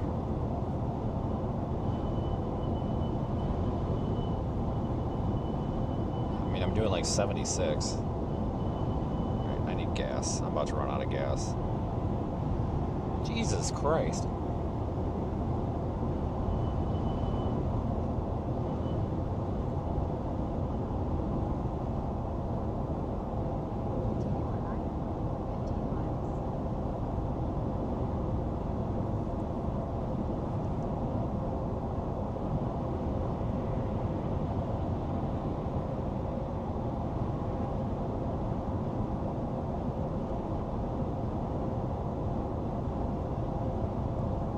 I'm about to run the hell out of gas. We're about to be in a little bit of trouble here.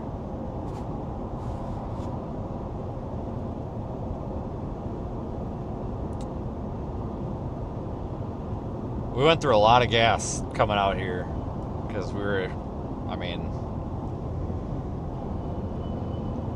roads were terrible. Oh, they have freaking Bojangles right there. I'll be damned. It's got all sorts of stuff out here. A little bit of everything. There's a Love's up here. Is this the Love's that do you guys remember? Is this one up here the one that I stopped at 2 days ago on the way out and then complained about it sucking? I don't remember. I think it is.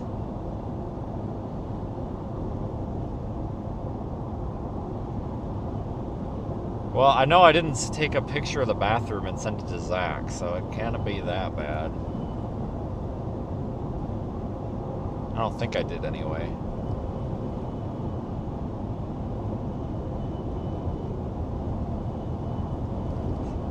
Tell you what, it's still windy as hell out here.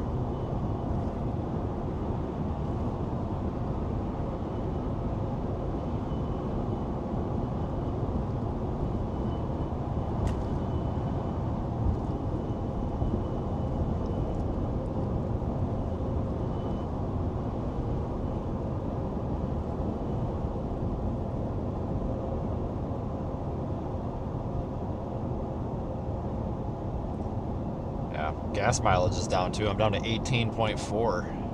The wind, I think, is what did it.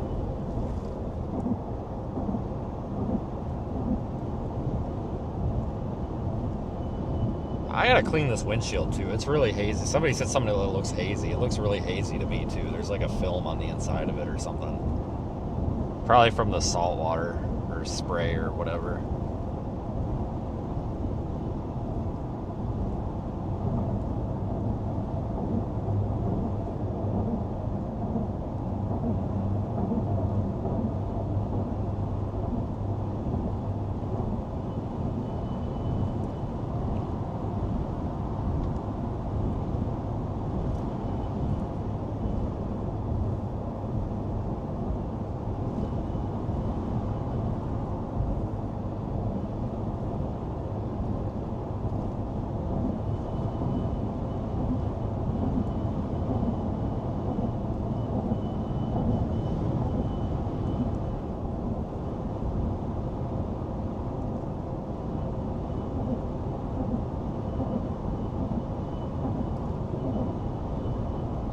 I'm out of windshield washer fluid too. This is like the last that I got. The light's been on for a while. This thing holds like 1.75 gallons of windshield washer fluid. It holds a lot, but we've been going through it like crazy.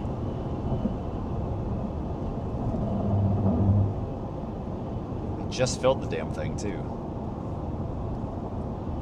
I gotta start carrying some of that extra with, because I keep running out between stops.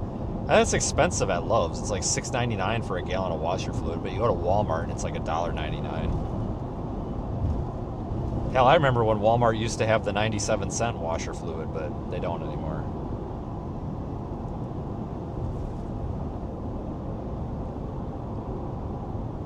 A lot of guys tell me to use dish soap, like just put dish soap and regular water in there. But it strips the Rain-X off the windshield, like almost instantly. Like the soap just strips it, and then it's back to square one. So I can't do that. It does work really well, but it strips the Rain-X off.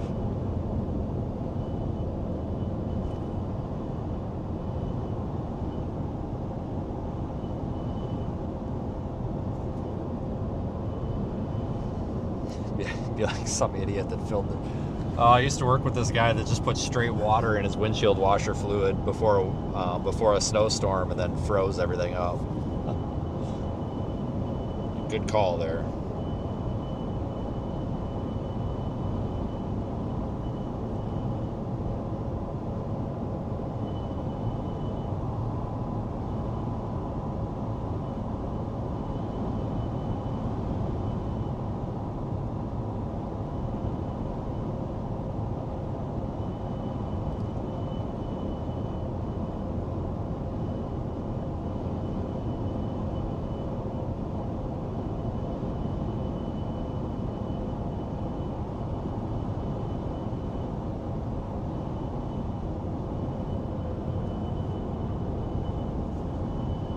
I can't see.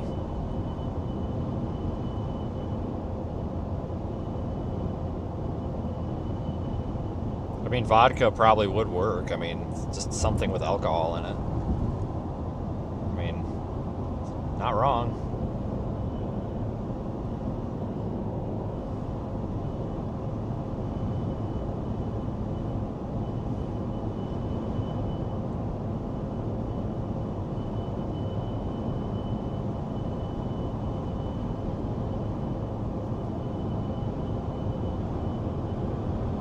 No, I'm going to this Love's up here. It's just easier.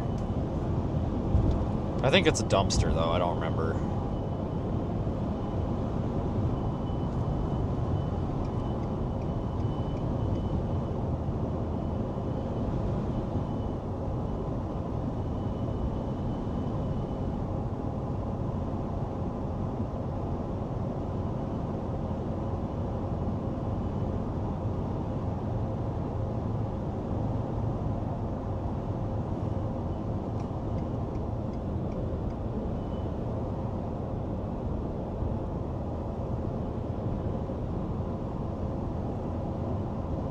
How much snow? I saw 10 inches in Kitty Hawk and like 4 inches south of there. Just going off of what the internet tells me.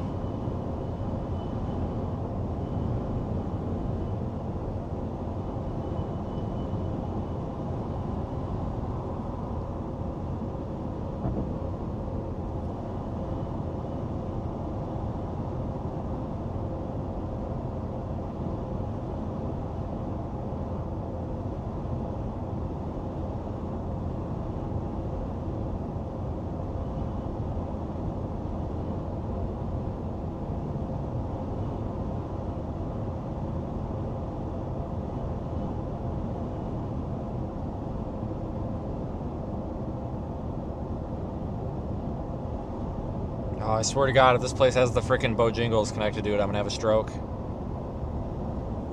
I don't want that. I've never been there. I don't intend to go there. It just sounds terrible.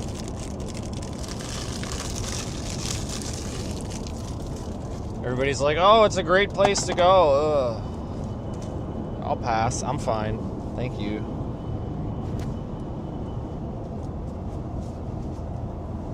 Sounds like a terrible knockoff of frickin' Hardee's. Hardee's is taking a frickin' dump lately. Have you got anybody been to Hardee's lately and seen what a dump that is anymore? My God, what the hell happened to them? They used to be great. They kind of suck now. It's just the quality control in general. Like, Culver's has been alright. Burger King's been alright too. They've been pretty consistent. You gotta give Burger King credit. They're a little bit weird, but they've been consistent, you know.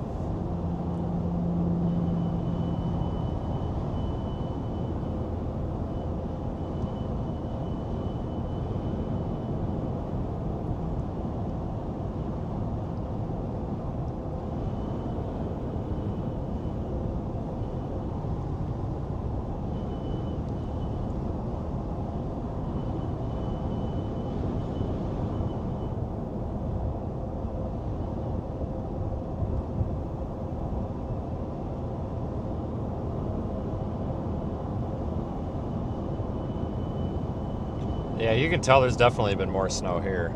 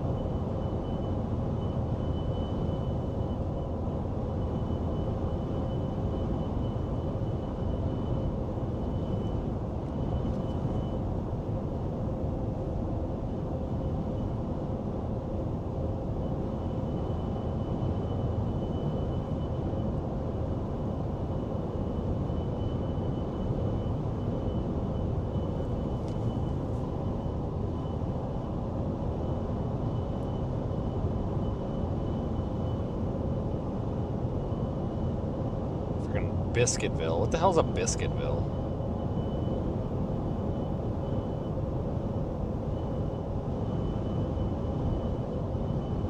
It's better than friggin' Biscuit Pornhub or whatever the hell that place was. God damn.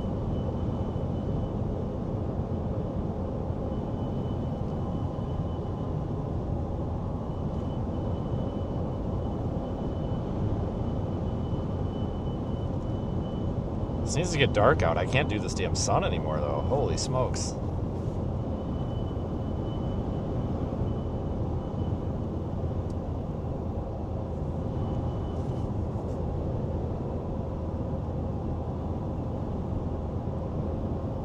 They have biscuits. Ah, that's a good call. Good inference right there. I tell you what. Good job on that.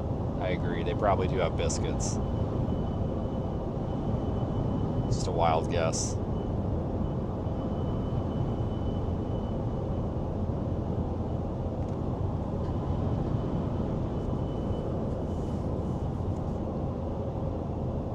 Problem is the sun's getting lower and lower, and it's like even more in my eyeballs.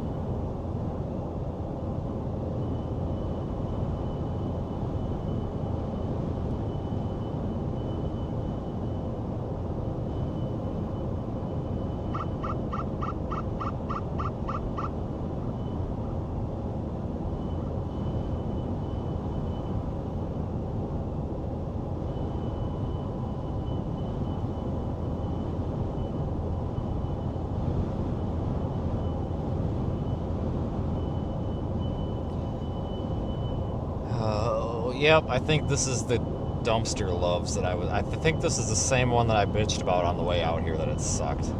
But I forgot why it sucked. But I don't have a choice, so. I stayed at the Hampton Inn over there before. That was a nice one. Yeah, a hot tub.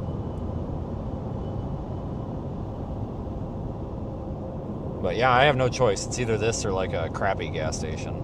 So. I forgot to get gas back there. Sun. God dang it. Probably about to hit somebody I can't see in front of me. Wouldn't know the damn difference.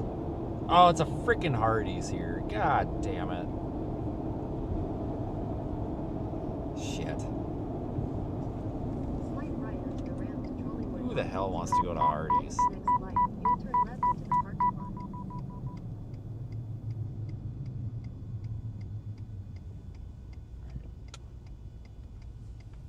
259 for gas. Jesus Christ, what a joke. At the light. I shouldn't complain about that. It was just 217 in Oklahoma. Yeah, I remember. I was bitching. Oh yeah, you guys remember there was that guy that was throwing a freaking hissy fit because he wanted my parking spot that I just pulled into. You guys remember that? Jesus Christ, that's why I hate this place. This place sucks. All because of that asshole. You have arrived. Jesus Christ, I about slid and took that guy out. Alright, where the hell can I park around this dump? I'm about to slide into this thing. Alright, am I going to make it or am I going to hit this? I'm going to hit this thing, aren't I? Nope, I made it. And now I can't get the damn thing going forward. Great. Alright, I'll be back, guys. I gotta get shit at this dumpster fire. Oh, Jesus Christ. I can't even get out of the freaking car.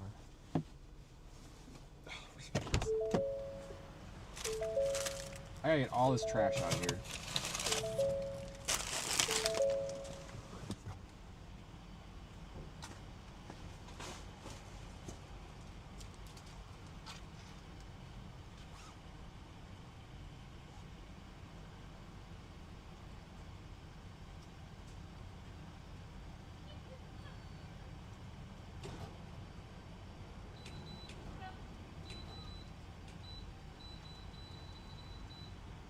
This is weird AF. Yeah, I know, I hear you.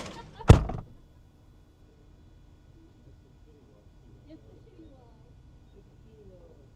That's my husband, Bobby. Yeah, Mr. Rankin.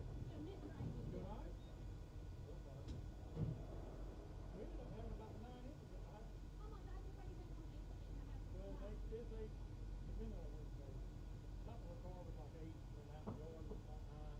That's good. Yeah. I'm shocked at 85 still like this. Every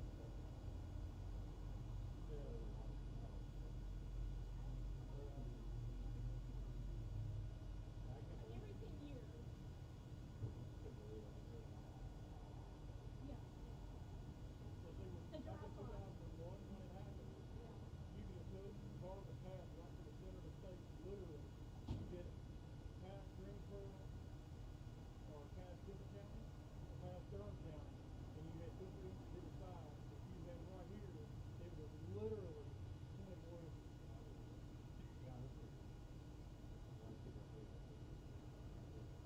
Well, I always laugh and I'm like, most time I start calling for anything, it's like, yeah, I know. The first place we had 11 inches.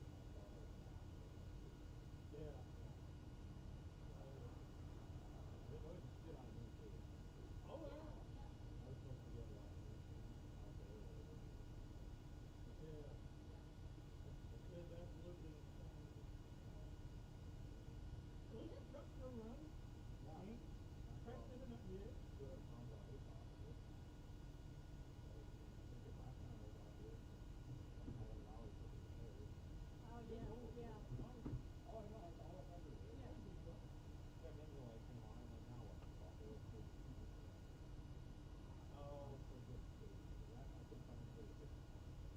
That's actually part of the reason I came this way. Oh yeah, yeah, yeah. We got some new places out there. I don't know. They're all lame. Now, here's the downside. Bugsy is going to be right over there and we're going to do it. Yeah, right across the street. No, sir. Well, they've never had one in North Carolina. Yeah, this will be the first one in North Carolina. Yeah. Oh, yeah. But, I mean, I like it. It's just the fact of, it is what it is. That's what it is.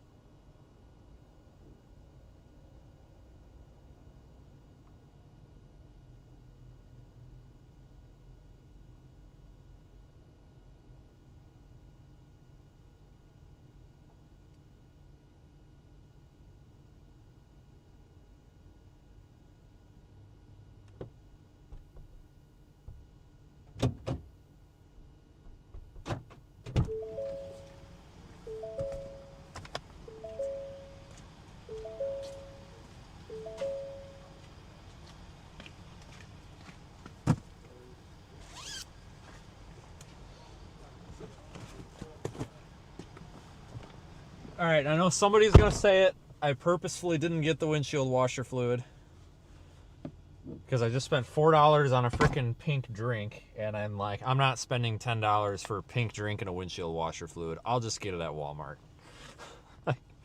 Like I will do. No, I'm not getting Hardee's. Are you freaking kidding me? Not this dumpster fire. I will. We'll get food somewhere that's not this place. I was gonna go over there, but you could smell the Hardee's. Like it smelled like burnt. Like it didn't smell like good Hardee's.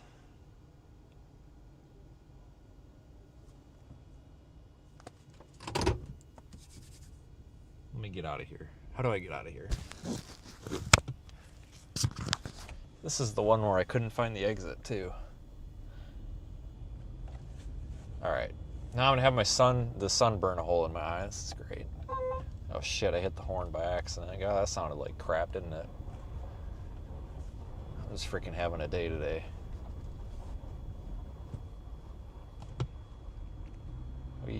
Alright, let's get. Oh yeah, there's the freaking Bojangles right there. Holy hell. Alright. Let's get out of here.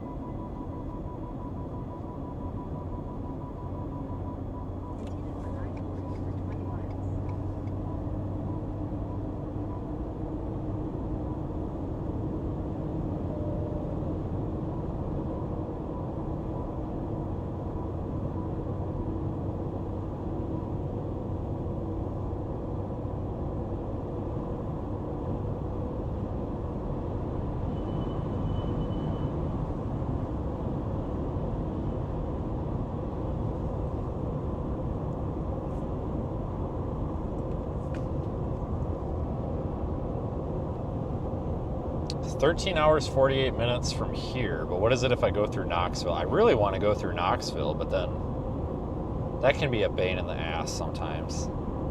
Well, it's 14:30 from here. 16:18 to go through Knoxville. Ooh, boy. Shoot, that's a tough one. How far are we from Knoxville?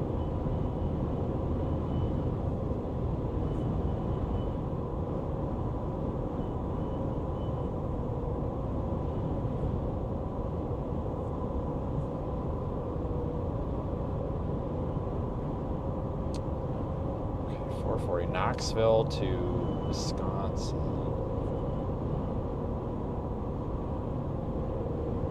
That's not bad. Wait a minute, the math isn't mathing here. It's less time. I was thinking about stopping in Chillicothe, Ohio. God, I hate Ohio. But I was like, all right, so if we go to Chillicothe, it's like 5 hours, 59 minutes. And then the math isn't mathing. Why does it say that that's longer to go through Knoxville? Because the math is not mathing here. Something's wrong with my Google Maps here. I wonder if it's not factoring the time zone. Oh, you know what? I know why it is. Hold on. Oh no, that's not it. That's weird. Sometimes when it's plugged into CarPlay, it doesn't do the time zone thing. 4 hours, 45 minutes to Knoxville. Okay. What is it to Chillicothe? 5 hours, 52 minutes. But what is it from Chillicothe to Wisconsin? 7 hours, 4... Oh, it is less time. Okay.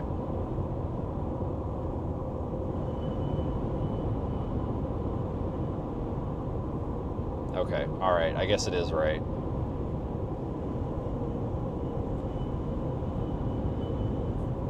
All right. That's fair. Hold on, I'm getting blown all over the road again here.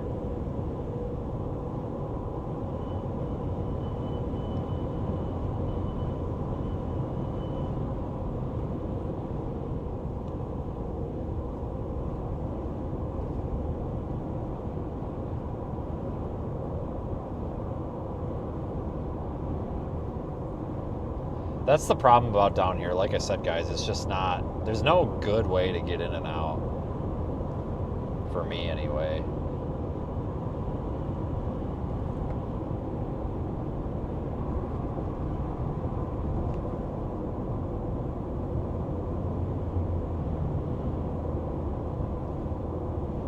I'll just go up through West Virginia, I guess. Hell with it.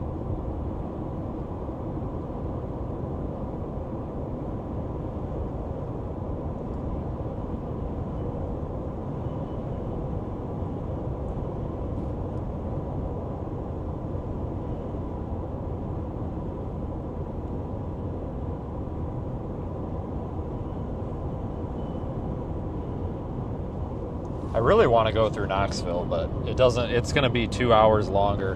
I'm not going to do that.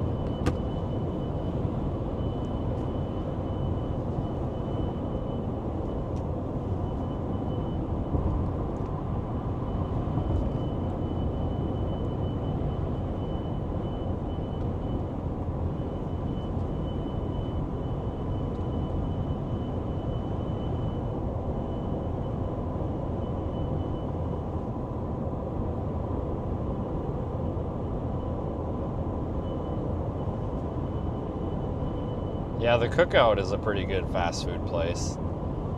I agree with that. They're not bad at all.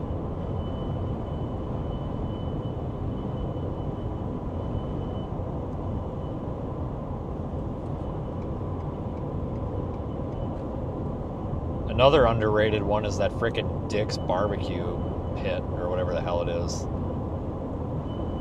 I mean, it's not great, but it's not bad. It's underrated. Oh, look, tow truck. Probably ran out of gas.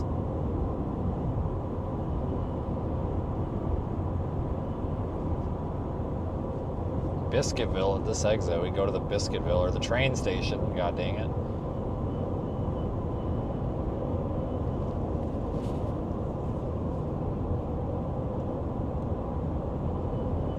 Yeah, we had Dick Donuts, Dick's Barbecue.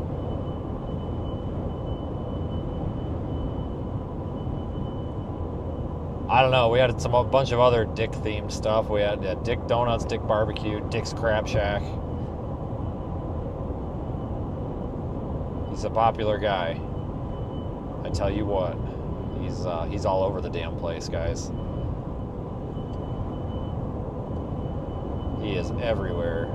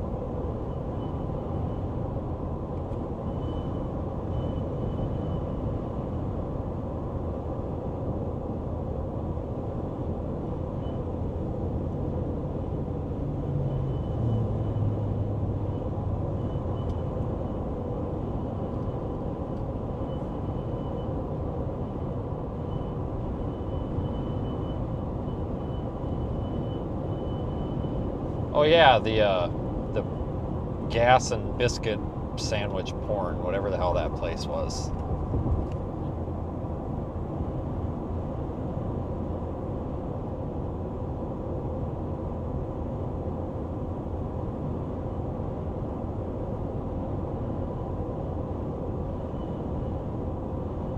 Somebody lost their deaf.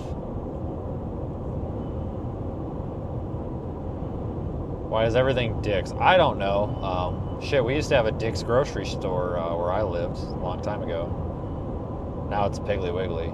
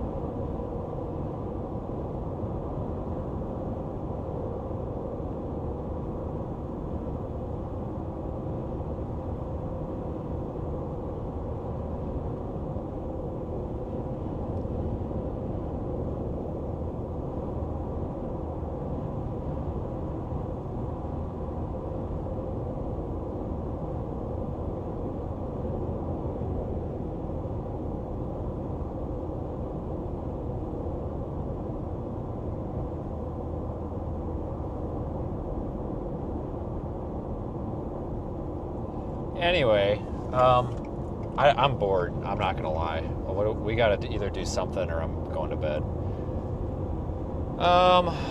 Shit.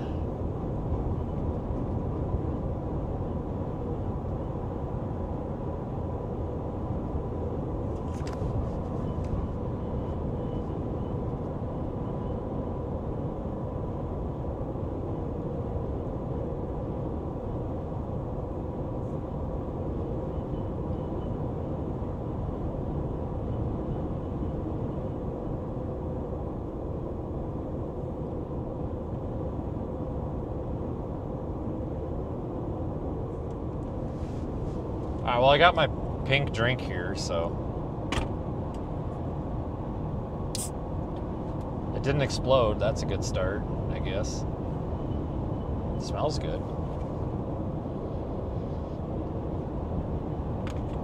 Where are we? I don't even know where we are. Greensboro?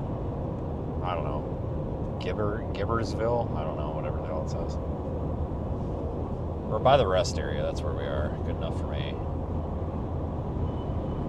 Well, that sucks. The little tour bus thing broke down.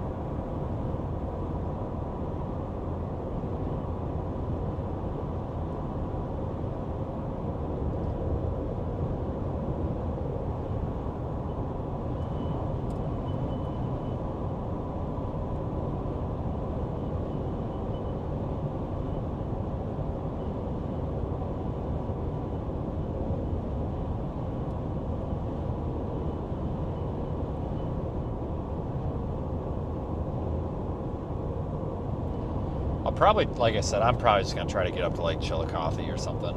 I hate that town. Like, there's nothing there. I just don't like driving through Ohio and stuff. God dang it. Maybe I'm talking myself out of it. Maybe I just need to say the hell with it. Go to frickin' Knoxville.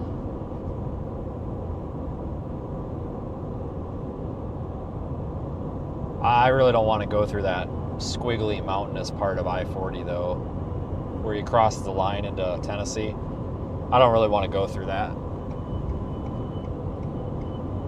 I always get like dizzy and stuff, car sick almost, so we'll just go this way.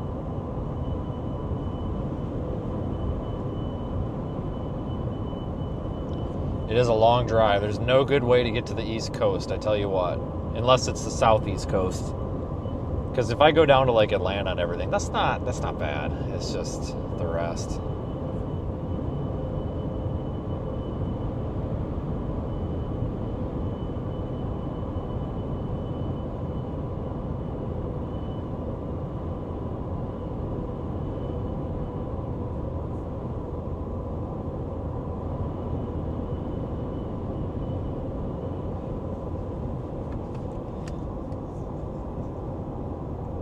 $55 minutes east of you. Well, how much snow did you get? I guess. Now it looks like we're back to less snow again. Stupid dry slot. I could go to Gatlinburg. Or not.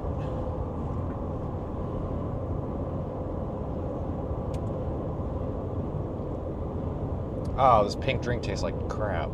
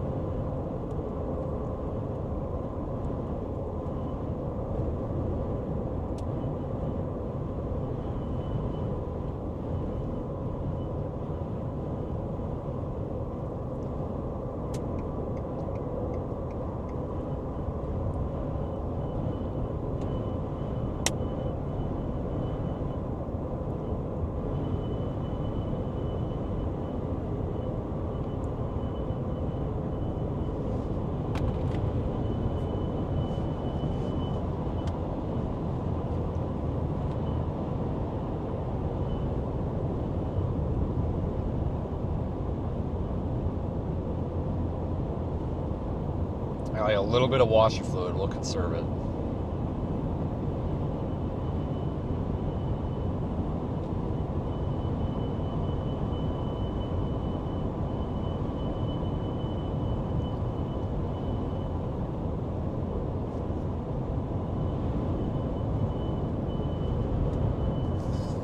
I don't know, guys. Overall, I'm glad we came out. I mean, it was definitely a little bit,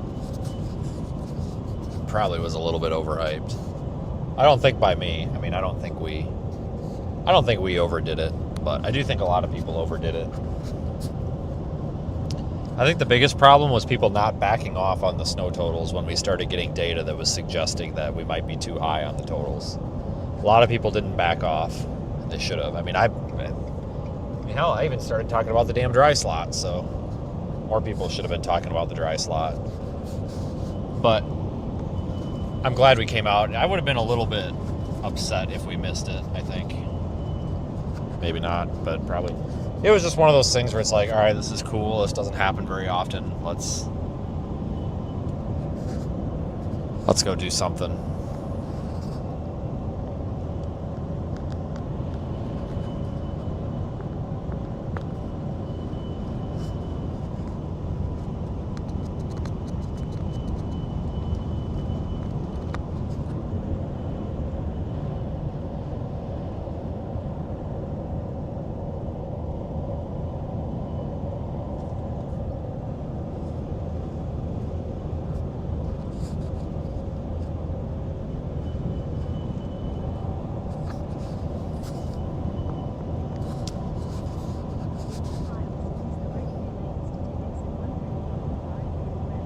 So I haven't been between Greensboro and Asheville for a long time. It's been a really long time, probably 2 years, 3 years.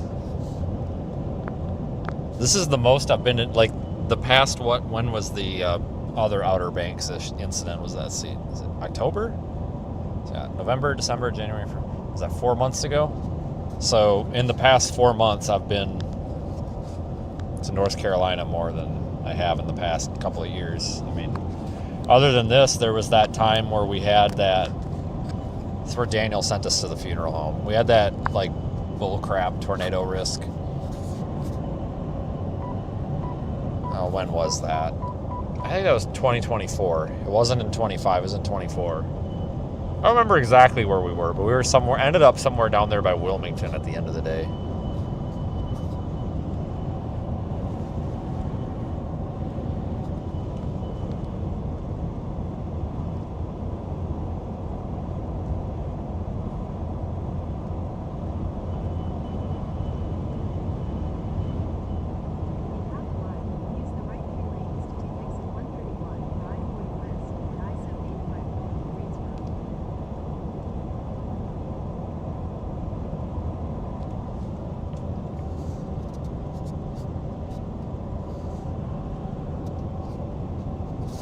So I don't know what the plan is after this.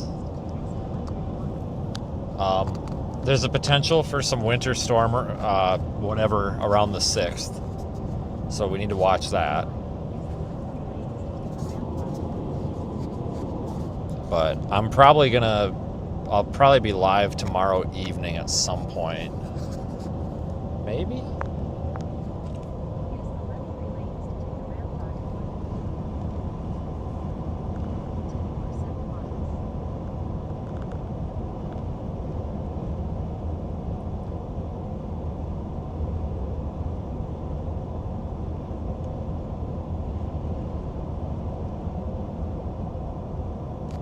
Don, I see what you said. It won't let me reply right now. Yeah. Okay, well, my plans might have just changed, which is fine. So we actually might have something more interesting to live stream than 2 inches of snow in Ohio. So that's cool. Let's see what this...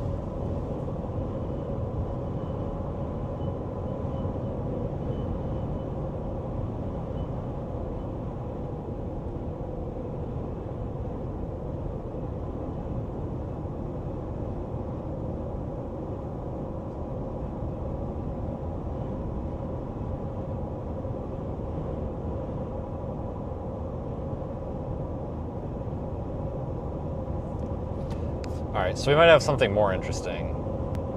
I might have somewhere to go and do something, but anyway, we've got...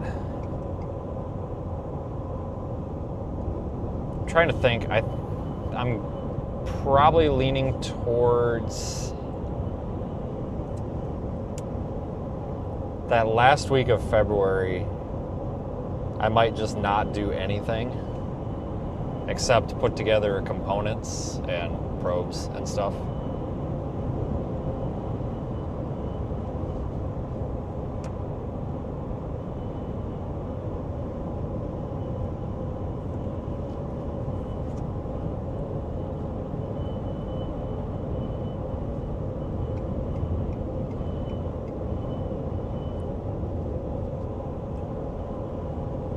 But when I say not going anywhere, doing anything, that's always subject to change.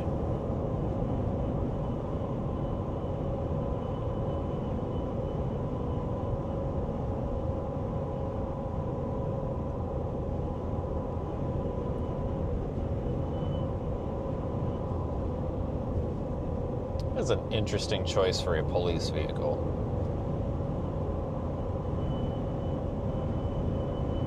Like a dark green SRT freaking Durango with steel rims on it. Probably seized it from a druggie.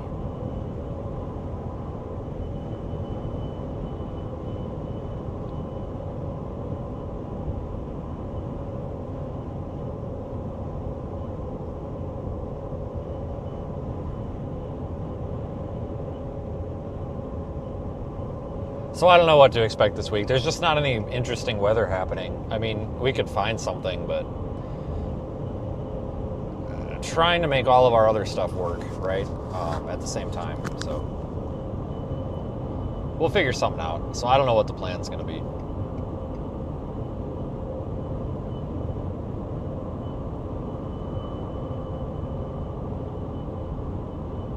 Something will happen. I just don't know what. One thing I know that I'm doing is cleaning this windshield off. This is terrible. Oh, I gotta build Scott a live streaming setup.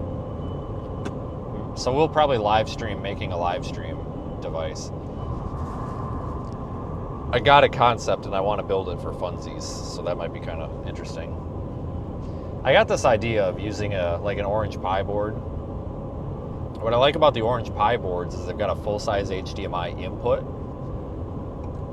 And I've got so many old GoPros that have with the HDMI adapter. I'm like, there's no reason we couldn't just take an old GoPro that's out of service, that's got a bad battery, because you don't need the battery if you're going to plug it in, right?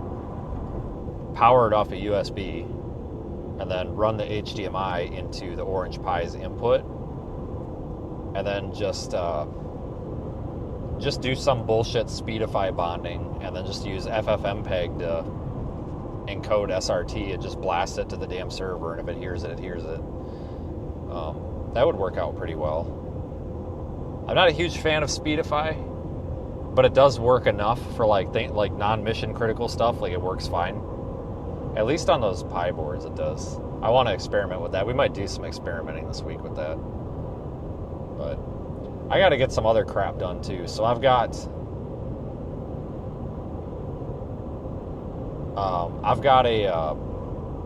a bracket to put another helium cylinder in this truck. So I got to do that. I got to go to Airgas. That's going to take all damn day because it's Airgas. I give them a bunch of their junk back because we're using Lindy, because Lindy is way better. We probably should go to freaking Grand Rapids too at one of these days and say hello to Intermet before the season gets busy.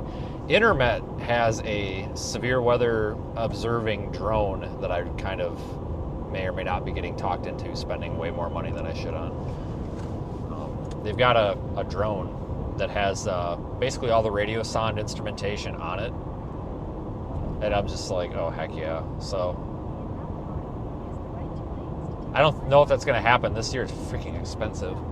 But we may need to train a drone pilot. I mean, I could do it, but I don't have time to do it. But we may need to train a drone pilot here for flying into a tornado or something. That'd be kind of cool. We got some laundry list things we can do.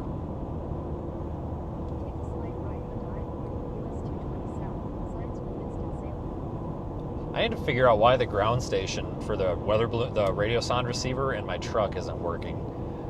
it's not the actual receiver part of it, it's the Raspberry Pi interface thing to the internet that's not working.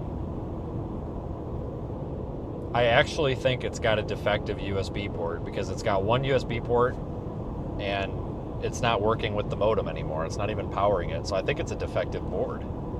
Or I probably broke it when I put it together. That's possible too. So I may have to replace that, which isn't a big deal.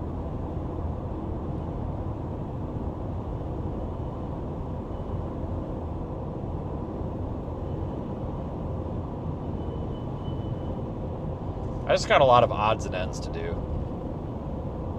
What I need to do is get my truck in the garage and just pull all the seats out of it, just go over everything so we're done for storm season. What I want to do also, I want to put some plumbing in the back. Because I'd like to have some nice tank gauges so I can see how full the tanks are. But you got to do that really nice because otherwise the vibrations kill them. So you got to find some high quality gauges. The ones that Airgas sells, the vibrations kill them. A lot of the guys that have welding rigs, like in the oil fields and stuff, are saying that those generic ones that they're buying at Airgas are just rattling apart. You got to get some like vibration resistant gauges or something. And thought about building a little manifold back there, and then you don't have to. Hell, you could just you could draw off of both tanks, then you wouldn't even have to switch them over when one goes empty. But that way that Welding with Wade, or whatever his name is, can throw a hissy fit again and tell us how dangerous it is, you know, because helium and inert gas is so dangerous. But that's an explosion risk, buddy. It's inert. Do you guys remember the guy, and if you're here, I'm not trying to make fun of you, but do you guys remember when that guy told me that hydrogen was only explosive and flammable when it's mixed with oxygen, and didn't know why I was concerned about using hydrogen? I'm like, yeah, well, no shit, dude. Like, what's in the air that we breathe? Oxygen. Like, because I had this conversation with Lindy. So there's a really, really smart kid. I shouldn't say kid. I think he's my age. That works at the Lindy in Madison, where we get our gas. And we were talking because I showed up to get the helium, and he thought that they were out of helium. He's like, I don't know what apparently they moved it. He didn't get the memo. But he was like, I don't know what to do. And I was like, shit, man, I really need this. Like, it's important. And he was like, well, you could use hydrogen. And I'm like, ouch. He's like, yeah. You know, and we were kind of talking about it. It was funny because he said the same damn thing that I tell people. Because he's like, you know, it wouldn't be a problem until you're in a parking lot somewhere and you're filling a balloon and the balloon leaks and somebody lights up a cigarette. Like, that's exactly what I've been saying. Because we absolutely could control it. We could discharge the static electricity on the vehicle, blah, blah, blah. I guarantee you somebody would come over with a cigarette in their mouth and light the whole place up. There is a college that was using hydrogen last year for balloon launches in the field.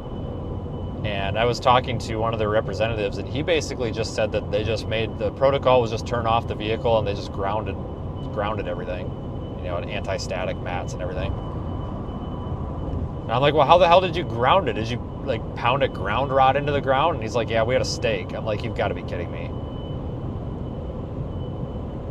He's like, I know it sounds ridiculous, but for the price savings and the cost savings of the hydrogen versus helium, and I'm like, yeah, I get it, because hydrogen's about 25% the cost of helium. But I am not pounding a grounding rod in and then grounding my truck as if it's an airplane getting Jet A. I'm not doing that.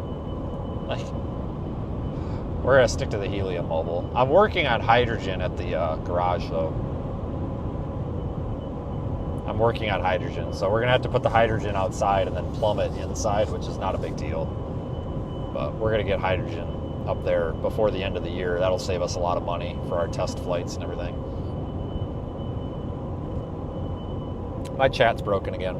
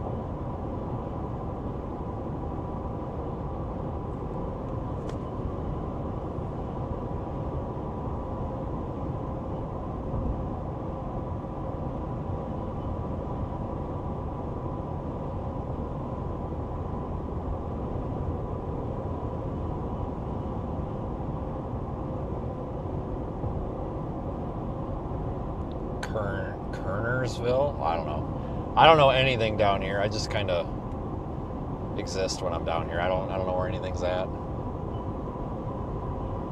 A lot of locals here. A lot of people watching us just drive down the road. I'm surprised.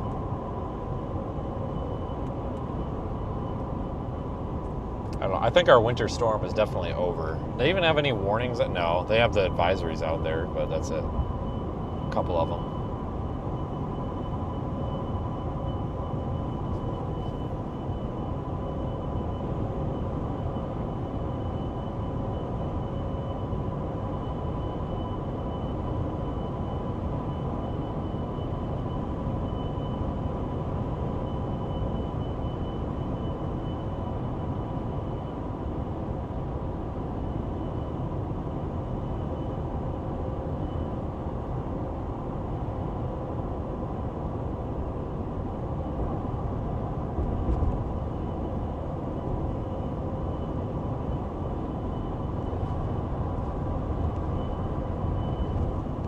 I don't know, guys. What do you think?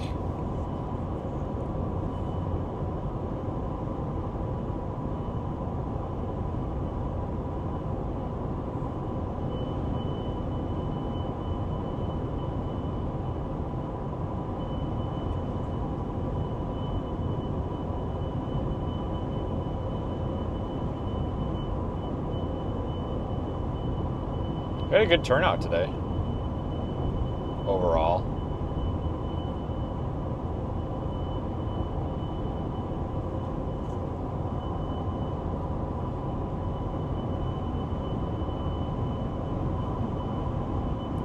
No, I've streamed 15 hours before. But has it really been 9 hours? I guess it was because I got up well, I didn't get up early, but I got up earlier than I wanted to and got going. I didn't plan on streaming until like noon.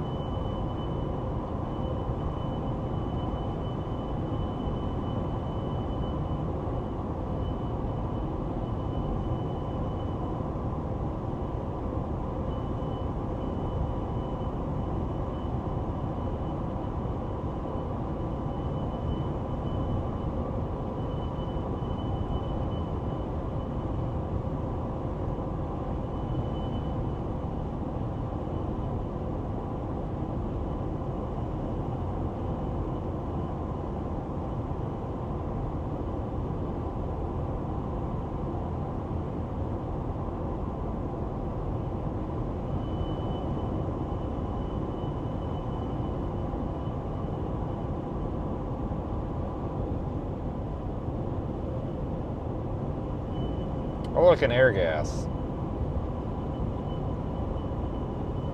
Yuck. I'm not a fan of them.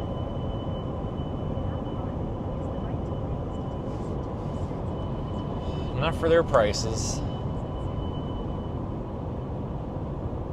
Erectile dysfunction? Call Elevate Wellness. ElevateWellnessGroup.com. All right, there you go, guys. Just in case you needed that.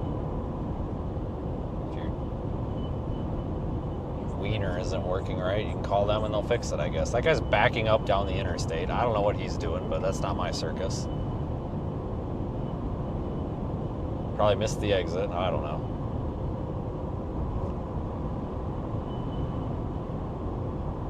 You subscribed to the wrong Storm Chaser? What the hell, Pam? That's bullshit. Ridiculous. That's okay. Hopefully they were a good one.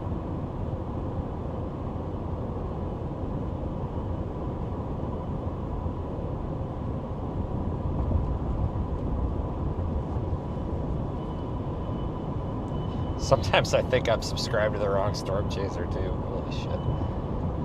Especially after today. Let's see, I got yelled at for apparently spreading lies and accusing somebody of doing something they didn't do, even though I don't even know what they're talking about. I got told I didn't know what temperature water freezes at. I'm so stupid. I thought 18 degrees would freeze water. I'm such an idiot. What a terrible Storm Chaser I am. Like, I should know that. Yep, so I got yelled at for that. because I'm so stupid because I said that water freezes at 18 degrees. Apparently I'm wrong. What else did I get yelled at for today? I got yelled at for something. I just don't remember what.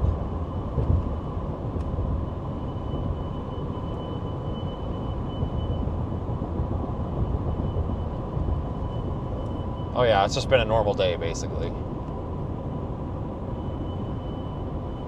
Oh yeah, I got screamed at by that cop. You guys remember that? You gotta back up and, I'm serious, you guys gotta back up and find that. That was actually pretty funny. I wasn't having it. And you guys know, like, we support law enforcement. Like, I get it, but... And you know what? It is a little bit inexcusable if he was having a bad day, because he's getting paid to do his job. He shouldn't be. If he's acting like that, just trying to enforce traffic rules, then I don't know how he acts when he's doing something that's actually mattering. For those of you that don't know, I was in a parking lot, and he was screaming at me to get out of the road because apparently I was blocking the road by that fire. I was in a parking lot. And he kept laying on the horn while he's trying to yell at me. I can't hear him, and I got the window cracked, and I'm just like, I'm in a parking lot. And he's like, move, get out of the road. And I'm just like, I'm in a parking lot, I'm not moving. And he eventually just got sick of me, and he just like gave me this nasty look out his passenger side door, and he just like threw his hands up at me and moved on. I'm just like, whatever, dude. I don't know what your problem is. I'm in a parking lot. What? I don't understand what your issue is here. So that was kind of entertaining. So I bet some of you guys probably thought I was going to move too. I wasn't. I wasn't doing a damn thing wrong. I'm in a private parking lot, in a parking stall, basically. Well, kind of / driveway, but like, I'm not on the road. Like, leave me alone. Like, you're yelling at the wrong guy. You got the wrong guy. Like, I'm not the enemy here. Trust me. Literally just pulled one of your residents out of a snowbank. Like, you're yelling at the wrong guy. Meanwhile, you got people down the road actually blocking the road. Like, go yell at them. Jesus Christ. That kind of pissed me off. Like, I didn't even realize he was yelling at me at first. I'm like, who the hell is he yelling at? And he's like, hey, you. And I'm just like, what? You know, and that was my other thing. It's like, how about instead of screaming at me from the other side of the road, why don't you drive your vehicle over here and, like, tell me what your problem is? Jesus. Yeah, that was something, man. I tell you what. I don't know what his problem was. I guess he just doesn't like storm chasers. And you know what? I probably don't blame him. Would have been funny if he would have been like stuck in the middle of the road, and we could have been, you know, found him stuck and been like, you want us to pull you out for a sincere apology? If you say you're sorry, it's okay. But the lady that we got out of the snowbank, she was pleasant. Her dad was really nice too. They were just trying to dig her car out. She was stuck good too. I was surprised by that, but they were really nice. Yeah, it was at the beginning when we pulled up on the house fire. I don't know if you can actually hear him because I only had my window down a few inches, but I wasn't going to roll it down anymore because I was kind of trying to be, I'll be honest with you, I was kind of trying to be an ass. It's like, I'm not rolling my window down to talk to you, it's cold. And he's screaming at me from the other side of the road. Like, get out of the road. It's like, I'm not in the road. And that's why I was looking around. I'm like, you're yelling at me? I'm in a parking lot. And then I had to like look around to make sure that I wasn't like in an intersection. I'm like, I'm in a parking lot, dude. And you'll notice I zoomed the camera out later and you'll see how far away from the road I actually was. I was like a solid 50 feet from the road. I'm like, what in the hell, dude? Like, I thought it was like some big joke at first or something. It was like, there's no way this guy's yelling at me. And then he's like, you! And I like pointed at myself and he's like, yeah, get out of the road. I'm like, what are you talking about? Like, God, I feel bad for your wife. Or husband. I mean, or if you're into that, which is fine. But like, I feel bad for whoever you go home to at night. No, lady, I didn't want corn. I wanted peas, you bitch. That's probably what he does.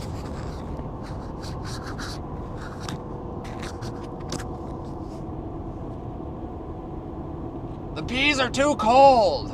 That's probably him. Get out of the kitchen. Make me a sandwich.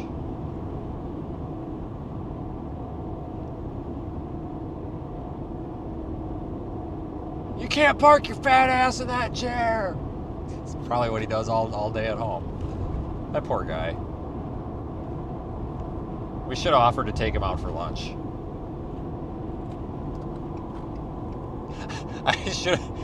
I really need to learn a foreign language so that when somebody starts acting like that, I could just start talking to them in a different language and act like I can't understand them. Like, I need to learn, like, I don't know, what's not like German. I need to learn German or some angry sounding language. And like when somebody's yelling at me and I don't want to deal with them, just start screaming back at them in German and just be like, figure it out.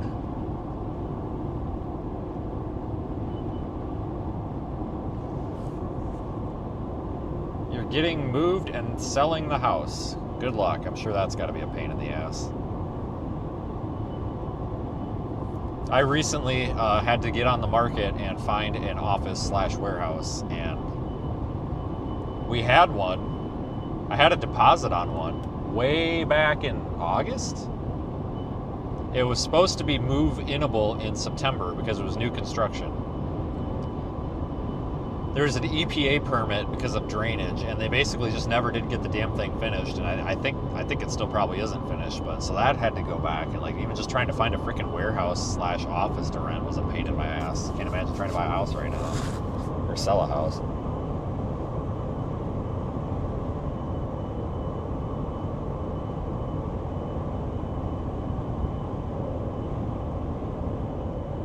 God, and then I was dealing with, thankfully, the property company that owns the buildings that we rent. Thankfully, they're not a hassle. Like, I just email them, and then they're like, yeah, okay, here you go.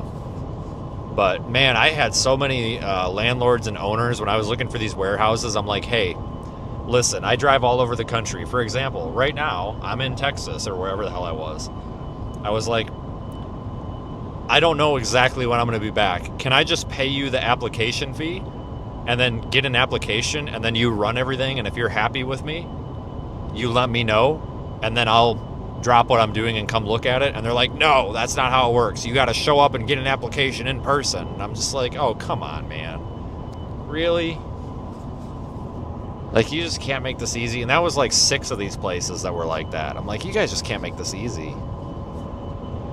And then these guys, I found them on Facebook Marketplace. I was like, hey, can I rent that?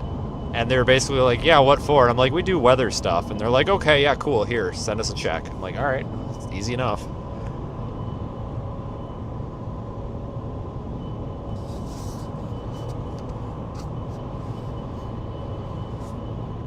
I need to rent another office/warehouse. I'm gonna have these offices all over the damn place.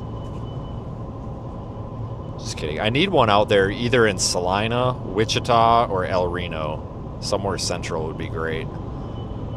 Hell, I'd even go as far west as Hayes, or Goodland even. Well, maybe, no, not Goodland or Colby, because you're getting too rural out there. You don't have like Home Depots or anything, but I'd go as far west as Hayes.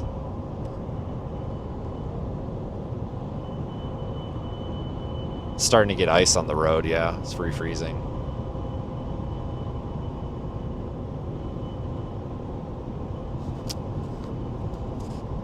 But I will tell you that I was very particular. I'm like, all right, I need a large warehouse with attached office because it's basically my home, right? I mean, if I'm there 18 hours a day. And I found one. It was really nice. And I was like, all right, how about this? And the owners were like, well, we include the heat. And I'm like, you include the heat? I'm like, that's a red flag right there. They're like, yeah, you only pay electricity. And I'm like, well, yeah, what is it, probably electric heat? No, it was gas heat and all that. But apparently the entire, like, you know, like, conglomerate of buildings was on some sort of, like, central boiler system, which makes no sense for that type of building. Or, like, shared radiator, blower, motor, heater thing. And the shop spaces were kept at 45 degrees in the winter. And I'm like, okay, I can't work in 45 degrees. I work at 70 degrees, like a solid 70 degrees. And they were like, yeah, we don't turn up the heat. And I'm just like, oh, for shit's sakes. I'm like, well, that's not going to work. I used to have an office slash warehouse in Janesville 6 years ago, 7 years ago. And for the past year, I was like, I have got to get myself an office slash base of operations. And we finally did it. And we're going to do some of our Cyclone, well, some of Radar Omega's Cyclone Port operations out of there as well.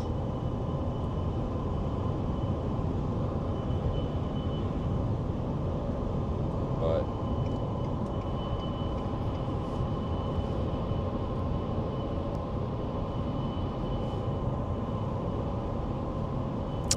Tennessee restored a bunch of power today. Good.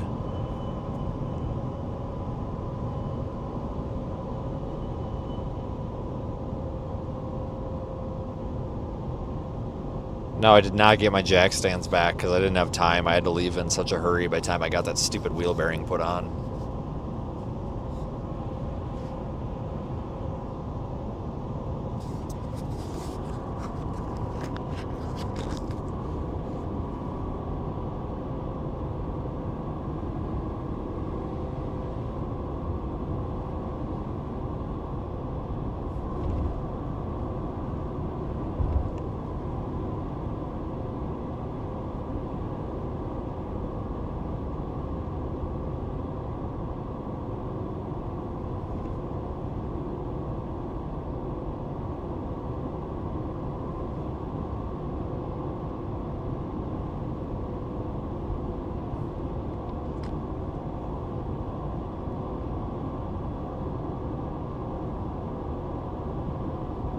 Jesus Christ, Christopher, we did that like 4 days ago. What the hell are you talking about? Like, where have you been?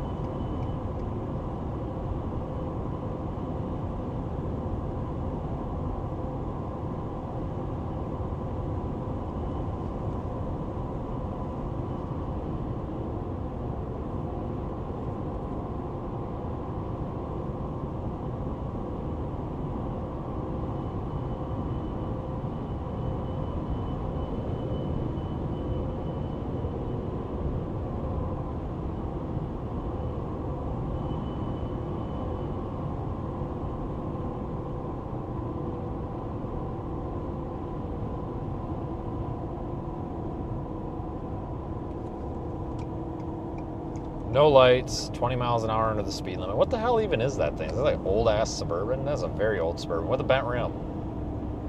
Oh, it's a piece of junk plow truck. All right, he gets a pass. It's supposed to be a piece of junk. That's the whole point.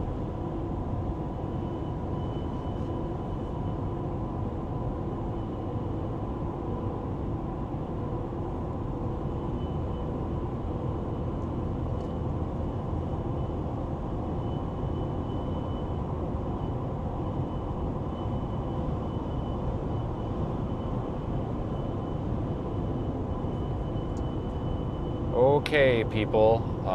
There's 620 something of us watching us go down the road.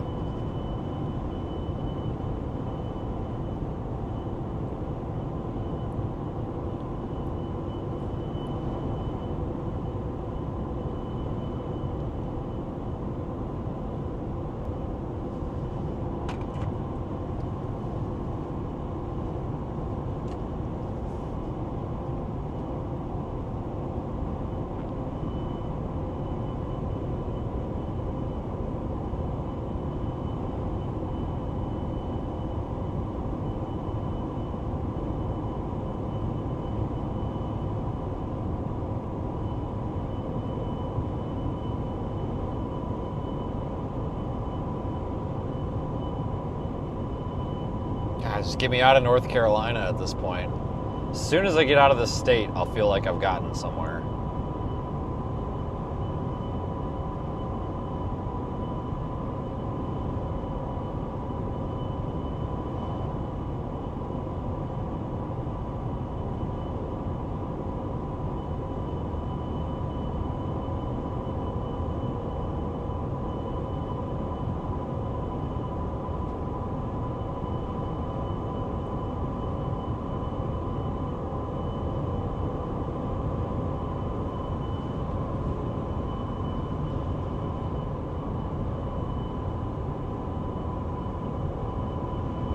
Yeah, there's not a whole lot happening. I actually thought there was going to be more snow out here, but I bet you there was quite a bit of melting that took place today with that sun.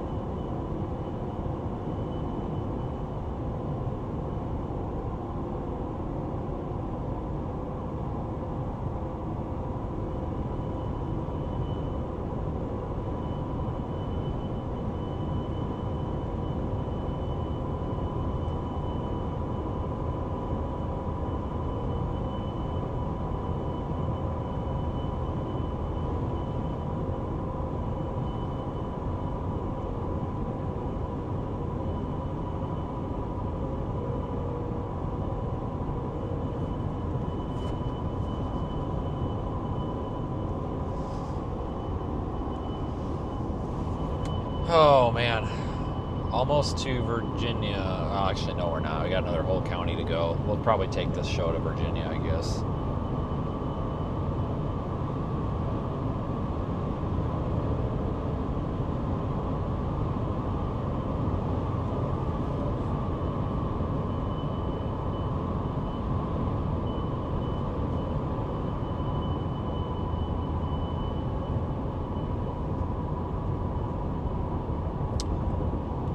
Sorry, you're telling me Andy Griffith was from North Carolina? What?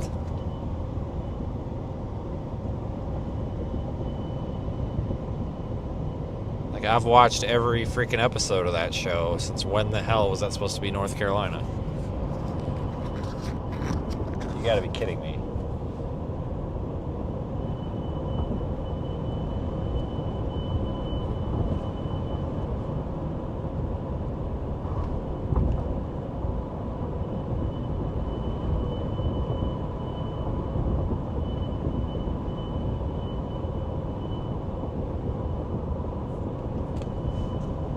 Well, that's ridiculous. More shit that I didn't know.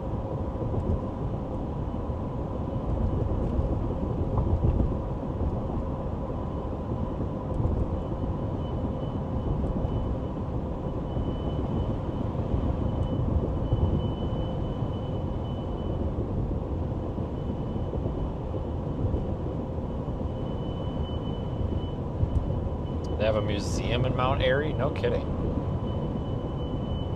I know that. Probably because I had them confused with frickin' Roseanne or whatever her name, or frickin' shit. What's her name? Frickin' ginger girl, Reba, whatever the hell her name is.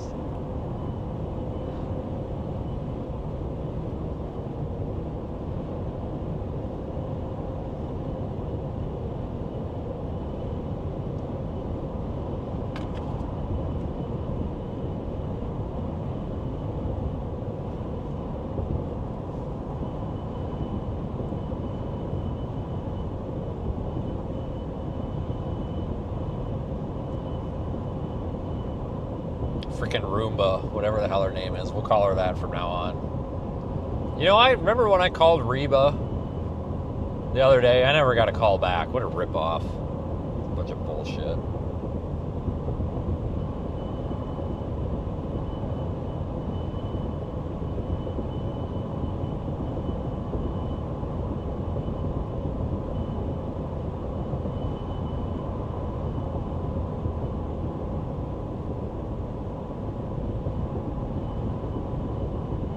I have no idea what I'm on. I don't know. I'm just on a road.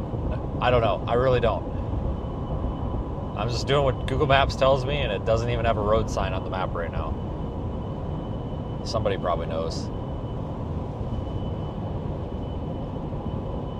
That's the problem. You guys always think I know where I'm at. I don't have a clue. Half the time. Who's a loser?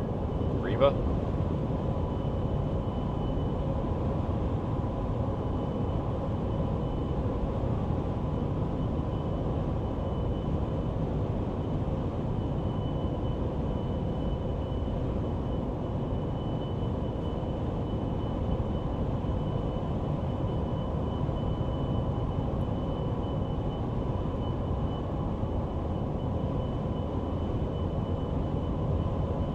Ever go to Marquette? Rarely. I don't even remember the last time that I was up there. I really don't. It's probably been a couple of years. I know, so I don't really go up there very often. I mean, if there's a reason to, sure. I mean, there's really nowhere that I won't go. It's just there's places I would like to go more. I would like to go west of the Rockies. It's such a long freaking drive. You know, I mean, you're talking 6 days total of driving when it comes to, you know, getting there and back. It just kind of sucks. Like that time I went up to California. That was great. I enjoyed that. But it was 2.5 days out, 2.5 days back. It's a lot of driving. Actually, no, it was 2 days back. I got back in 2 days. Somehow. So we drove, it was 2.5, because we drove to some random town in Utah, stayed, drove all the way back to like Iowa City, stayed, and then went home the next day. But like, there's a lot of weather that happens in the Northwest, like Washington, Oregon, Idaho. There's a lot of weather up there. The problem is you got to be able to get there in time, and it seems like a lot of that weather doesn't really happen till last minute, if that makes sense. But I don't know. So yeah, there's a lot of places I would love to go. I typically try to stay out of the Northeast, though. I just really don't like going up there. But everywhere else is kind of free game.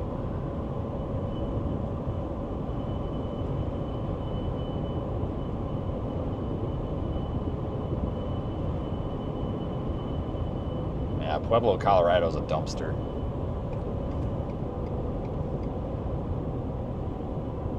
Tire change.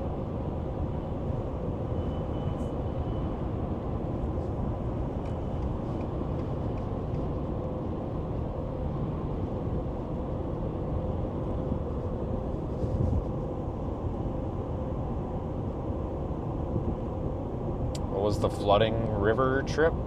I don't know. There was a bunch of them. Which one?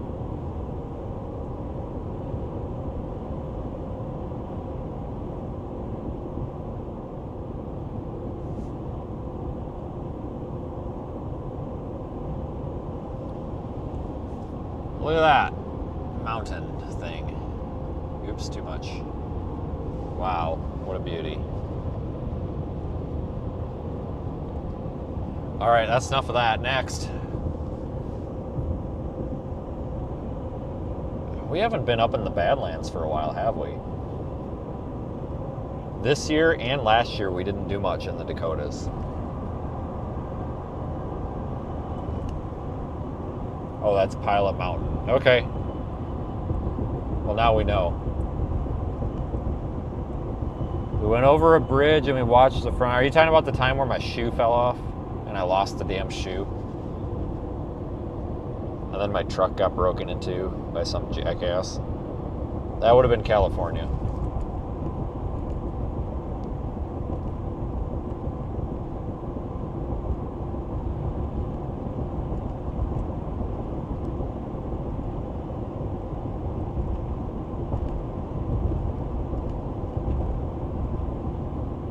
Yep, that was the shoe. And then I slept through the biblical flood that flooded all of I-10 with like 10 feet of water that night, and I didn't even know it, even though it was right outside the hotel. Yeah, that day.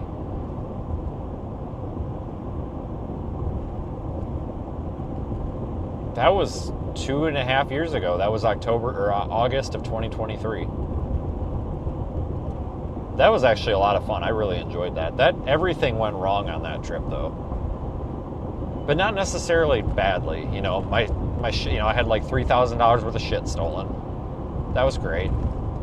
Insurance would cover it, but it wasn't enough for the insurance to cover, because at the time I did not know that my theft coverage was like didn't kick in until I had like $3,500 worth of shit. And then or shit stolen, I should say. And it wasn't that much stolen. It was just a couple $1,000, but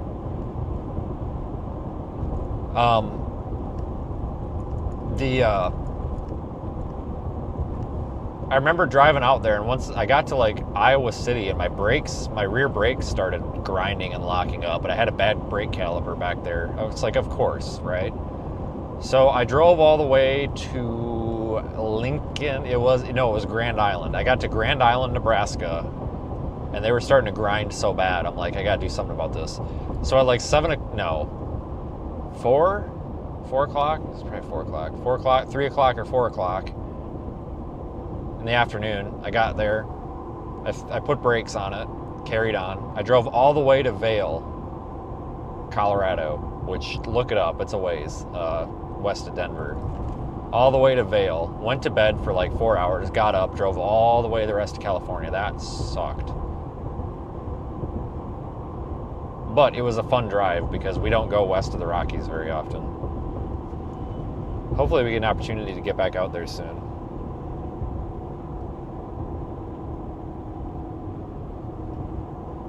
You telling me I can climb up that thing? Shit, we should go do it. I'm dead serious. It's probably too cold. Yeah, everybody remembers the shoes. The shoe incident, yeah.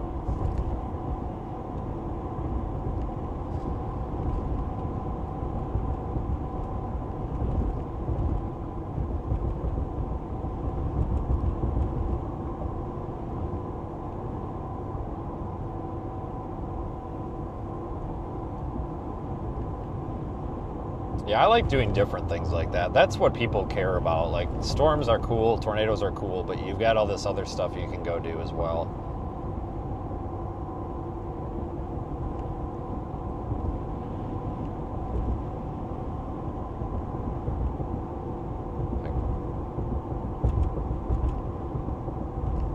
I was gonna say something, but I can't. Anyway, I actually like Florida too. Florida's actually a cool state, especially the peninsula. Alligators and stuff, crocodile, whatever the hell it is, crocodiles, alligators, whatever, same thing. They got like panthers and stuff down there too. Haven't checked that one off the list yet though. But I like West Texas. A lot of people say it sucks, but I like it. I kind of like that. I like the oil fields and stuff out there. I think it's a really pretty place. I love West Texas. We didn't get to Roswell at all this year. Everybody always likes going to Roswell because of all the dumb alien propaganda, but it's a cool little town. We didn't get there at all. Can't believe it. Do I like Michigan? No, not really. I mean, it's pretty. I'm just not a Michigan person. I'm not really like a Midwest or Great Lakes person. Georgia's a pretty state. Like, as long as you stay out of Atlanta, I like Georgia. Just getting really overpopulated, though, in, like, northern and northeast Georgia.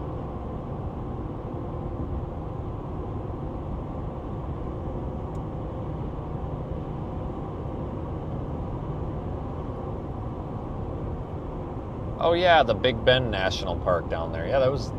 Dang, that's almost 2 years ago. God, how has, like, time gone by so fast? Yep, I remember that day. That was the day we stopped by the Border Patrol people. I probably thought we had drugs. Then they read the side of the car and they're like, all right, never mind.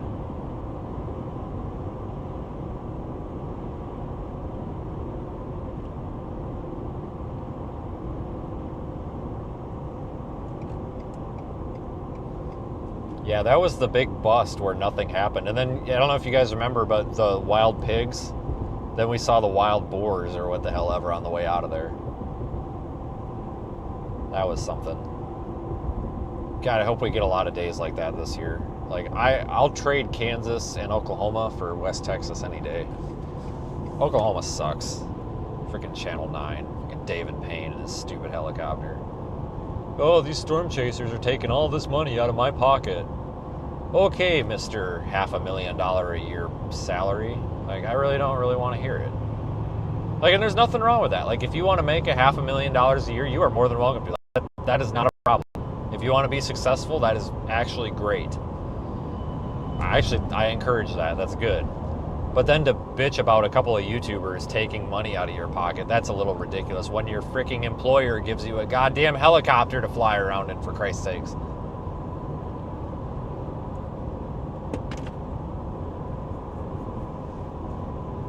God dang.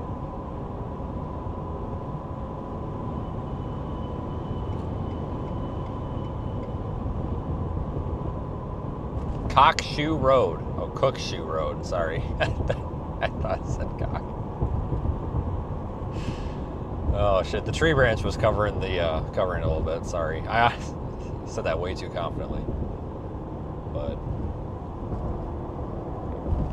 I want to spend more time in Southwest Colorado this year, up in the mountains. Now, especially with a better vehicle for it. Because I took this thing stock out there last time we were out there, guys. I didn't even have the bumper on it, nothing. We were just stock.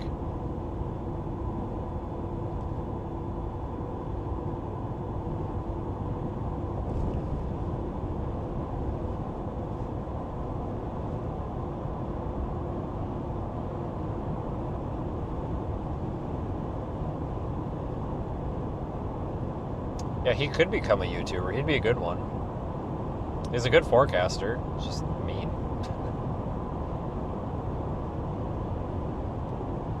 I should have countered that with, okay, David, and you're taking money out of our pockets. Now what are you going to do? Give me your helicopter. I'll relinquish my Oklahoma storm chasing license if you give me your helicopter. How's that? And then after this happened and I started trashing him for the helicopter, guess what happened a week later?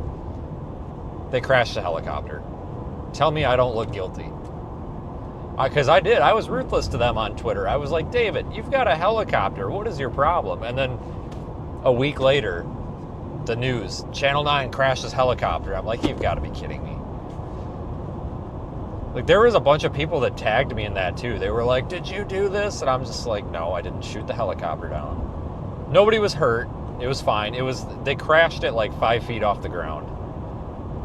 I don't know exactly what happened, but they were like 5 feet off the ground and they somehow flipped it upside down and then landed on its head. I don't know, but they were fine. I was like, you gotta be freaking kidding me.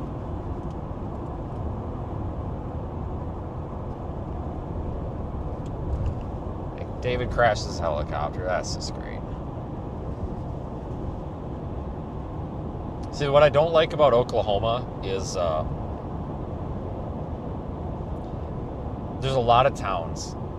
It's not, the road network's fine, but Oklahoma's overrated because you're always slowed down because it's like every 5 miles there's a town. You go from 65 all the way down to 25, and like you spend more time at 25 miles an hour than you do up. It takes forever to get around in Oklahoma. Really pretty place, but it's overrated. So is Kansas. Kansas blows.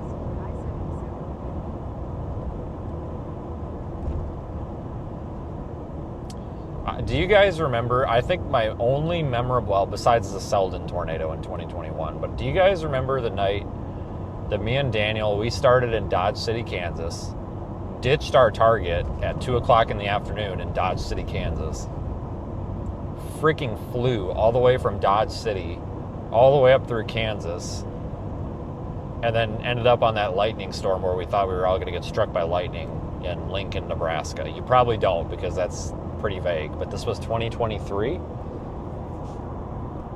Some of you guys might remember it as, well, there was 2 incidents. You may remember it as the O'Reilly incident, Dodge City, which I wasn't live for, but I told you guys about. It's where Daniel lost his eye patch and it blew across the road, and yeah, it was from his bag. He lost an eye patch and it went flying. It's a story.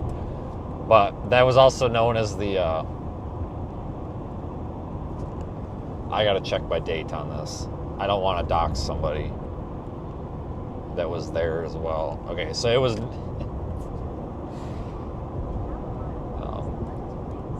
there's 2 towns in Kansas that I have had significant problems with gas stations in. One of them is Ellsworth, which is southeast of Salina, right? Ellsworth? Or am I getting that confused? It's Ellsworth.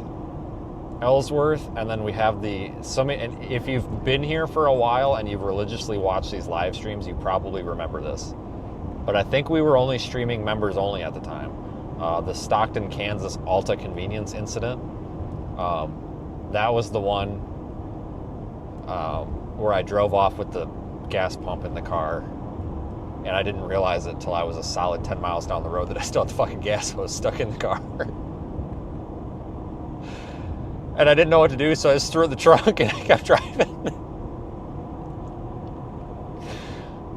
Because that's when I had my car, and the gas filler was on the passenger side. This is not to be confused with when I drove off with the gas hose in the car in Salina. But their card reader wasn't working, and so I ran in, okay, and me and Daniel stopped there for gas. We ran in, and I remember this very, very vividly. I got a bag of Chex Mix, the cheese kind, and I was opening it, and Daniel was making some stupid joke about something, and it distracted me, and we took off down the road, but he got like 5 miles in front of me because I pulled over to take a piss or something, like out there by like Osborne or something. And I pulled up right where you would go left to go north into like Kearney or whatever. So I pulled over to like take a piss or something. He got like 5 miles ahead of me, and I don't think he knows that I drove off with the gas hose because I didn't say anything because we were both streaming. But I didn't want somebody to think that I was an asshole for not taking the hose back. So I just I didn't want to litter, so I just threw the hose in the trunk and kept driving. I was dragging this son of a bitch for probably like 25 miles before we realized. I didn't even know it was there. I just got out, I walked around the back of the car, and I'm like, son of a bitch, there's a goddamn gas hose still in there. I wonder where that came from. And I'm like, how long has that been there? I'm like, yeah, probably since the last gas station. Somebody's going to cancel me and be like, that's theft. And you know what? Maybe it was, maybe it wasn't. It was 3 years ago. Bite me. I don't know. I didn't know what to do. I panicked. I'm like, I don't have time to go back, so I just threw it in the trunk. And then the next gas station I got to was in Lincoln the next morning, and I didn't know what to do, so I just coiled up the hose and I just set it next to the garbage can by the pump, and I'm like, well, maybe they'll pick it up and use it for a spare. I don't know. Holy shit. Nobody knew that, but I think somebody caught it because I remember I deleted the comment. Because I think I said something to Daniel on the radio, but he didn't hear me, and I didn't want to say it again because we were live streaming, and I think somebody caught it, but I thought I was being quiet. And someone's like, oh my God, you got the gas hose, and I deleted it really fast. So somebody might remember that, but I really brushed that one under the rug. Again, not to be confused with the incident in Salina. That was a separate one. I've driven off with the hose in the tank twice at the same gas station in Salina. I made a really bad habit of that because a lot of times I just turn the pump on and then I walk inside and then I come out and forget. I don't forget now because the gas filler is on the driver's side, but when it was on the passenger side, I always forgot that it was there.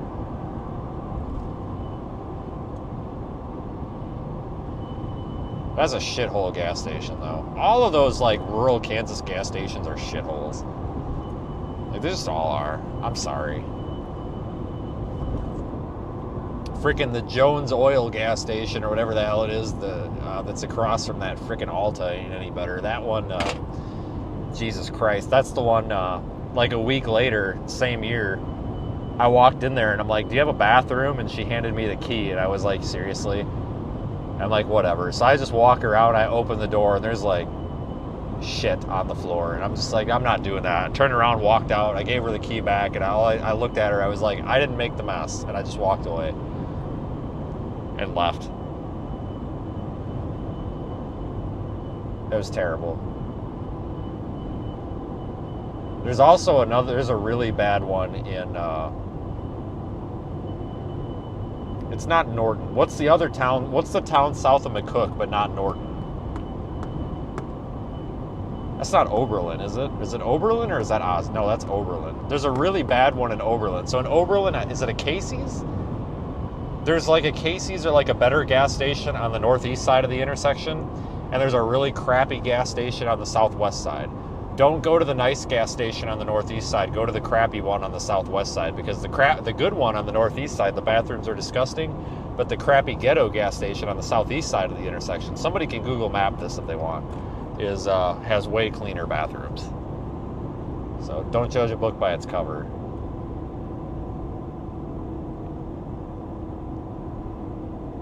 I guess.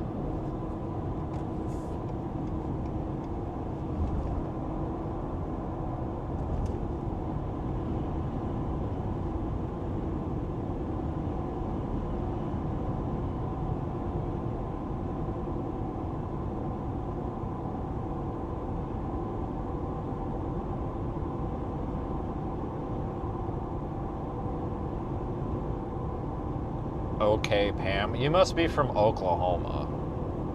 You gotta be from Oklahoma.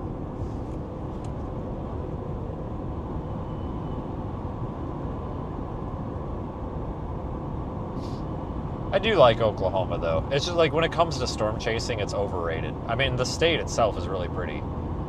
Like, especially western and southwestern Oklahoma. I don't really call them mountains, but I mean, I guess they're technically mountains, but it's just really pretty out there.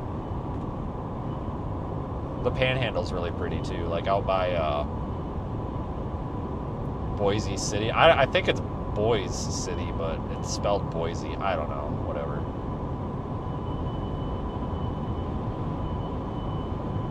That area is really nice. I like everything west of 35 though. You're from many states. God, I feel that.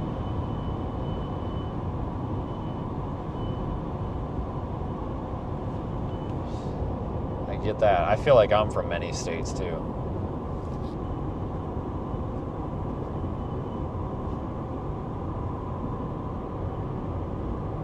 Salina. Frickin' Salina.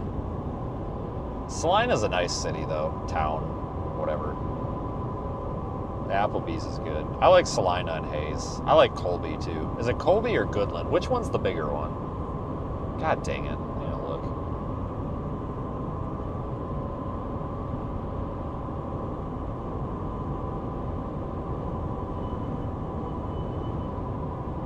It's Colby.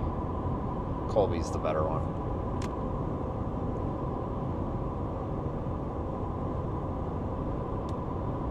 North Platte's another nice place to go. They're just really expensive with hotels up there for some reason. The best Pizza Hut you'll ever have is in McCook, Nebraska. I don't know why. It's just like it's actually always hot.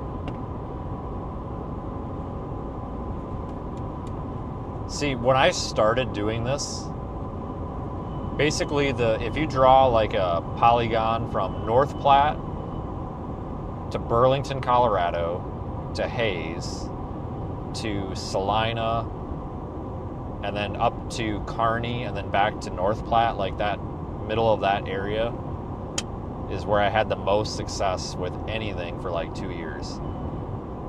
I mean, just really pretty storms, really nice. The McCook tornadoes, I think it was May 17th, 2019, or was it the 19th? I think it was the 17th, May 17, 2019. There was like 7 tornadoes from one supercell. Storm started down there by like Hayes, moved up through Goodland, or moved up north of Hayes or Goodland or whatever the frick it was. I think there was a tornado in Oberlin, but then the big ones were near McCook. And they technically weren't the McCook tornadoes. I think it was Farnham. Then there's what's the town to the west of, shit, I gotta look. What's the town to the west of McCook? Trenton. Yeah, Trenton or Culbertson. There was one up there by Farnham, Stockville. that was a crazy day. That's the day that I met Daniel. Because I couldn't understand what the hell he was saying, and I had to ask him to slow down. That was a fun day, though. I'll never forget that day. That was, I just bought a car. I just bought a Jeep. I just bought it a week earlier. Put all my shit in it. I'm like, great. I drove out there to Kearney, stayed the night in Kearney, stayed, and then I decided, you know what, we got to go to McCook. No, I went to North Platte. Went to North Platte and then thought, we got to go to McCook. Went to McCook. The supercell started firing just like HRRR said it would. And then basically the tornado just came to me. That was so easy. And then did the tornadoes and everything. Got back on the road, left, drove all the way to, it's either Atlanta or Atlantic, Iowa. It's on the interstate. Stayed there, went home the next day. 2 days later, I got hit by a drunk driver and totaled the car. I'm like, you gotta be kidding me. I'm not shitting you.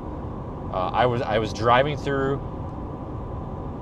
Freeport, Illinois. I stopped for a red light, and a guy didn't realize it was red in all directions. Well, probably because he was drunk, and just smoked me. I'm like, cool, thanks, appreciate it.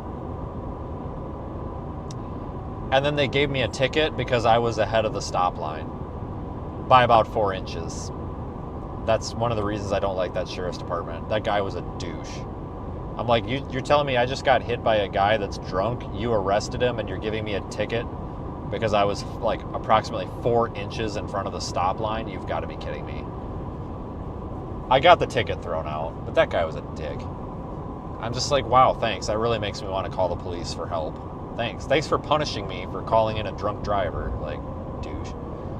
But, yep, totaled that son of a bitch. That thing was toast.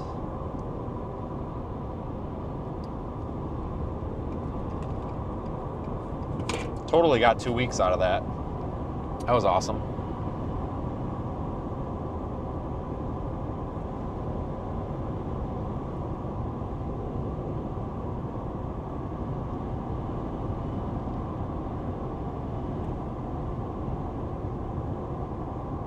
And I'll never forget, there was a third vehicle involved. And the third vehicle, the guy like blamed me because he was next to me. It was like a 4-lane and we were neck and neck. And this guy smoked my car and it pushed me into him. And this guy was just screaming at me and blaming me. And his girlfriend was a freaking spaz. She was like crying and freaking out. And I'm just like, this is an adult, mind you, like a 25-year-old adult. And I don't know what her problem was, but you would have thought somebody like held her at knife point. His car had like a scratch because I barely touched his car. And he's just freaking out. And I'm like, is she okay? And he's just like, no, and this is your fault. And I'm like, it's my fault. I just got hit by a car. And she was freaking out and whatever. And I will never forget, because I was with the ambulance service that would have showed up there. And like I'm talking to her and the cop comes over and the cop looks at her and he's like, you need to snap out of it, lady, because I'm not dealing with this shit. And like now she starts freaking out or whatever. And I'm just like, are you having a legitimate anxiety attack? I'm like, do you have some sort of like anxiety disorder? Or are you just worked up because you were hit by a car? And she's like hyperventilating and all this. And I'm like, you've got to take a breath and calm down, lady. I'm like, this is ridiculous. And, we walked away because we couldn't even communicate with her. And this is where it gets to be the bullshit. The second we walked away, she looks at her boyfriend and says, I think my neck hurts. Super calm like that. That cop whipped his ass around and he goes, oh, so now your neck hurts and now you can talk calmly to us. And then she starts hyperventilating again. That guy, he was onto that shit. And he even said that to me. He's like, I think that she's playing something here. And I'm like, I think she's playing something too. Because the second we walked away, all of a sudden her anxiety was gone and she was fine. Just like, wow, that's really weird how that works. Don't get me wrong, I'm a very understanding person and people get riled up over different things. But it was just funny, like the second that she got called out when we walked away, she just goes, I think my neck hurts. All really calm like that, almost sarcastically. Like she didn't realize we could still hear her. Just like, oh, lady, you done screwed up. He even put that in the report too. He's like, I'm putting that in the report. I'm like, yes, please do. She's like, okay, insurance lady. You know, like, you got a scratch on your headlight and now your neck hurts. Oh, of course it does. And like I said, it was the fact that I think it was fabricated. Because she didn't want an ambulance. But oh, her neck hurts. I'm like, well, which is it? But she was so calm, just like, yeah, this is fishy. Fishy as hell. And her freaking boyfriend, what an idiot. He was just like, this is your fault. I'm like, dude, I was just hit by a car. Like, was I driving the car that hit the both of us? No. So how's it my fault? Freaking lunatic.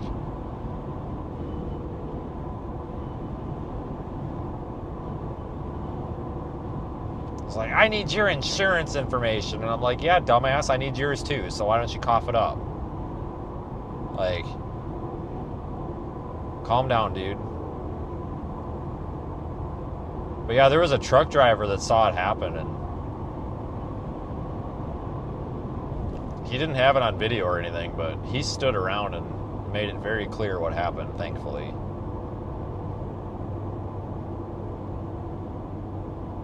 Yep, lost that car. That was great. I had it for what, like 2 weeks? I'm like, this is great. Didn't even make a payment on it. I'm like, this is awesome. Insurance company was pissed. I had Allstate at the time. I called them. Here's the ironic thing.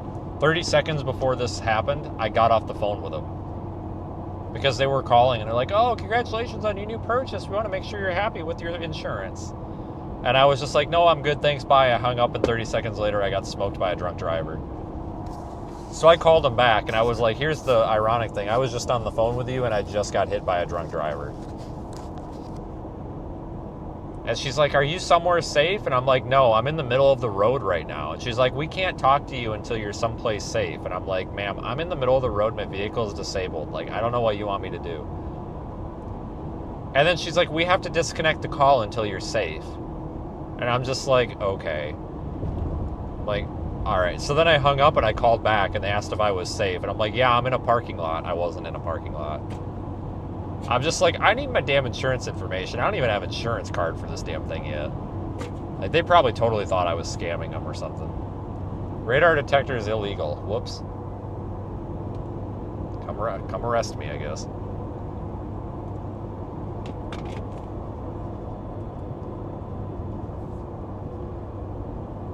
There's a truck in the ditch. Virginia is pretty. I'm not a fan of Virginia, but it's pretty.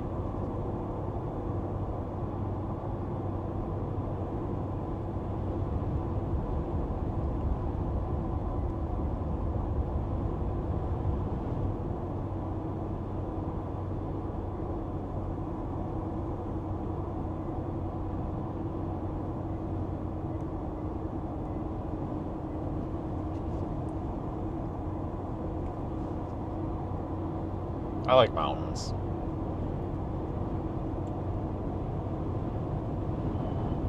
Too bad we weren't coming through here about an hour sooner when we still had some daylight.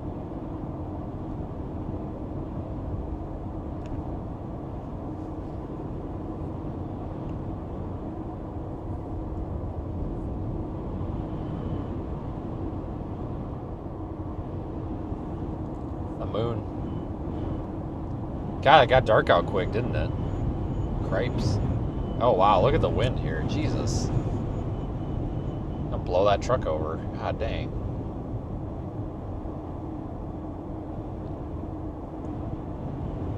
Yeah, road's fine.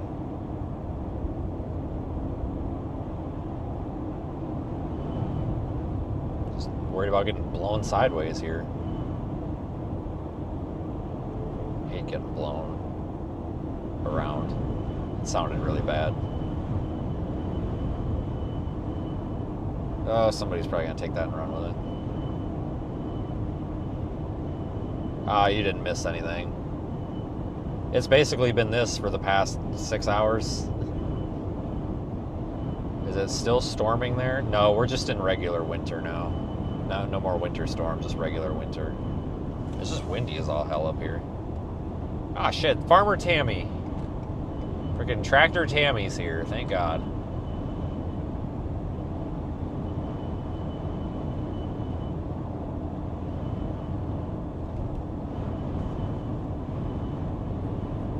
Tammy the row crop farmer. Everybody ask Tammy about the row crops she farms. She's got nothing to do with cattle. She just likes farming row crop. That's all she does. I got a bunch of corn. Tammy the farmer.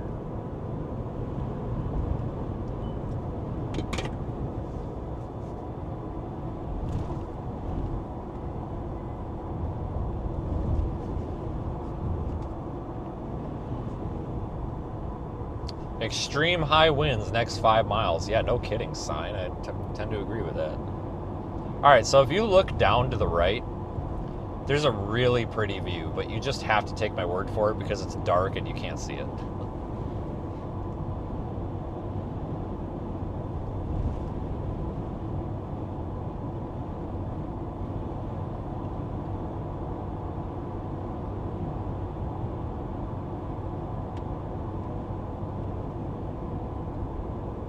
There's a lot of people just watching us drive around for some reason today. You guys must be bored.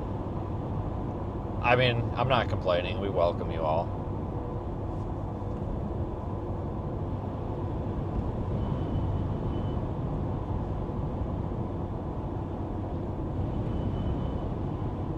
Oh.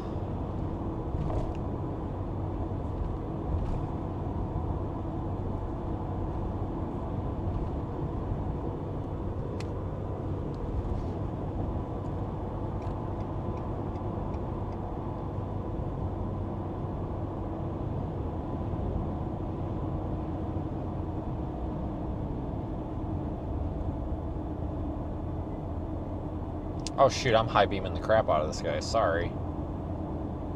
My bad.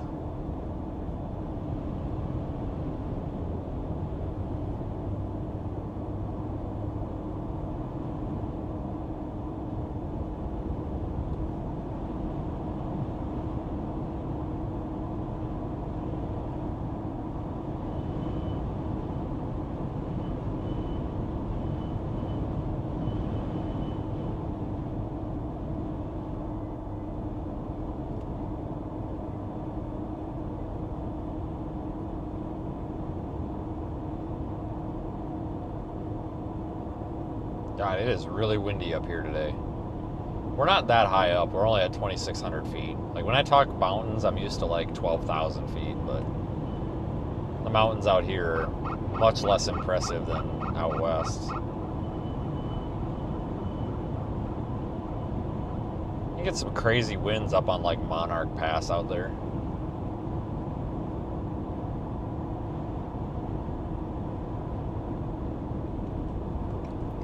I damn near about got blowed off a frickin' Wolf Creek Pass at one point.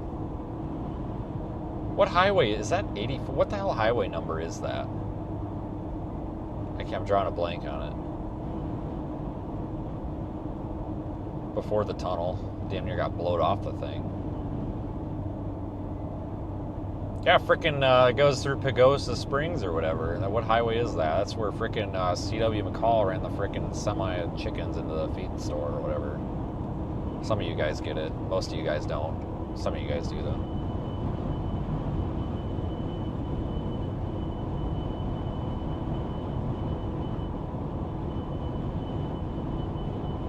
Yeah, I haven't been out that way in a while. It's been, when did we go out there? October?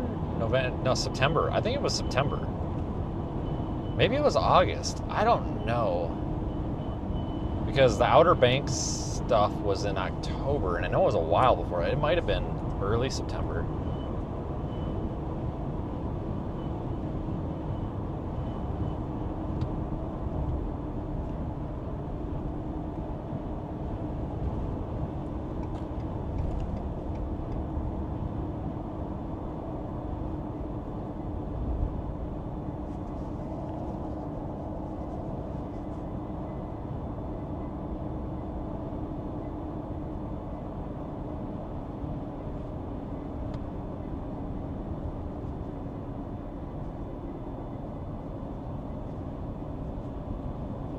Why is Cheyenne by today? What?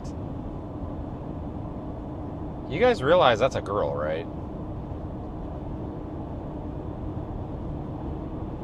I'm over it, whatever. I'm so confused what you guys are talking about right now.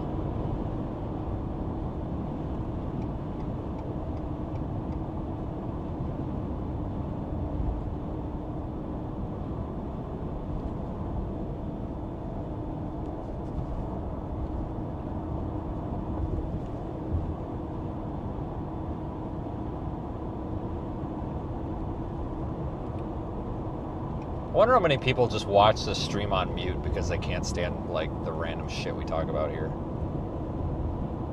Probably half of the people.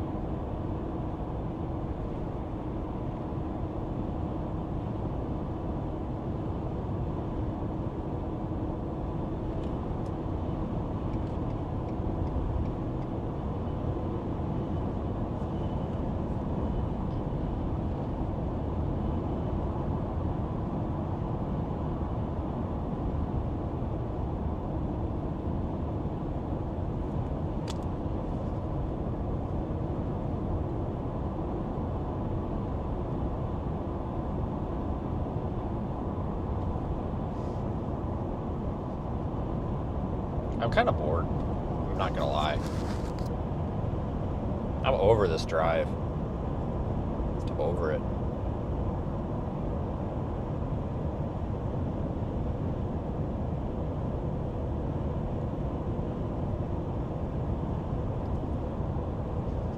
Oh, I'm still hungry. I haven't eaten anything today other than that stupid bag of chips and my pink drink, but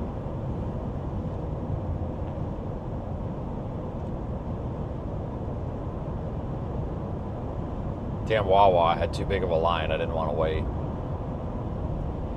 Should have got another cheeseburger before we got out of there. God dang it.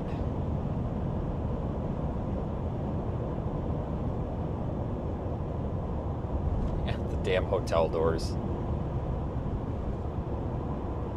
I think the doors were opening. I just think they shut them off and locked them, like somebody said. But that's actually a legitimate safety hazard. Like, if that place goes up in flames, they literally were locking people in. You can't, it's kind of illegal, like, right? Like, you can't have those not open from the inside when the building's occupied. Especially without a sign on them saying they're inoperable.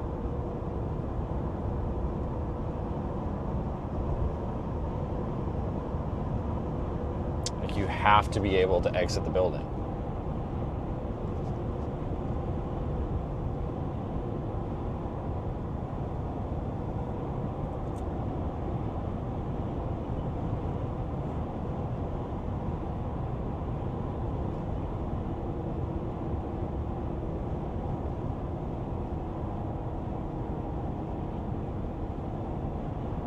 We're about to hit 102,000 followers on Facebook. That's pretty cool.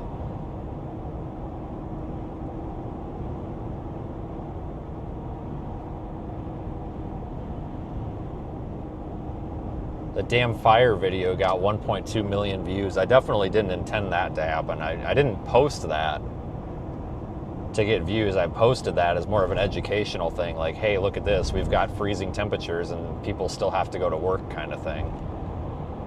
But whatever. Facebook's been pretty hot lately. Most of these video clips we've been posting are getting like 1 to 2 million views on them.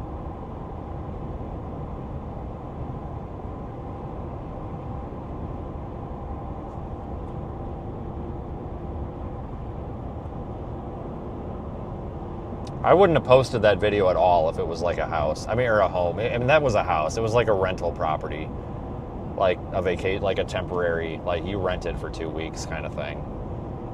Like, if that was like a home or something that somebody like lived in, I definitely wouldn't have posted it, just because you don't want to like profit off of somebody's misery, which, I mean, you still kind of are in a sense by posting that, but again, that's why there was context with it. It wasn't just, oh, look at this house fire, it's so nuts. It was, you know, definitely an educational thing, because we've got the fire department 30 feet up on a freaking aerial at 0-degree wind chill and 60-mile-an-hour wind gusts, and somehow still trying to put this fire out kind of thing. A lot of know-it-alls in the comments. If you go look in the comments, a lot of people are like bitching about how they're trying to put water on the fire, and they're like, oh, don't you know how to use a hose to take it off of the fog pattern? It's like, guys, you realize there's 60-mile-an-hour winds like blowing the water away from the house, right? Like 60-mile-an-hour winds is disrupting the water stream. Like, it's not them, it's the wind. Like, I literally said that. And then on Twitter, all these idiots are like, I don't know what you're talking about. The water's not freezing. And I'm like, that's correct, because it just came out of a goddamn hose. Give it 5 minutes and it'll be frozen. Like, calm down. Like, all these, like, wannabe experts, and it's like, have you spent any time on a fire scene before? No, I'm a storm chaser. Okay, shut up. Basically. Because I've spent time on a fire scene. And you know what happens when freaking Eric's dumbass turns off a damn pump? I forgot why the hell I disengaged the pump, but basically you turn a damn pump on a fire truck off in freezing ass cold like that, and it sits for more than a hot second. Guess what? You end up with a frozen pump, and then when dumbass turns the pump back on, guess what happens? You end up with a broken impeller in your pump, and you end up with thousands of dollars worth of damage. Like, you end up with bales frozen closed on nozzles. Like, you end up with frozen hoses if you have one that sits out. You end up with hydrants froze. Like, it's a mess. And then you end up with a frozen ice rink from all the water. Like, it's a legitimate hazard. And then to sit there and be like, oh, I don't see, you're full of shit. No, I'm not full of shit. Try it. You're dumping hundreds of gallons and thousands of gallons of water, and it's 18 degrees out. Guess what's going to happen in about 20 minutes? You're going to have an ice rink. Like, it's just how physics works. And it's not their fault. What are you going to do about it? But, like, to sit there and say that's not how it works, like, have you ever dumped a bucket of water in your driveway? Like, go do it. If it's 18 degrees out, go dump a bucket of water in your driveway and tell me what happens a half hour later. Like, hello? I swear to God, people are on their last brain cell on the internet today. You really are.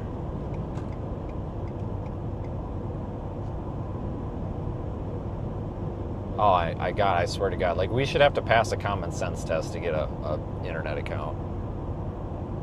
Oh yeah, the comments were just dumb. But I expect that. Like, people think, or people talk before they think these days, which, I mean, we all do it, but sometimes it's a little excessive. So where's the moon? I don't know, somewhere over there.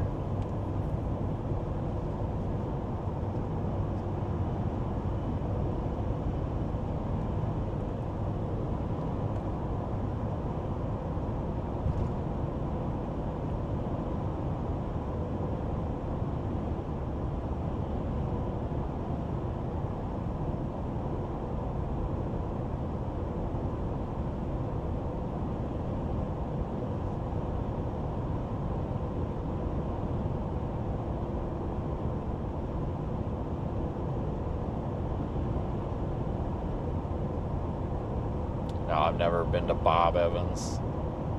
Passed a few of them.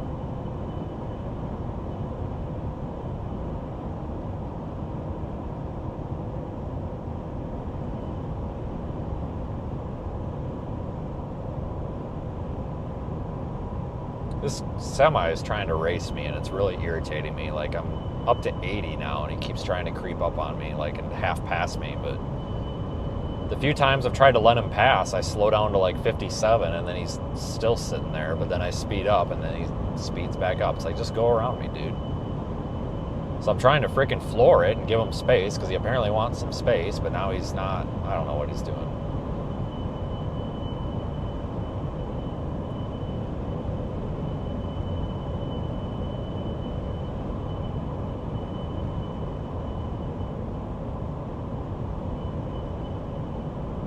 One of those guys, I guess.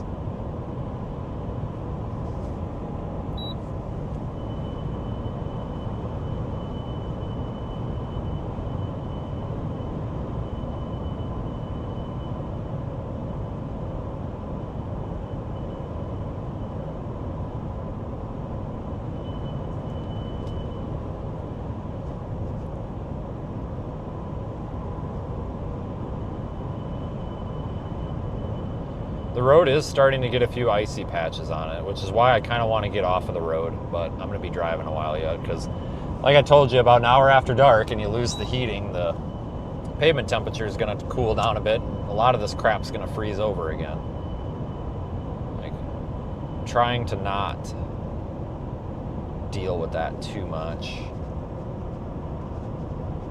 But it's going to be unavoidable at some point. Just trying to get through this mountainous part first.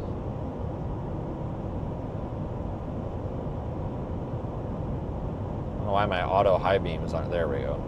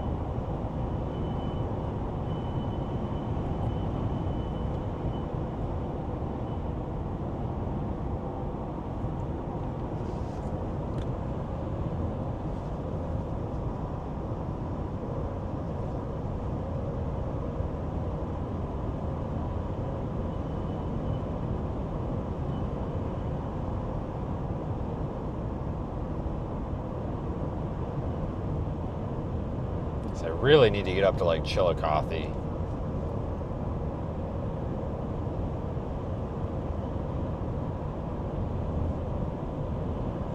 Make tomorrow as short of a drive as possible so I don't have to get up so early. I mean, I'll still be up early. I shouldn't say get up early. Like, get going so early is more what I should say. This fucking truck, I swear to God, this idiot doesn't know how to... I'm sorry, I'm gonna lose my shit here with this moron. I'm doing 86 miles an hour down this damn thing. Like, clearly this, like I said, I tried to get this guy to pass me. I slowed down to 57 for like 2 miles. He doesn't pass me. I speed up, and then he's right there in my blind spot again. And he's just sitting there. Like, he is matching whatever speed I do. I don't know if he thinks I'm a cop or what, but I'm about to lose my shit. And pull this bitch off of the road and force him to go by me because I am going to lose it. Like, he is attached to my driver's side taillight no matter what I do. If I slow down, he slows down. If I speed up, he speeds up. I have no idea what this guy's doing, but it is just irritating the crap out of me. Because, of course, he's got his high beams on. So it's like, come on, man. This is blinding the piss out of me here. I don't know what this guy's thinking. Probably came from the Leering Center. Just let him pass. Dude, I can't let him pass. I tried to let him pass like 6 times. I went down to 57 miles an hour, like 3 or 4 times for like 2 miles. And then he doesn't pass. He sits there in my blind spot. He has not gotten out of the left lane this entire time, ever since we started going up that hill. And then I speed up, because clearly he wants space, right? So I speed up since he's not going to pass. And then he floors it. So I slow back down, and then he slows down. It's like, what are you doing? With your high beams on, in the left lane, with a line of cars behind you. I think this guy's late to the Leering Center. I think he might have got his CDL from the Cracker Jack box. It's the bright lights on in the left lane with oncoming cars that gets me. And you're also blinding the crap out of me.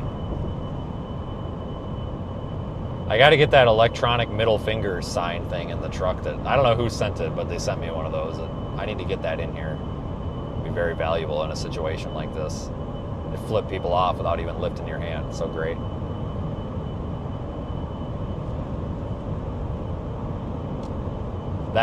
This would be an appropriate time. He's still back there. Like, none of these, like, these cars are trying to get around him. Like, come on, man. Like, what are you doing? It's probably somebody that's not from out here and isn't very used to driving in mountains. That doesn't, I don't know. Who knows?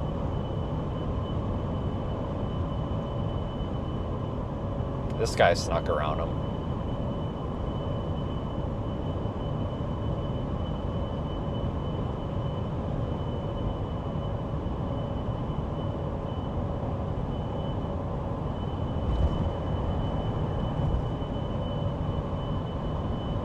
We'll be out of these up and downs here pretty quick.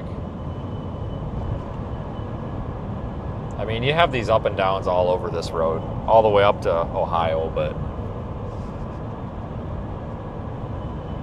it gets better. We're almost out of Virginia, or Virginia, whichever you call it, but we're almost out of here. Like one more county, well, 2 counties worth, but what, 30 miles, 40 miles? We should be out of here in about 40 minutes. Get into West Virginia.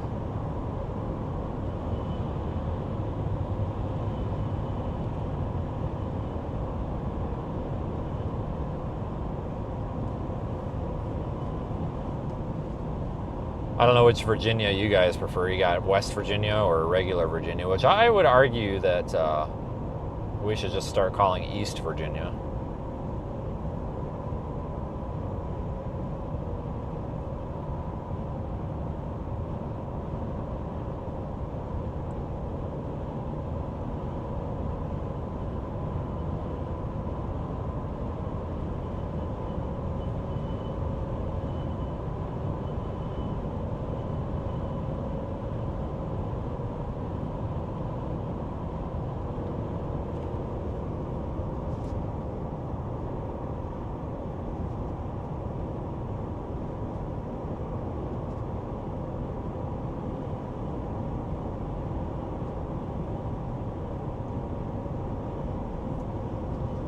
Road work, great. Just like Illinois. I feel like I'm just in Illinois. Plan for tomorrow, keep driving. I don't know where I want to stop tonight. I need to figure that the hell out. I need to stop somewhere that I can actually get something to eat for dinner, though. I don't want to stop now. I'm still 11 hours out. 12 hours out, actually. 11 hours, 55 minutes. Yuck.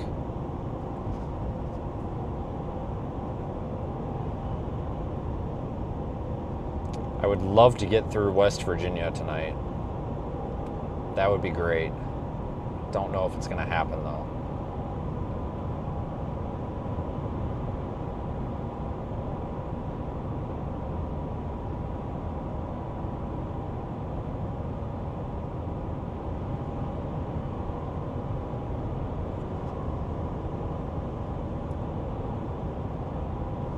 Long day today, though. We started, I mean, I got up at like 5:30 this morning, Eastern time. God, I am 4 hours away from Chillicothe.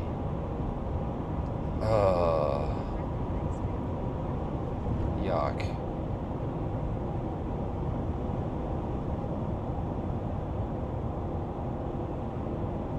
Gross. What about Charleston? Is Charleston a dump? Still 2 hours away from that, too. God dang it, man. It's freaking Eastern time has me all screwed up. Every time. Like, it's swear to God, it's the time zone changes. I hate Eastern time. Like, every time, because it's always, every time I drive east, I'm always late. And then I'm even more late because I always forget that you go an hour ahead. So then I end up extra late. I'm just not used to it.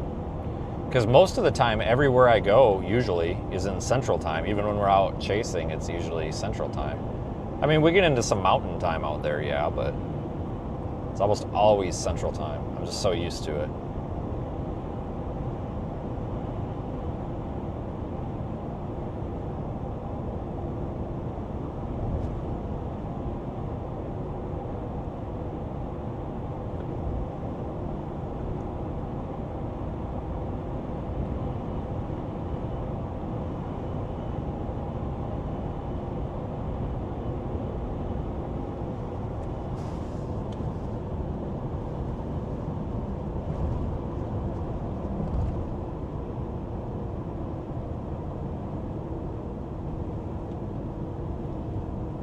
First day of the month already, though. Freaking February. Unreal.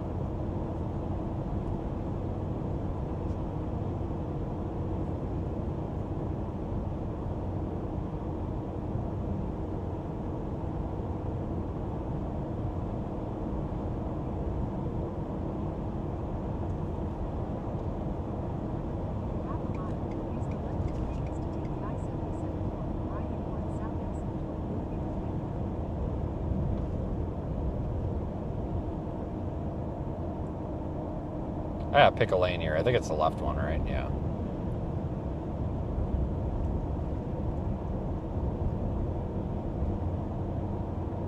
The road is so rough, I'm trying to take both lanes here a little bit.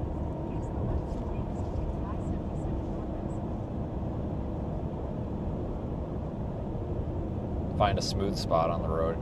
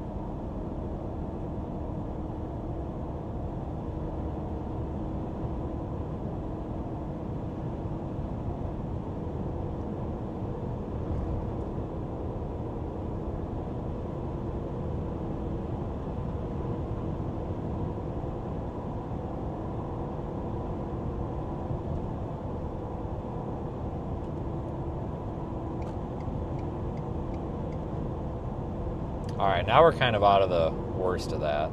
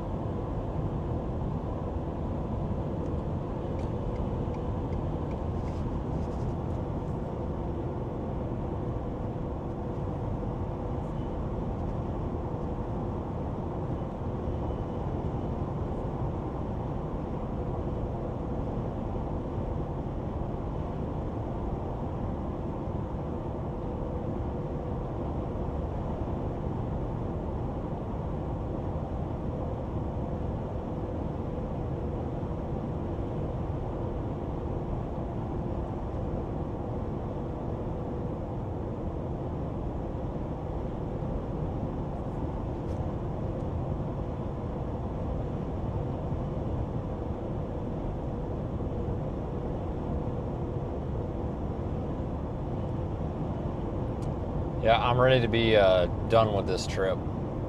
I enjoyed it though. It was fun.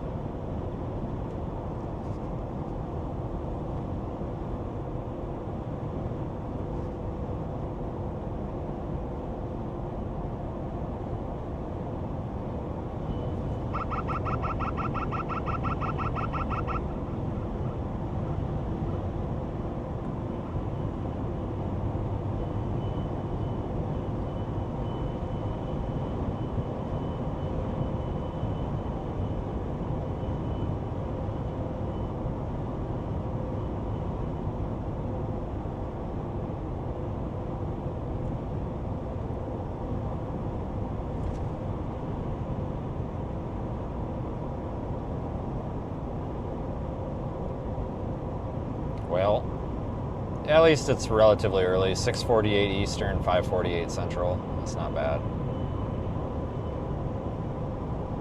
Could be a lot worse.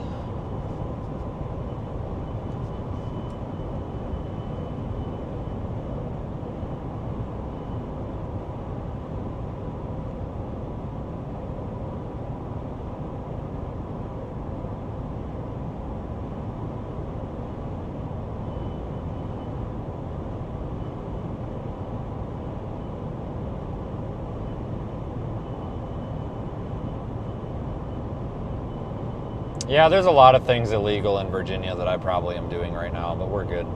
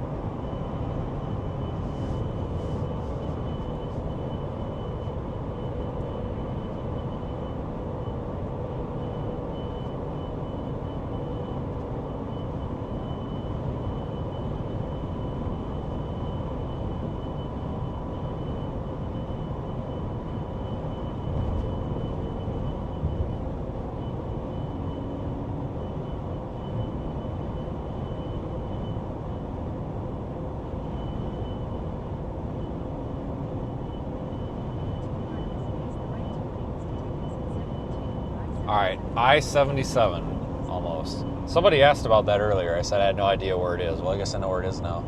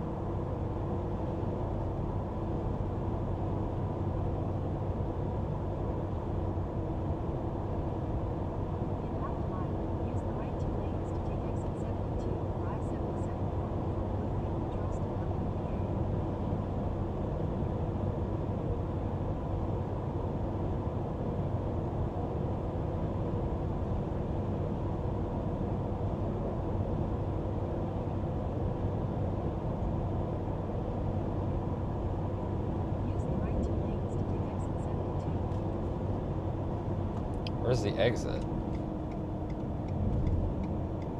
There it is. It's confused with the construction.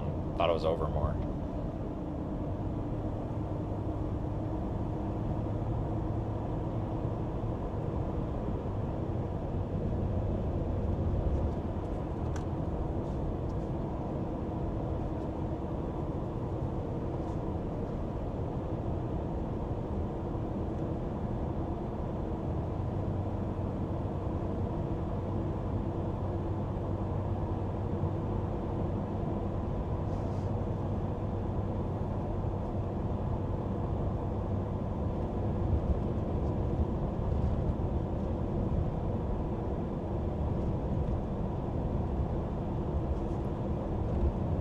Alright, now we stay on this road for another forever.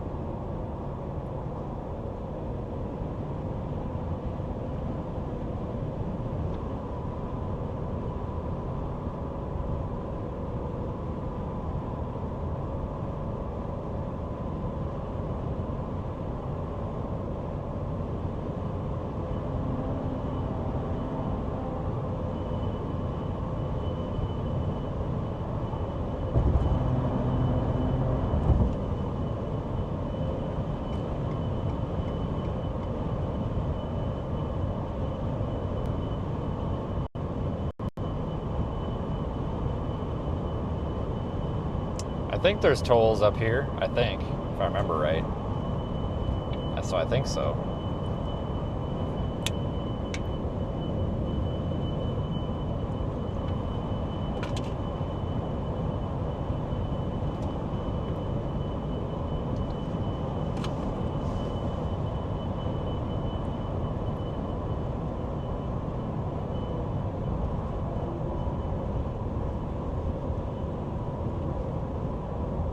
Forgot how rough this road was.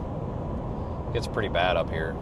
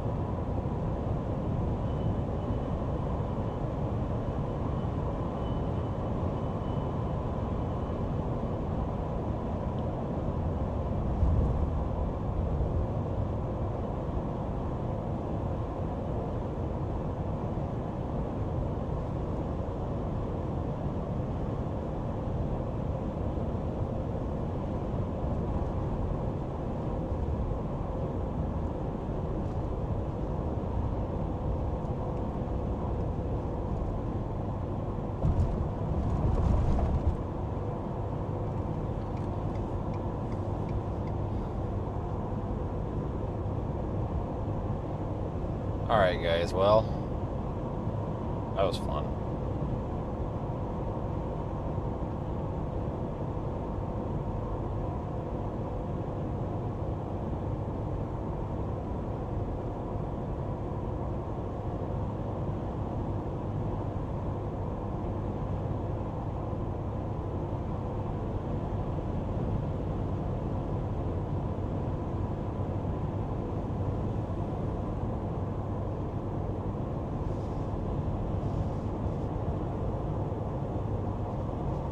Yeah, it passes me, and now he slows way down to like 55.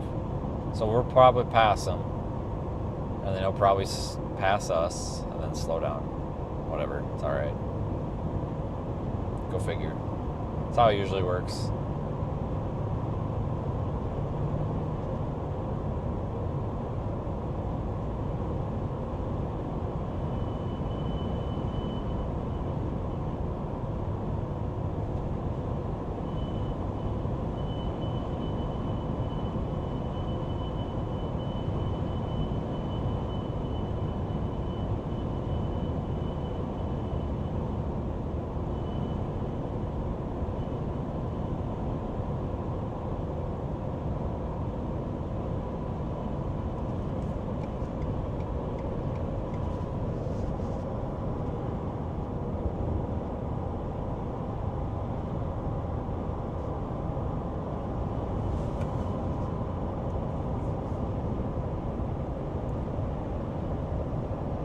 Alright everybody, I'm probably going to start wrapping this up.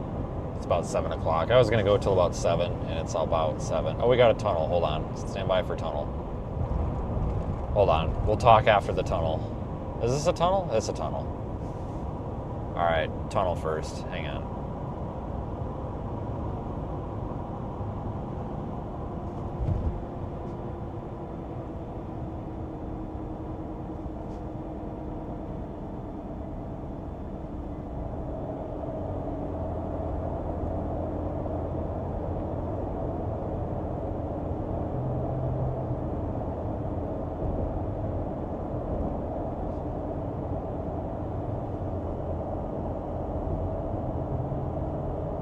So we still got a connection somehow.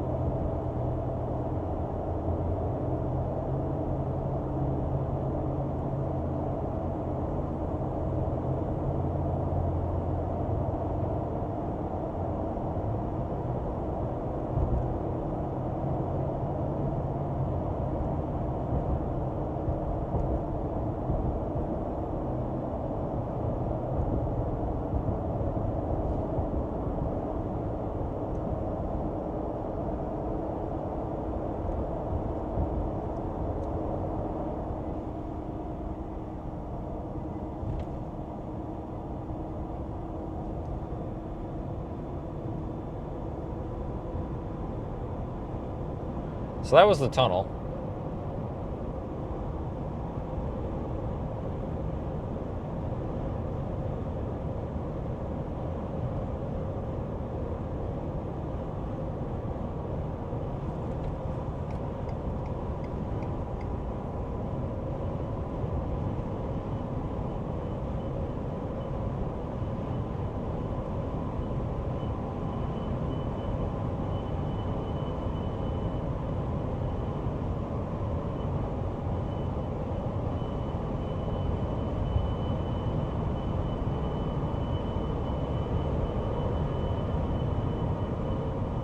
Alright, so we got through the tunnel. I know everybody loves the tunnel, so we did it anyway. But no, I'm probably going to wrap this up. It's 7:01.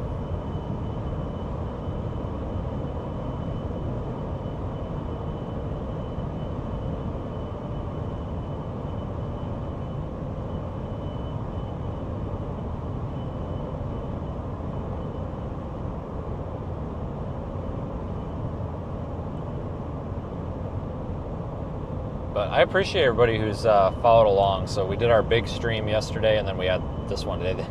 What's crazy is this one today got way more views than yesterday. Probably because everybody was live from the same spot. I mean, which is fine.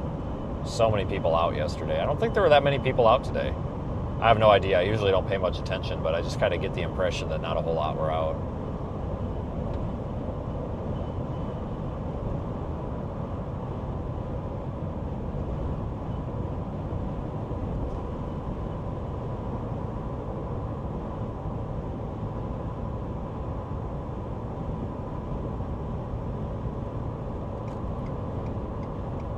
So thanks for sticking around for the show today.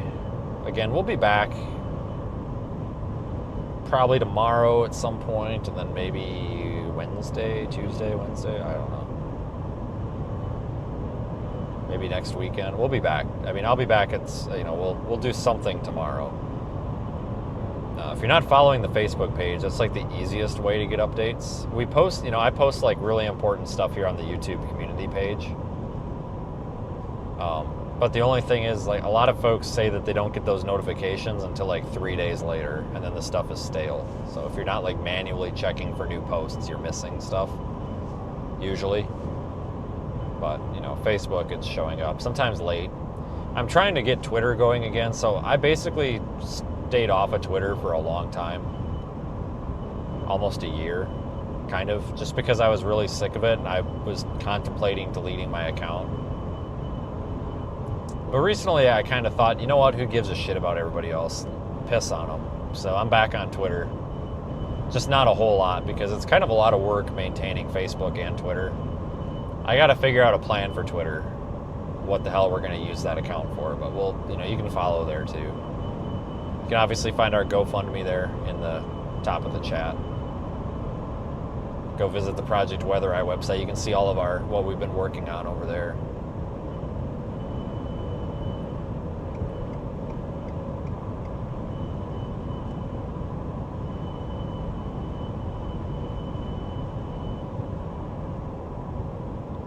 But thanks, everybody. We had a good turnout today, like 80,000 people altogether, so that's pretty cool. So I hope you all have a good night. I'm out of here. Thanks for watching. And I'll leave the camera on in the Radar Omega app if you want to follow along for a while. I'm going to probably go for a couple more hours. It's only 7 o'clock and 6 o'clock Central, so that's not too bad. I can manage that, but have a good night, everybody. I will see you guys tomorrow at some point.